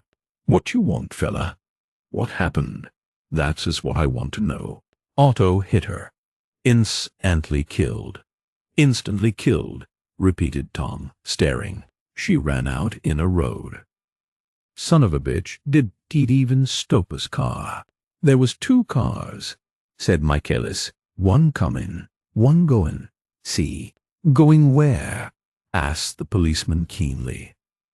"One goin' each way." "Well, his hand rose toward the blankets but stopped halfway and fell to his side. "She ran out there and the one comin' from New York knocked right into her, goin' 30 or 40 miles an hour." "What's the name of this place here?" demanded the officer. "Hasn't got any name." A pale, well-dressed Negro stepped near. "It was a yellow car," he said. "Big yellow car," he said. "Big yellow car." "New. See the accident?" asked the policeman.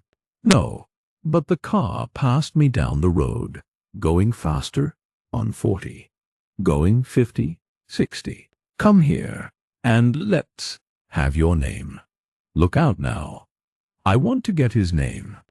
Some words of this conversation must have reached Wilson, swaying in the office door, for suddenly a new theme found voice among his grasping cries. "You don't have to tell me what kind of car it was. I know what kind of car it was." Watching Tom, I saw the wad of muscle back of his shoulder tighten under his coat. He walked quickly over to Wilson, and, standing in front of him, seized him firmly by the upper arms. "You've got to pull yourself together," he said with soothing gruffness. Wilson's eyes fell upon Tom. He started up on his tiptoes, and then would have collapsed to his knees had not Tom held him upright. "Listen," said Tom, shaking him a little.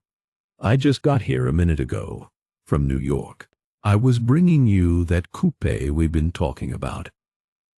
That yellow car I was driving this afternoon was mine. Do you hear? I haven't seen it all afternoon. Only the Negro and I were near enough to hear what he said. But the policeman caught something in the tone and looked over with truculent eyes. "What's all that?" he demanded. "I'm a friend of his."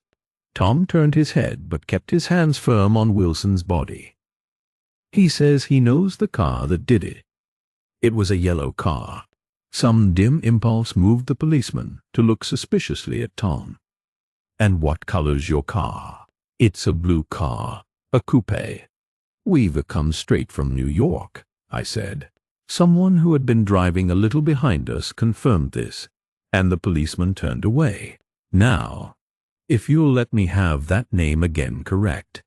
Picking up Wilson like a doll, Tom carried him into the office, set him down in a chair, and came back. "If somebody'll come here and sit with him," he snapped authoritatively. He watched while the two men standing closest glanced at each other, and went unwillingly into the room. Then Tom shut the door on them and came down the single step, his eyes avoiding the table.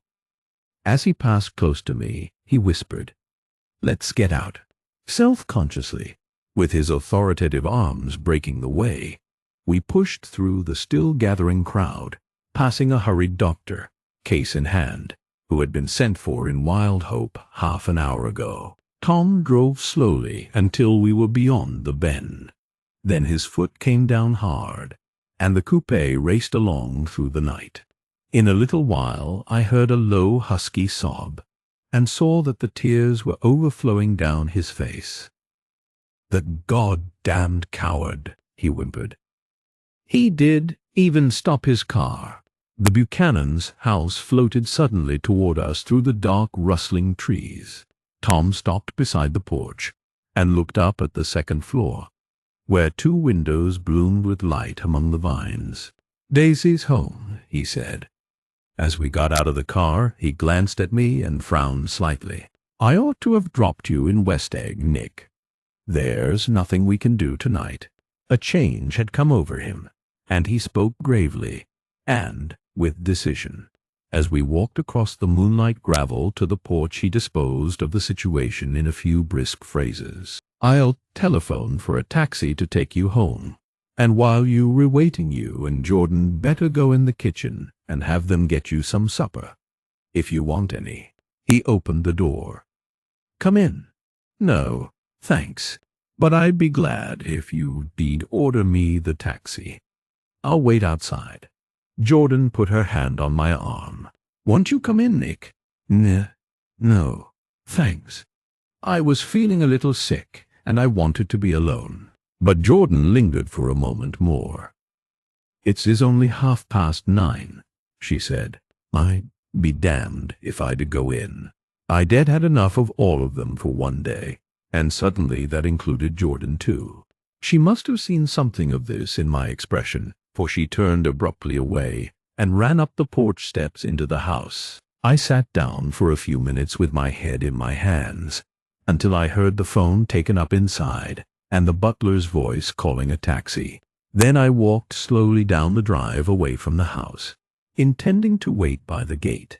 I hadn't gone 20 yards when I heard my name, and Gatsby stepped from between two bushes into the path. I must have felt pretty weird by that time, because I could think of nothing except the luminosity of his pink suit under the moon. "What are you doing?" I inquired. "Just standing here, old sport." Somehow, that seemed a despicable occupation. For all I knew, he was going to rob the house in a moment. I wouldn't have been surprised to see sinister faces, the faces of Wolfsham's people, behind him in the dark shrubbery. "Did you see any trouble on the road?" he asked after a minute. "Yes." He hesitated. "Was she killed?" "Yes." "Yeah, I thought so. I told Daisy I thought so. I told Daisy I thought so. It's better that the shock should all come at once.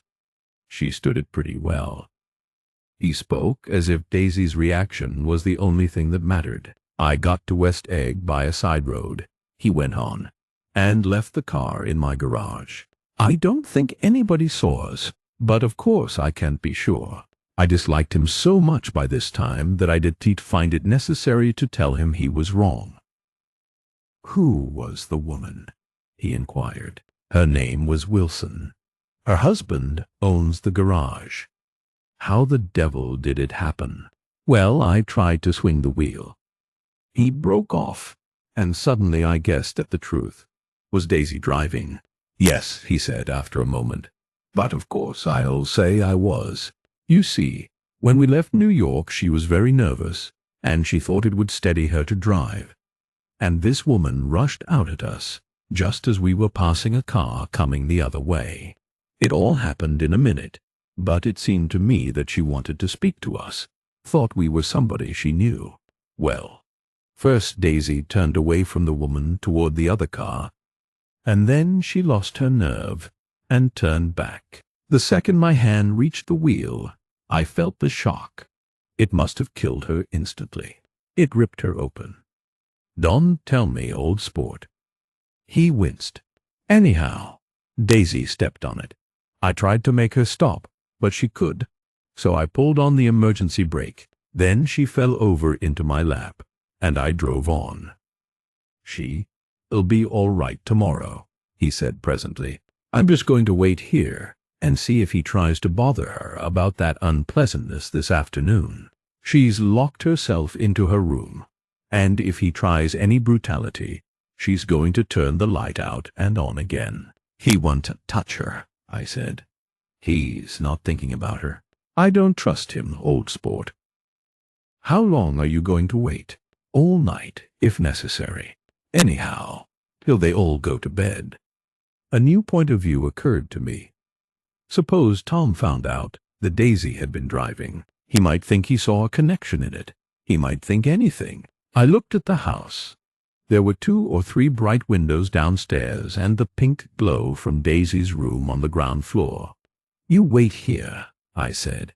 I'll see if there's any sign of a commotion. I walked back along the border of the lawn, traversed the gravel softly, and tiptoed up the veranda steps. The drawing-room curtains were open, and I saw that the room was empty. Crossing the porch where we had dined that June night 3 months before, I came to a small rectangle of light, which I guessed was the pantry window. The blind was drawn, but I found a rift at the sill. Daisy and Tom were sitting opposite each other at the kitchen table, with a plate of cold fried chicken between them, and 2 bottles of ale. He was talking intently across the table at her, and in his earnestness his hand had fallen upon and covered her own.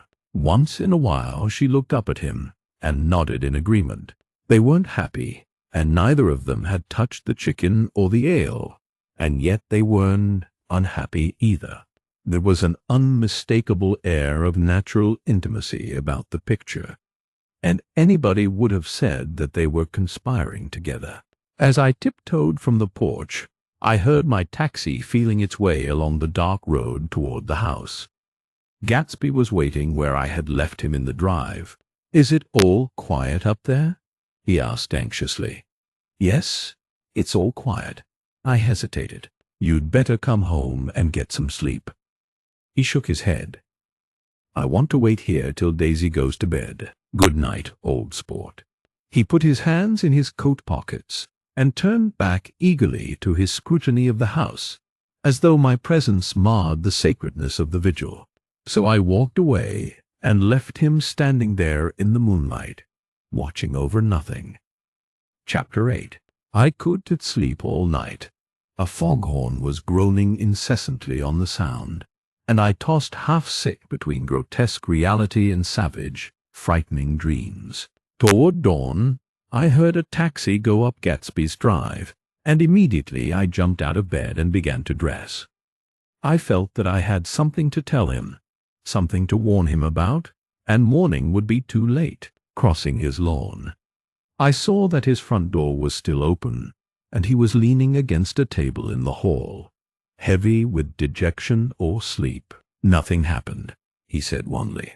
I waited, and about 4 o'clock she came to the window and stood there for a minute and then turned out the light.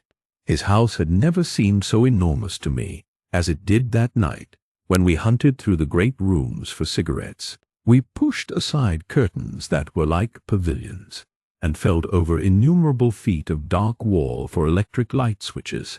Once I tumbled with a sort of splash upon the keys of a ghostly piano.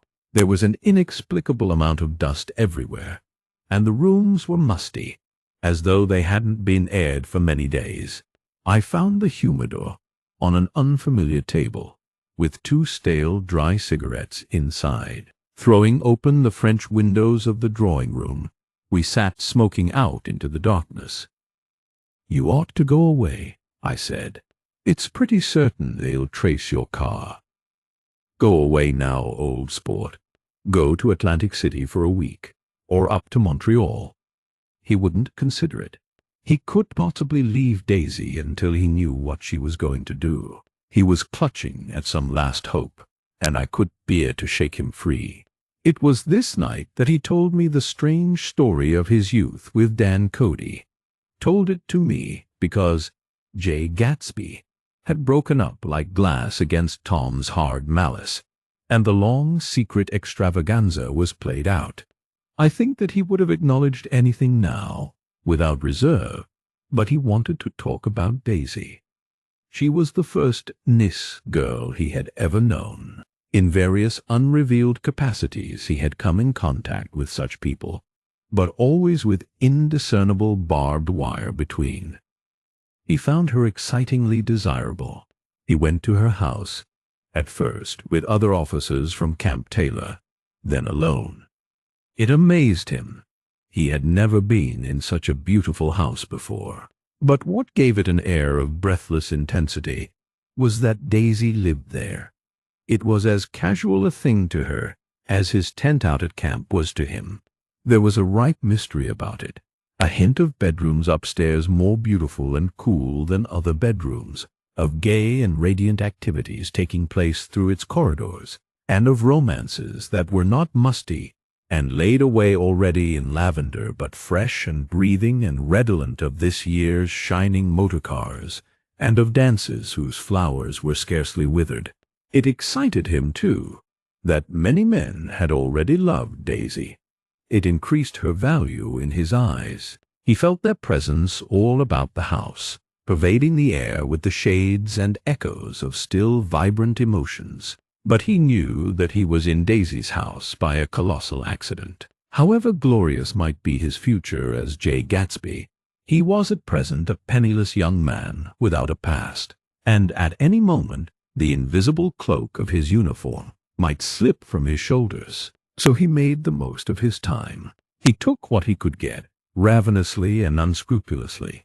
Eventually he took Daisy one still October night, took her because he had no real right to touch her hand. He might have despised himself, for he had certainly taken her under false pretenses. I don't mean that he had traded on his phantom millions, but he had deliberately given Daisy a sense of security.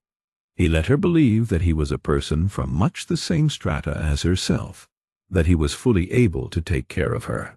As a matter of fact, he had no such facilities. He had no comfortable family standing behind him, and he was liable at the whim of an impersonal government to be blown anywhere about the world. But he did despise himself, and it did turn out as he had imagined. He had intended, probably, to take what he could and go. But now he found that he had committed himself to the following of a grail. He knew that Daisy was extraordinary, but he didn't realize just how extraordinary a Nis girl could be. She vanished into her rich house, into her rich, full life, leaving Gatsby nothing. He felt married to her, that was all. When they met again, 2 days later, it was Gatsby who was breathless, who was, somehow, betrayed. Her porch was bright with the bought luxury of starshine. The wicker of the settee squeaked fashionably as she turned toward him, and he kissed her curious and lovely mouth. She had caught a cold, and it made her voice huskier and more charming than ever, and Gatsby was overwhelmingly aware of the youth and mystery that wealth imprisons and preserves. of the freshness of many clothes, and of Daisy, gleaming like silver, safe and proud above the hot struggles of the poor. I can describe to you how surprised I was to find out I loved her, old sport. I even hoped for a while that she'd throw me over, but she didn't, because she was in love with me too. She thought I knew a lot, because I knew different things from her. Well, there I was, way off my ambitions, getting deeper in love every minute. And all of a sudden I did care. What was the use of doing great things if I could have a better time telling her what I was going to do? On the last afternoon before he went abroad, he sat with Daisy in his arms for a long, silent time. It was a cold fall day, with fire in the room, and her cheeks flushed. Now and then she moved, and he changed his arm a little, and once he kissed her dark, shining hair. The afternoon had made them tranquil for a while, as if to give them a deep memory for the long parting the next day promised. They had never been closer in their month of love, nor communicated more profoundly one with another, than when she brushed silent lips against his coat's shoulder, or when he touched the end of her fingers, gently, as though she were asleep. He did extraordinarily well in the war. He was a captain before he went to the front, and following the Argonne battles he got his majority and the command of the divisional machine guns. After the armistice he tried frantically to get home, but some complication or misunderstanding sent him to Oxford instead. He was worried now. There was a quality of nervous despair in Daisy's letters. She did see why he could come. She was feeling the pressure of the world outside, and she wanted to see him and feel his presence beside her, and be reassured that she was doing the right thing after all. For Daisy was young, and her artificial world was redolent of orchids and pleasant, cheerful snobbery and orchestras, which set the rhythm of the year, summing up the sadness and suggestiveness of life in new tunes. All night the saxophones wailed the hopeless comment of the Beale Street Blues, while 100 pairs of golden and silver slippers shuffled the shining dust. At the grey tea hour there were always rooms that throbbed incessantly with this low, sweet fever, while fresh faces drifted here and there like rose petals blown by the sad horns around the floor. Through this twilight universe Daisy began to move again with the season. Suddenly she was again keeping 6 dates a day with 6 men, and drowsing asleep at dawn with the beads and chiffon of an evening dress tangled among dying orchids on the floor beside her bed. And all the time something within her was crying for a decision. She wanted her life shaped now, immediately, and the decision must be made by some force, of love, of money, of unquestionable practicality. That was close at hand. That force took shape in the middle of spring with the arrival of Tom Buchanan. There was a wholesome bulkiness about his person and his position, and Daisy was flattered.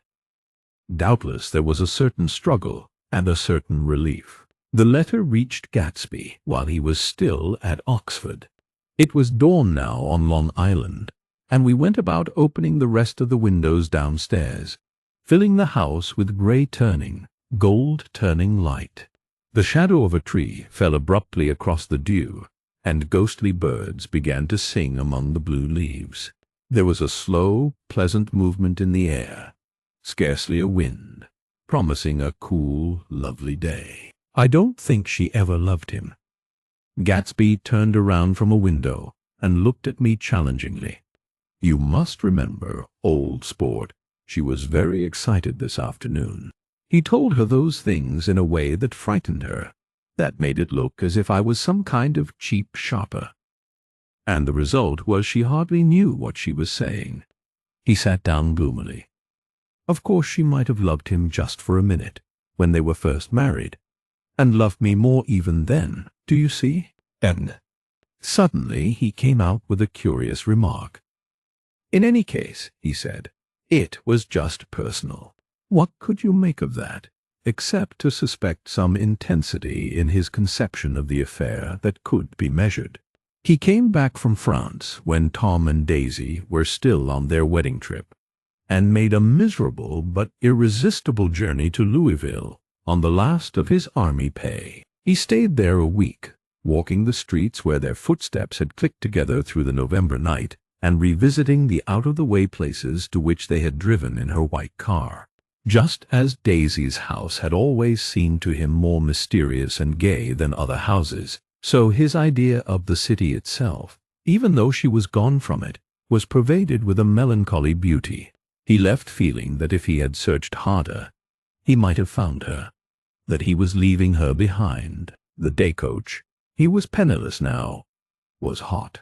He went out to the open vestibule and sat down on a folding chair, and the station slid away, and the backs of unfamiliar buildings moved by. Then out into the Springfields, where a yellow trolley raced them for a minute, with people in it who might once have seen the pale magic of her face along the casual street. The track curved, and now it was going away from the sun, which, as it sank lower, seemed to spread itself in benediction over the vanishing city where she had drawn her breath. He stretched out his hand, desperately, as if to snatch only a wisp of air, to save a fragment of the spot that she had made lovely for him.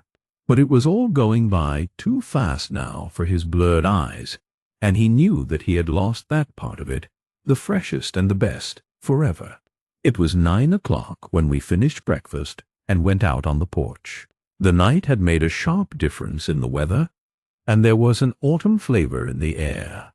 The gardener, the last one of Gatsby's former servants, came to the foot of the steps. "I'm going to drain the pool today, Mr. Gatsby. Leaves'll start falling pretty soon, and then there's always trouble with the pipes." "Don't do it today," Gatsby answered. He turned to me apologetically. "You know, old sport, I've never used that pool all summer."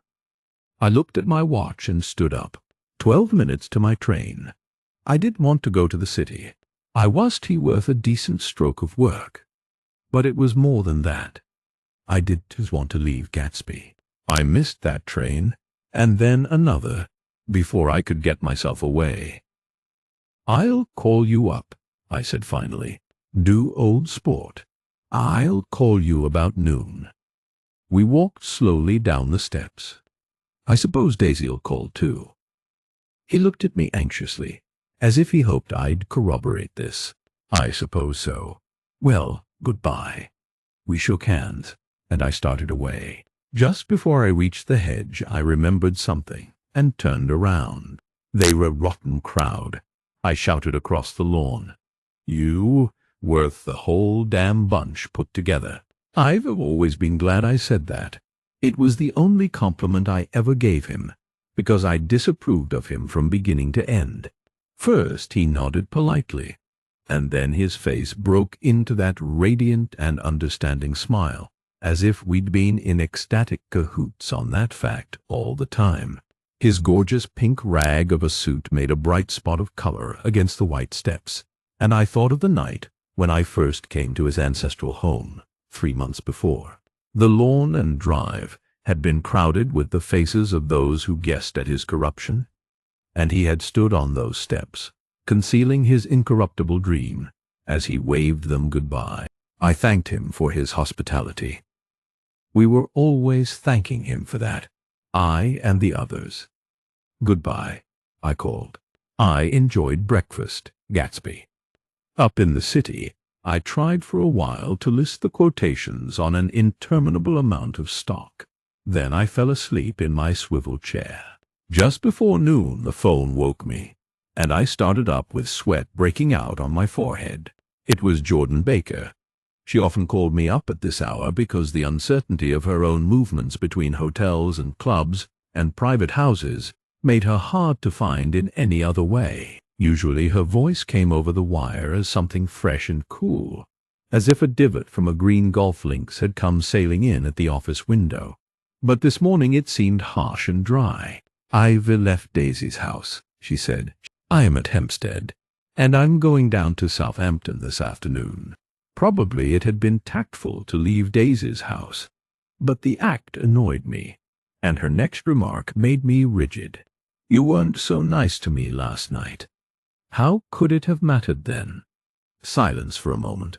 Then, "However, I want to see you. I want to see you too. Suppose I don't go to Southampton and come into town this afternoon?"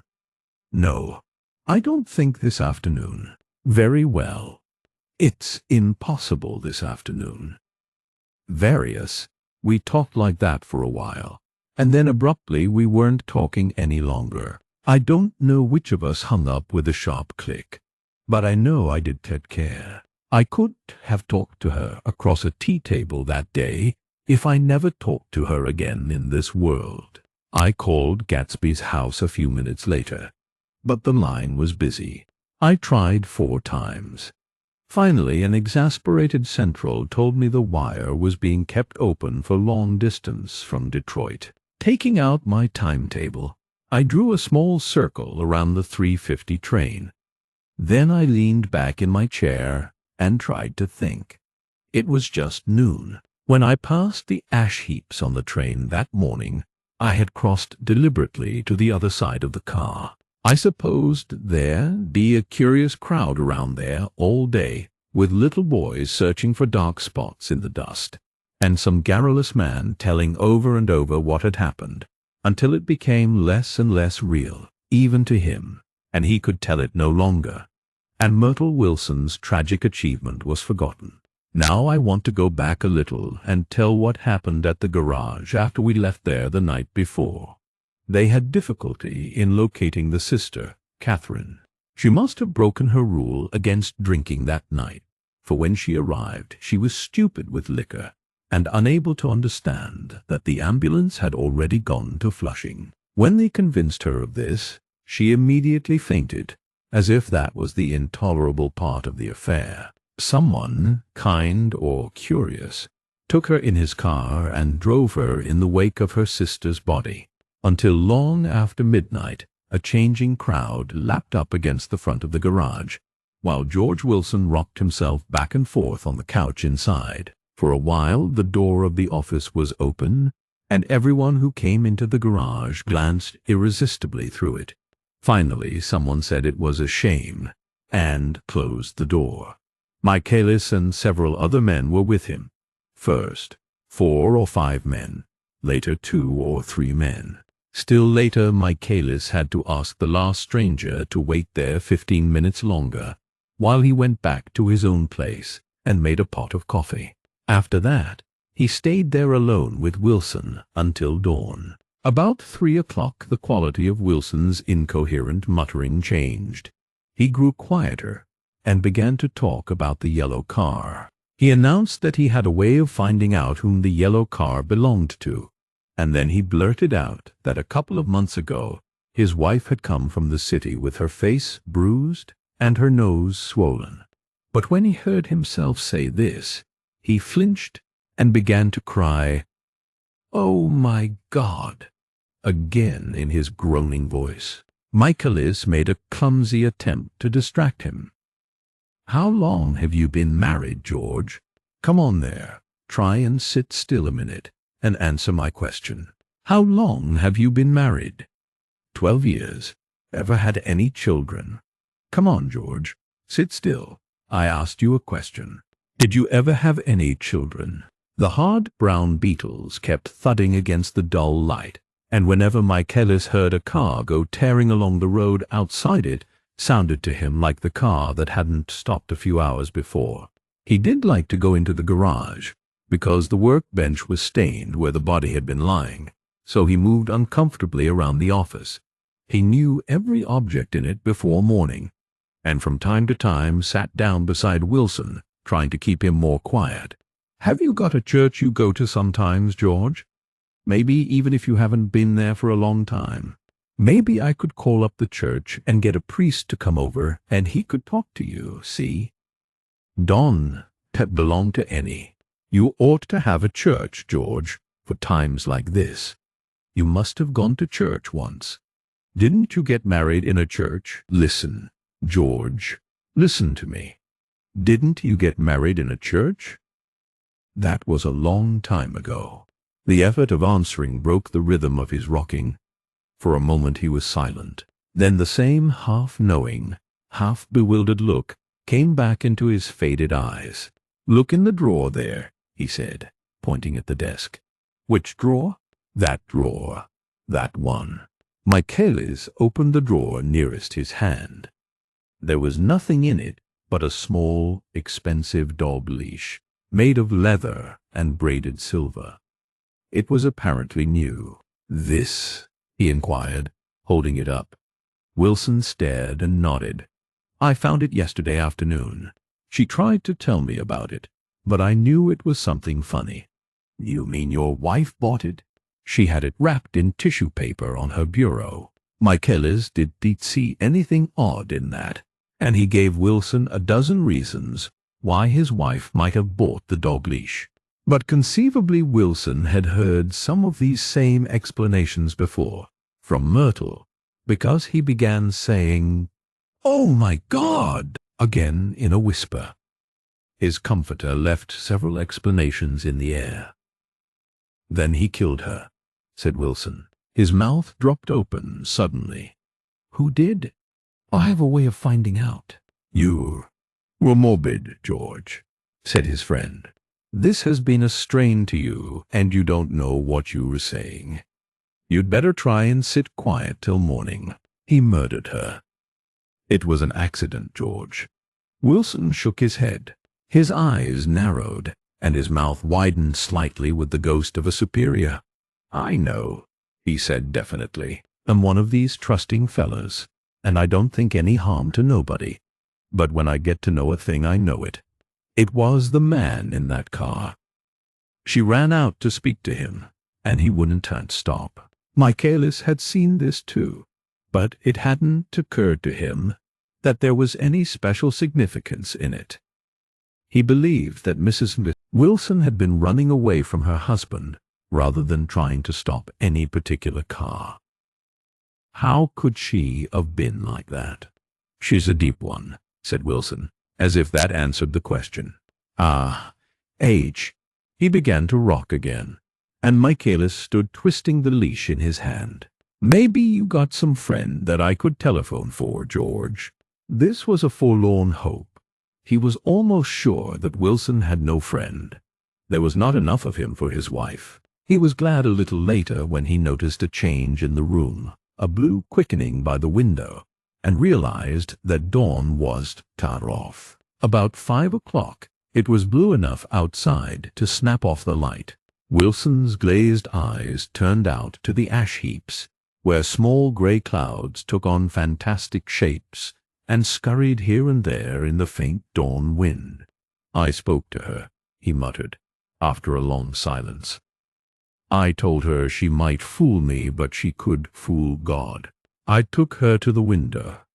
With an effort he got up and walked to the rear window and leaned with his face pressed against it. "And I said, God knows what you've been doing. Everything you've been doing. You may fool me, but you can too fool God." Standing behind him, Michaelis saw with a shock that he was looking at the eyes of Dr. T.J. Eckelberg, which had just emerged, pale and enormous, from the dissolving night. "God sees everything," repeated Wilson. "That's an advertisement," Michaelis assured him. Something made him turn away from the window and look back into the room, but Wilson stood there a long time, his face close to the window pane, nodding into the twilight. By 6 o'clock, Michaelis was worn out, and grateful for the sound of a car stopping outside. It was one of the watchers of the night before who had promised to come back, so he cooked breakfast for 3, which he and the other man ate together. Wilson was quieter now, and Michaelis went home to sleep. When he awoke 4 hours later and hurried back to the garage, Wilson was gone. His movements, he was on foot all the time, were afterward traced to Port Roosevelt, and then to Gad's Hill, where he bought a sandwich that he did eat, and a cup of coffee. He must have been tired and walking slowly, for he did reach Gad's Hill until noon. Thus far, there was no difficulty in accounting for his time. There were boys who had seen a man acting sort of crazy, and motorists at whom he stared oddly from the side of the road. Then for 3 hours he disappeared from view. The police, on the strength of what he said to Michaelis, that he had a way of finding out, supposed that he spent that time going from garage to garage thereabout, inquiring for a yellow car. On the other hand, no garage man who had seen him ever came forward, and perhaps he had an easier, surer way of finding out what he wanted to know. By 2:30, he was in West Egg, where he asked someone the way to Gatsby's house. So by that time he knew Gatsby's name. At 2:00, Gatsby put on his bathing suit and left word with the butler that if anyone phoned word was to be brought to him at the pool. He stopped at the garage for a pneumatic mattress that had amused his guests during the summer, and the chauffeur helped him to pump it up. Then he gave instructions that the open car was to be taken out under any circumstances. And this was strange, because the front right fender needed repair. Gatsby shouldered the mattress and started for the pool. Once he stopped and shifted it a little, and the chauffeur asked him if he needed help, but he shook his head and in a moment disappeared among the yellowing trees. No telephone message arrived, but the butler went without his sleep and waited for it until 4:00, until long after there was anyone to give it to if it came. I have an idea that Gatsby himself did believe it would come, and perhaps he no longer cared. If that was true, he must have felt that he had lost the old warm world, paid a high price for living too long with a single dream. He must have looked up at an unfamiliar sky through frightening leaves and shivered as he found what a grotesque thing a rose is, and how raw the sunlight was upon the scarcely created grass. A new world, material without being real, where poor ghosts, breathing dreams like air, drifted fortuitously about, like that ashen, fantastic figure gliding toward him through the amorphous trees. The chauffeur, he was one of Wolfsham's protégés, heard the shots. Afterwards he could only say that he hadn't thought anything much about them. I drove from the station directly to Gatsby's house, and my rushing anxiously up the front steps was the first thing that alarmed anyone. But they knew then, I firmly believe. With scarcely a word said, 4 of us, the chauffeur, butler, gardener, and I hurried down to the pool. There was a faint, barely perceptible movement of the water as the fresh flow from one end urged its way toward the drain at the other.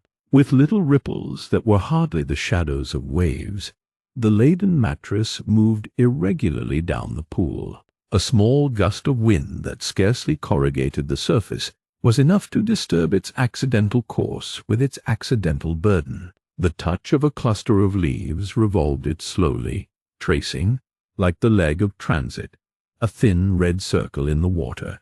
It was after we started with Gatsby toward the house that the gardener saw Wilson's body a little way off in the grass, and the Holocaust was complete. Chapter 9. After 2 years I remember the rest of that day, and that night and the next day, only as an endless drill of police and photographers and newspaper men in and out of Gatsby's front door. A rope stretched across the main gate, and a policeman by it kept out the curious. But little boys soon discovered that they could enter through my yard, and there were always a few of them clustered open-mouthed about the pool. Someone with a positive manner, perhaps a detective, used the expression madman as he bent over Wilson's body that afternoon, and the adventitious authority of his voice set the key for the newspaper reports next morning. Most of those reports were a nightmare, grotesque, circumstantial, eager, and untrue.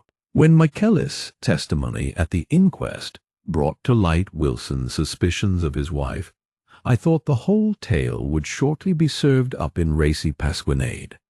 But Catherine, who might have said anything, did say a word. She showed a surprising amount of character about it, too, looked at the coroner with determined eyes under that corrected brow of hers, and swore that her sister had never seen Gatsby, that her sister was completely happy with her husband, that her sister had been into no mischief whatever. She convinced herself of it, and cried into her handkerchief, as if the very suggestion was more than she could endure. So Wilson was reduced to a man deranged by grief, in order that the case might remain in its simplest form, and it rested there. But all this part of it seemed remote and unessential. I found myself on Gatsby's side, and alone. From the moment I telephoned news of the catastrophe to West Egg Village, every surmise about him, and every practical question, was referred to me. At first I was surprised and confused. Then, as he lay in his house and did move or breathe or speak, hour upon hour, it grew upon me that I was responsible, because no one else was interested. Interested, I mean, with that intense personal interest to which everyone has some vague right at the end. I called up Daisy half an hour after we found him, called her instinctively and without hesitation. But she and Tom had gone away early that afternoon, and taken baggage with them, left no address. No. Say when they'd be back. No. Say when they'd be back. Any idea where they are? How I could reach them? I don't know. Can't say. I wanted to get somebody for him. I wanted to go into the room where he lay and reassure him. I'll get somebody for you, Gatsby. Don't worry. Just trust me, and I'll get somebody for you. Meyer Wolfsheim's name was in the phone book. The butler gave me his office address on Broadway, and I called information. But by the time I had the number, it was long after 5, and no one answered the phone. Will you ring again? I've rung 3 times. It's very important. I'm afraid no one's there. I went back to the drawing room and thought for an instant that they were chance visitors, all these official people who suddenly filled it. But though they drew back the sheet and looked at Gatsby with shocked eyes, his protest continued in my brain.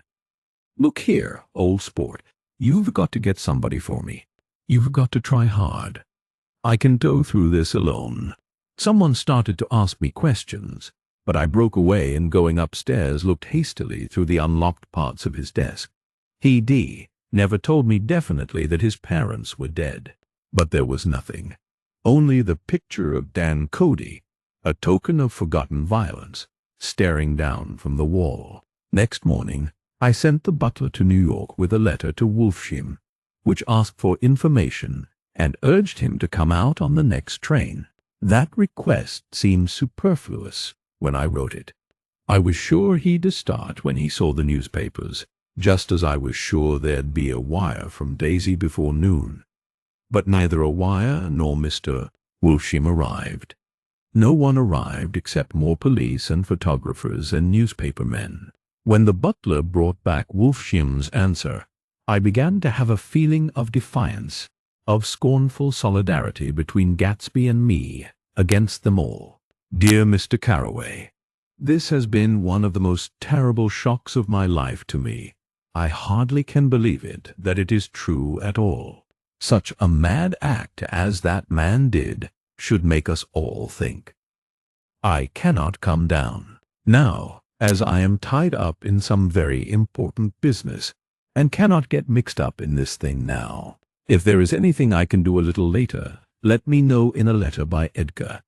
I hardly know where I am when I hear about a thing like this, and am completely knocked down and out. Yours truly, Meyer Wolfsheim, and then hasty addenda beneath.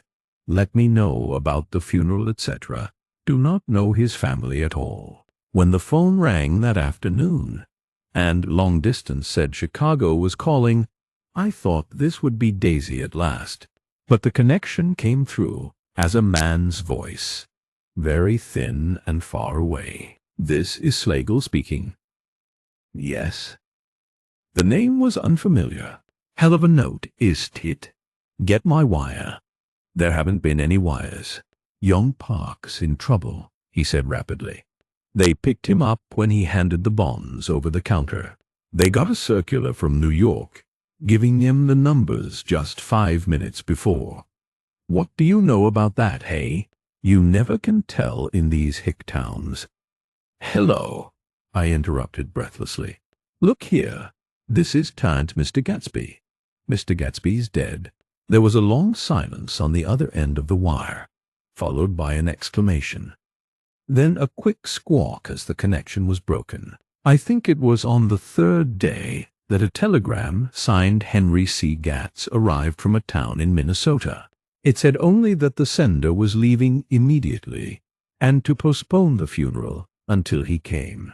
It was Gatsby's father, a solemn old man, very helpless and dismayed, bundled up in a long, cheap ulster against the warm September day. His eyes leaked continuously with excitement, and when I took the bag and umbrella from his hands, he began to pull so incessantly at his sparse gray beard that I had difficulty in getting off his coat. He was on the point of collapse, so I took him into the music room and made him sit down while I sent for something to eat. But he wouldn't eat, and the glass of milk spilled from his trembling hand.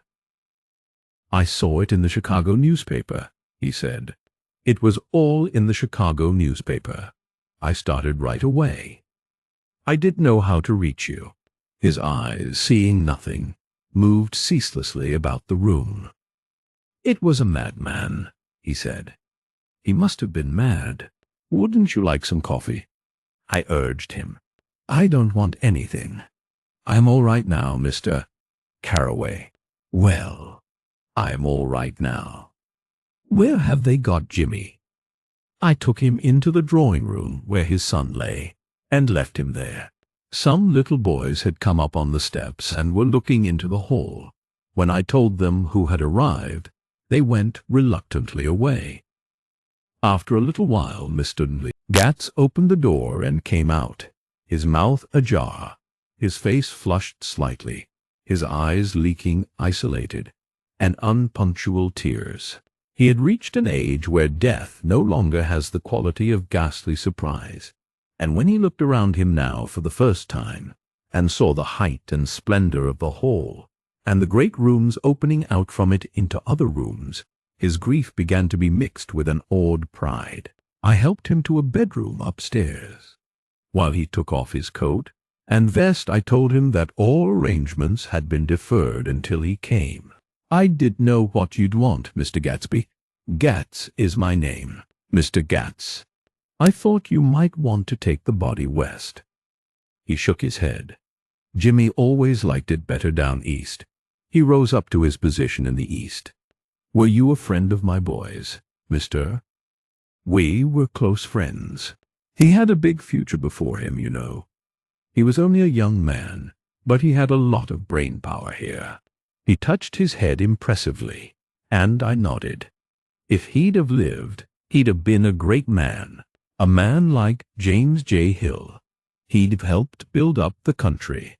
That's true, I said, uncomfortably. He fumbled at the embroidered coverlet, trying to take it from the bed, and lay down stiffly.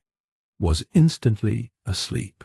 That night an obviously frightened person called up, and demanded to know who I was before he would give his name. This is Mr. Carraway, I said. Oh, he sounded relieved. This is Klipspringer.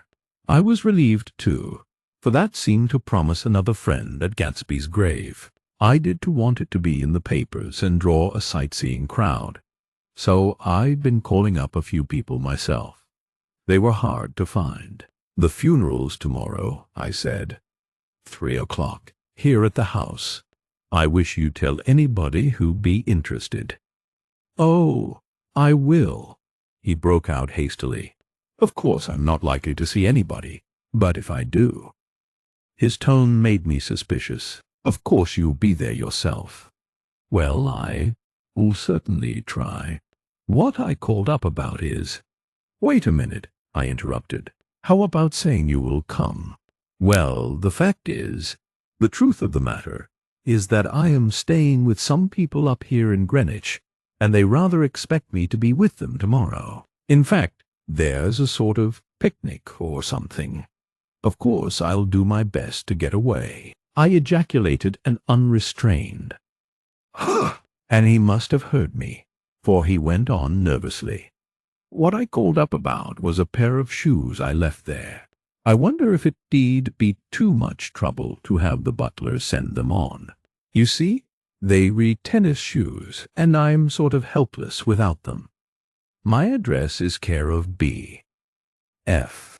I didn't hear the rest of the name, because I hung up the receiver. After that I felt a certain shame for Gatsby.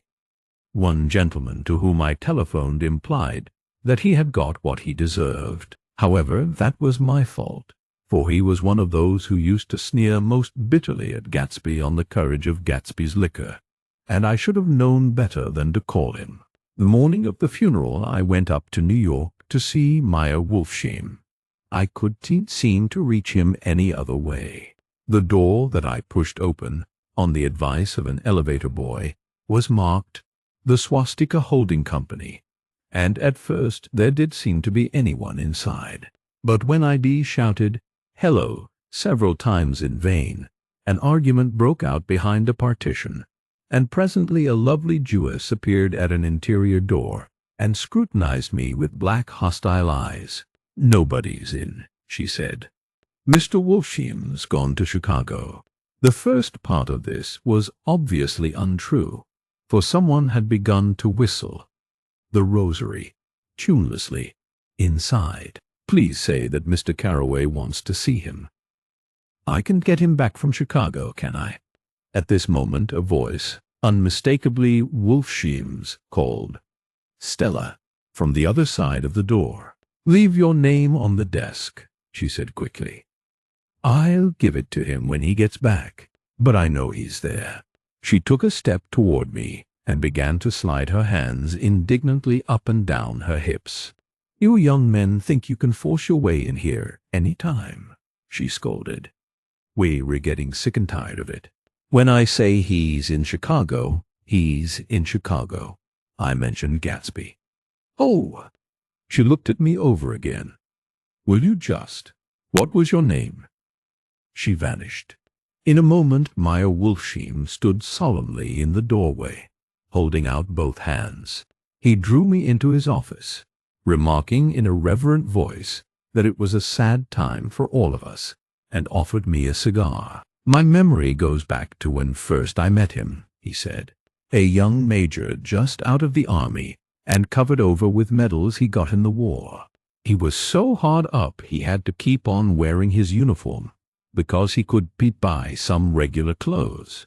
First time I saw him was when he came into Weinbrenner's pool room at 43rd Street and asked for a job. He hadn't eaten anything for a couple of days. 'Come on, have some lunch with me,' I said.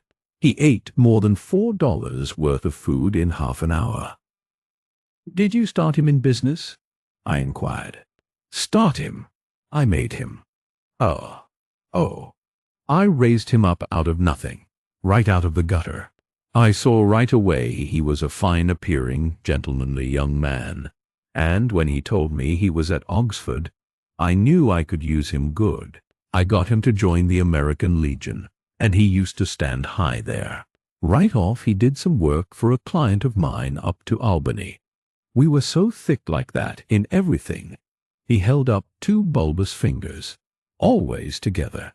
I wondered if this partnership had included the World Series transaction in 1919. "Now he's dead," I said after a moment.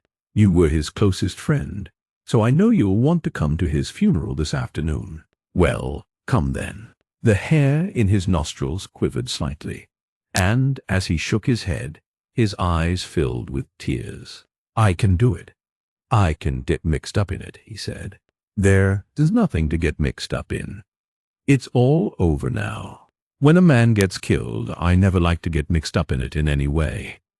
I keep out. When I was a young man it was different. If a friend of mine died, no matter how, I stuck with them to the end. You may think that sentimental, but I mean it, to the bitter end. I saw that for some reason of his own he was determined not to come, So I stood up. "Are you a college man?" he inquired suddenly. For a moment I thought he was going to suggest a connection, but he only nodded and shook my hand. "Let us learn to show our friendship for a man when he is alive, and not after he is dead," he suggested. "After that, my own rule is to let everything alone." When I left his office, the sky had turned dark, and I got back to West Egg in a drizzle. After changing my clothes, I went next door and found Mr. Gatz walking up and down excitedly in the hall. His pride in his son and in his son's possessions was continually increasing, and now he had something to show me. "Jimmy sent me this picture." He took out his wallet with trembling fingers. "Look there." It was a photograph of the house, cracked in the corners and dirty with many hands.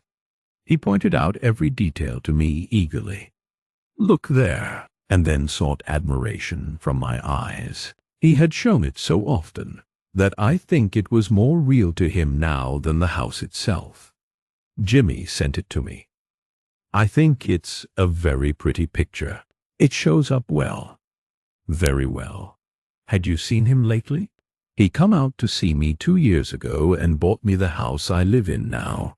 Of course we was broke up when he run off from home, but I see now there was a reason for it. He knew he had a big future in front of him, and ever since he made a success, he was very generous with me." He seemed reluctant to put away the picture, held it for another minute, lingeringly, before my eyes. Then he returned the wallet and pulled from his pocket a ragged old copy of a book called Hopalong Cassidy. "Look here.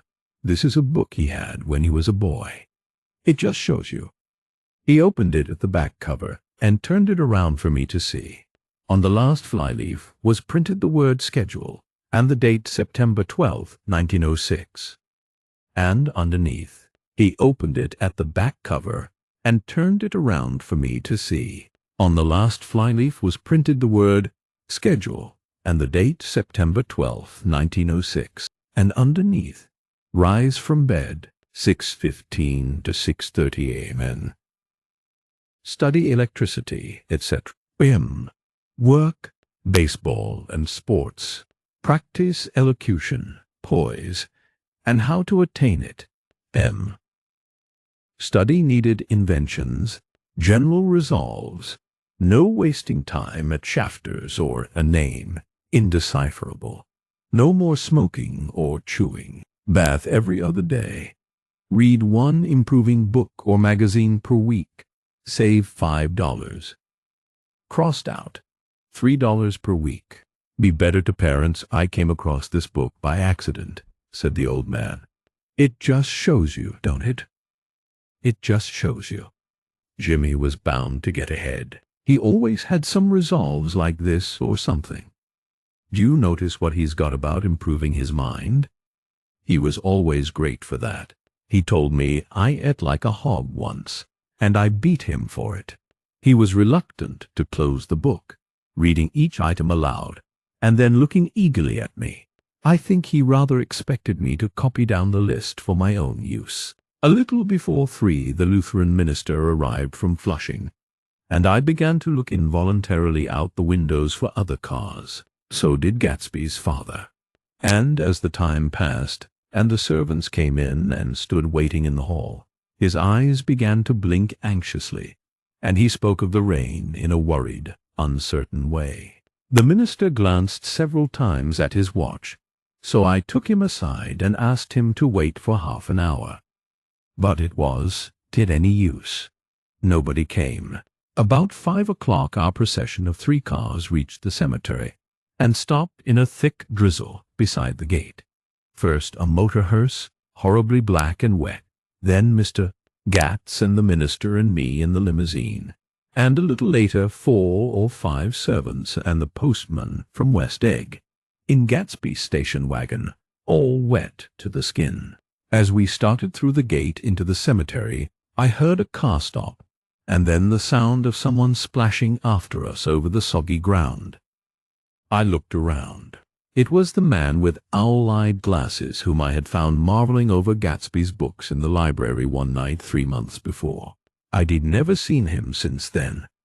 I don't know how he knew about the funeral, or even his name. The rain poured down his thick glasses, and he took them off and wiped them to see the protecting canvas unrolled from Gatsby's grave. I tried to think about Gatsby then for a moment, but he was already too far away, and I could only remember, without resentment, that Daisy hadn't sent a message or a flower. Dimly I heard someone murmur, "Blessed are the dead that the rain falls on," and then the owl-eyed man said, "Amen to that," in a brave voice. We straggled down quickly through the rain to the cars. Owl Eyes spoke to me by the gate. "I could get to the house," he remarked. Neither could anybody else. "Go on," he started. "Why, my God, they used to go there by the hundreds." He took off his glasses and wiped them again, outside and in. "The poor son of a bitch," he said. "One of my most vivid memories is of coming back west from prep school, and later from college at Christmas time. Those who went farther than Chicago would gather in the old dim Union Station at 6 o'clock of a December evening, with a few Chicago friends, already caught up into their own holiday gaieties, to bid them a hasty goodbye. I remember the fur coats of the girls returning from Miss This or That's, and the chatter of frozen breath, and the hands waving overhead as we caught sight of old acquaintances, and the matchings of invitations.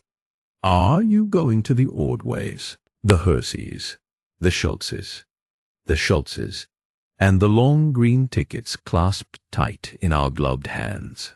And last, the murky yellow cars of the Chicago, Milwaukee and St. Paul Railroad, looking cheerful as Christmas itself on the tracks beside the gate, when we pulled out into the winter night, and the real snow, our snow, began to stretch out beside us and twinkle against the windows, and the dim lights of small Wisconsin stations moved by. A sharp, wild breeze came suddenly into the air.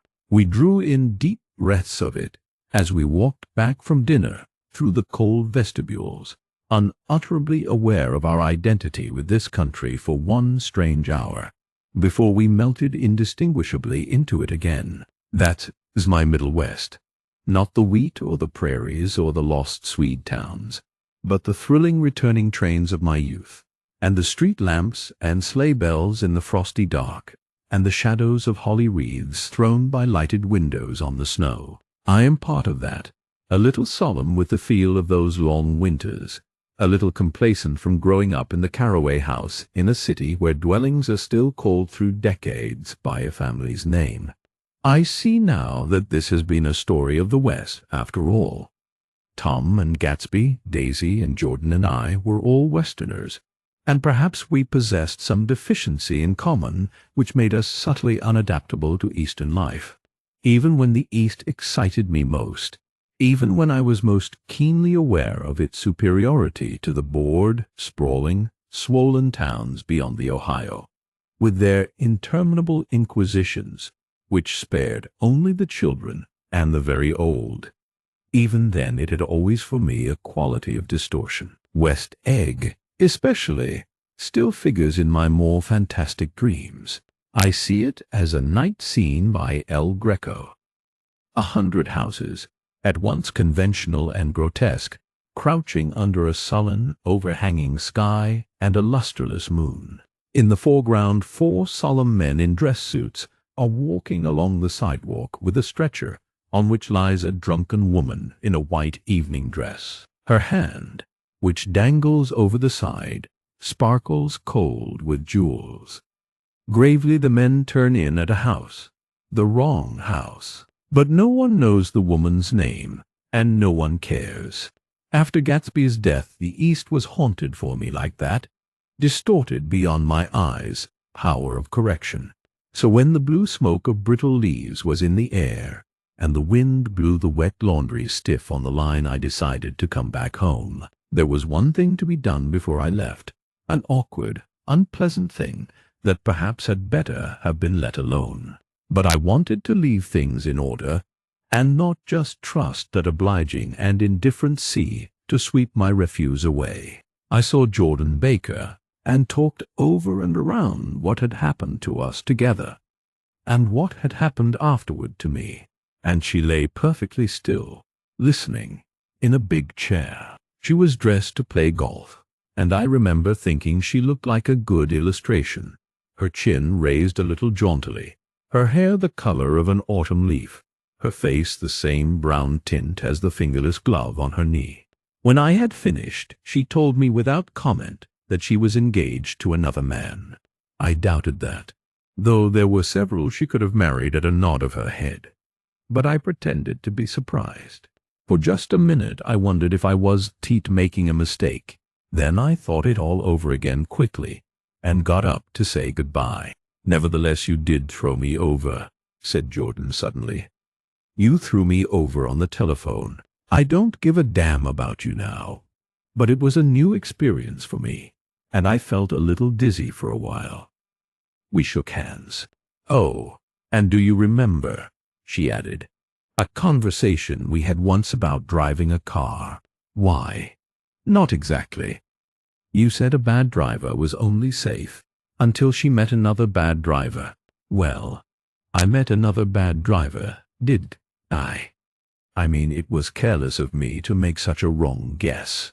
I thought you were rather an honest, straightforward person. I thought it was your secret pride." "I'm 30, I said. "I'm 5 years too old to lie to myself and call it honor." She did not answer. Angry, and half in love with her, and tremendously sorry, I turned away. One afternoon late in October, I saw Tom Buchanan. He was walking ahead of me along Fifth Avenue in his alert, aggressive way, his hands out a little from his body, as if to fight off interference, his head moving sharply here and there, adapting itself to his restless eyes. Just as I slowed up to avoid overtaking him, he stopped, and began frowning into the windows of a jewelry store. Suddenly he saw me and walked back, holding out his hand. "What's the matter, Nick? Do you object to shaking hands with me?" "Yes.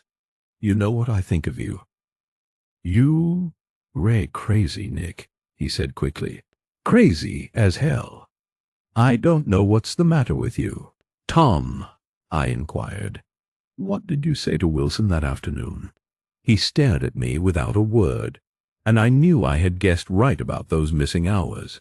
I started to turn away, but he took a step after me and grabbed my arm. "I told him the truth," he said. "He came to the door while we were getting ready to leave, and when I sent down word that we weren't in, he tried to force his way upstairs. He was crazy enough to kill me if I hadn't told him who owned the car. His hand was on a revolver in his pocket every minute he was in the house." He broke off defiantly. "What if I did tell him?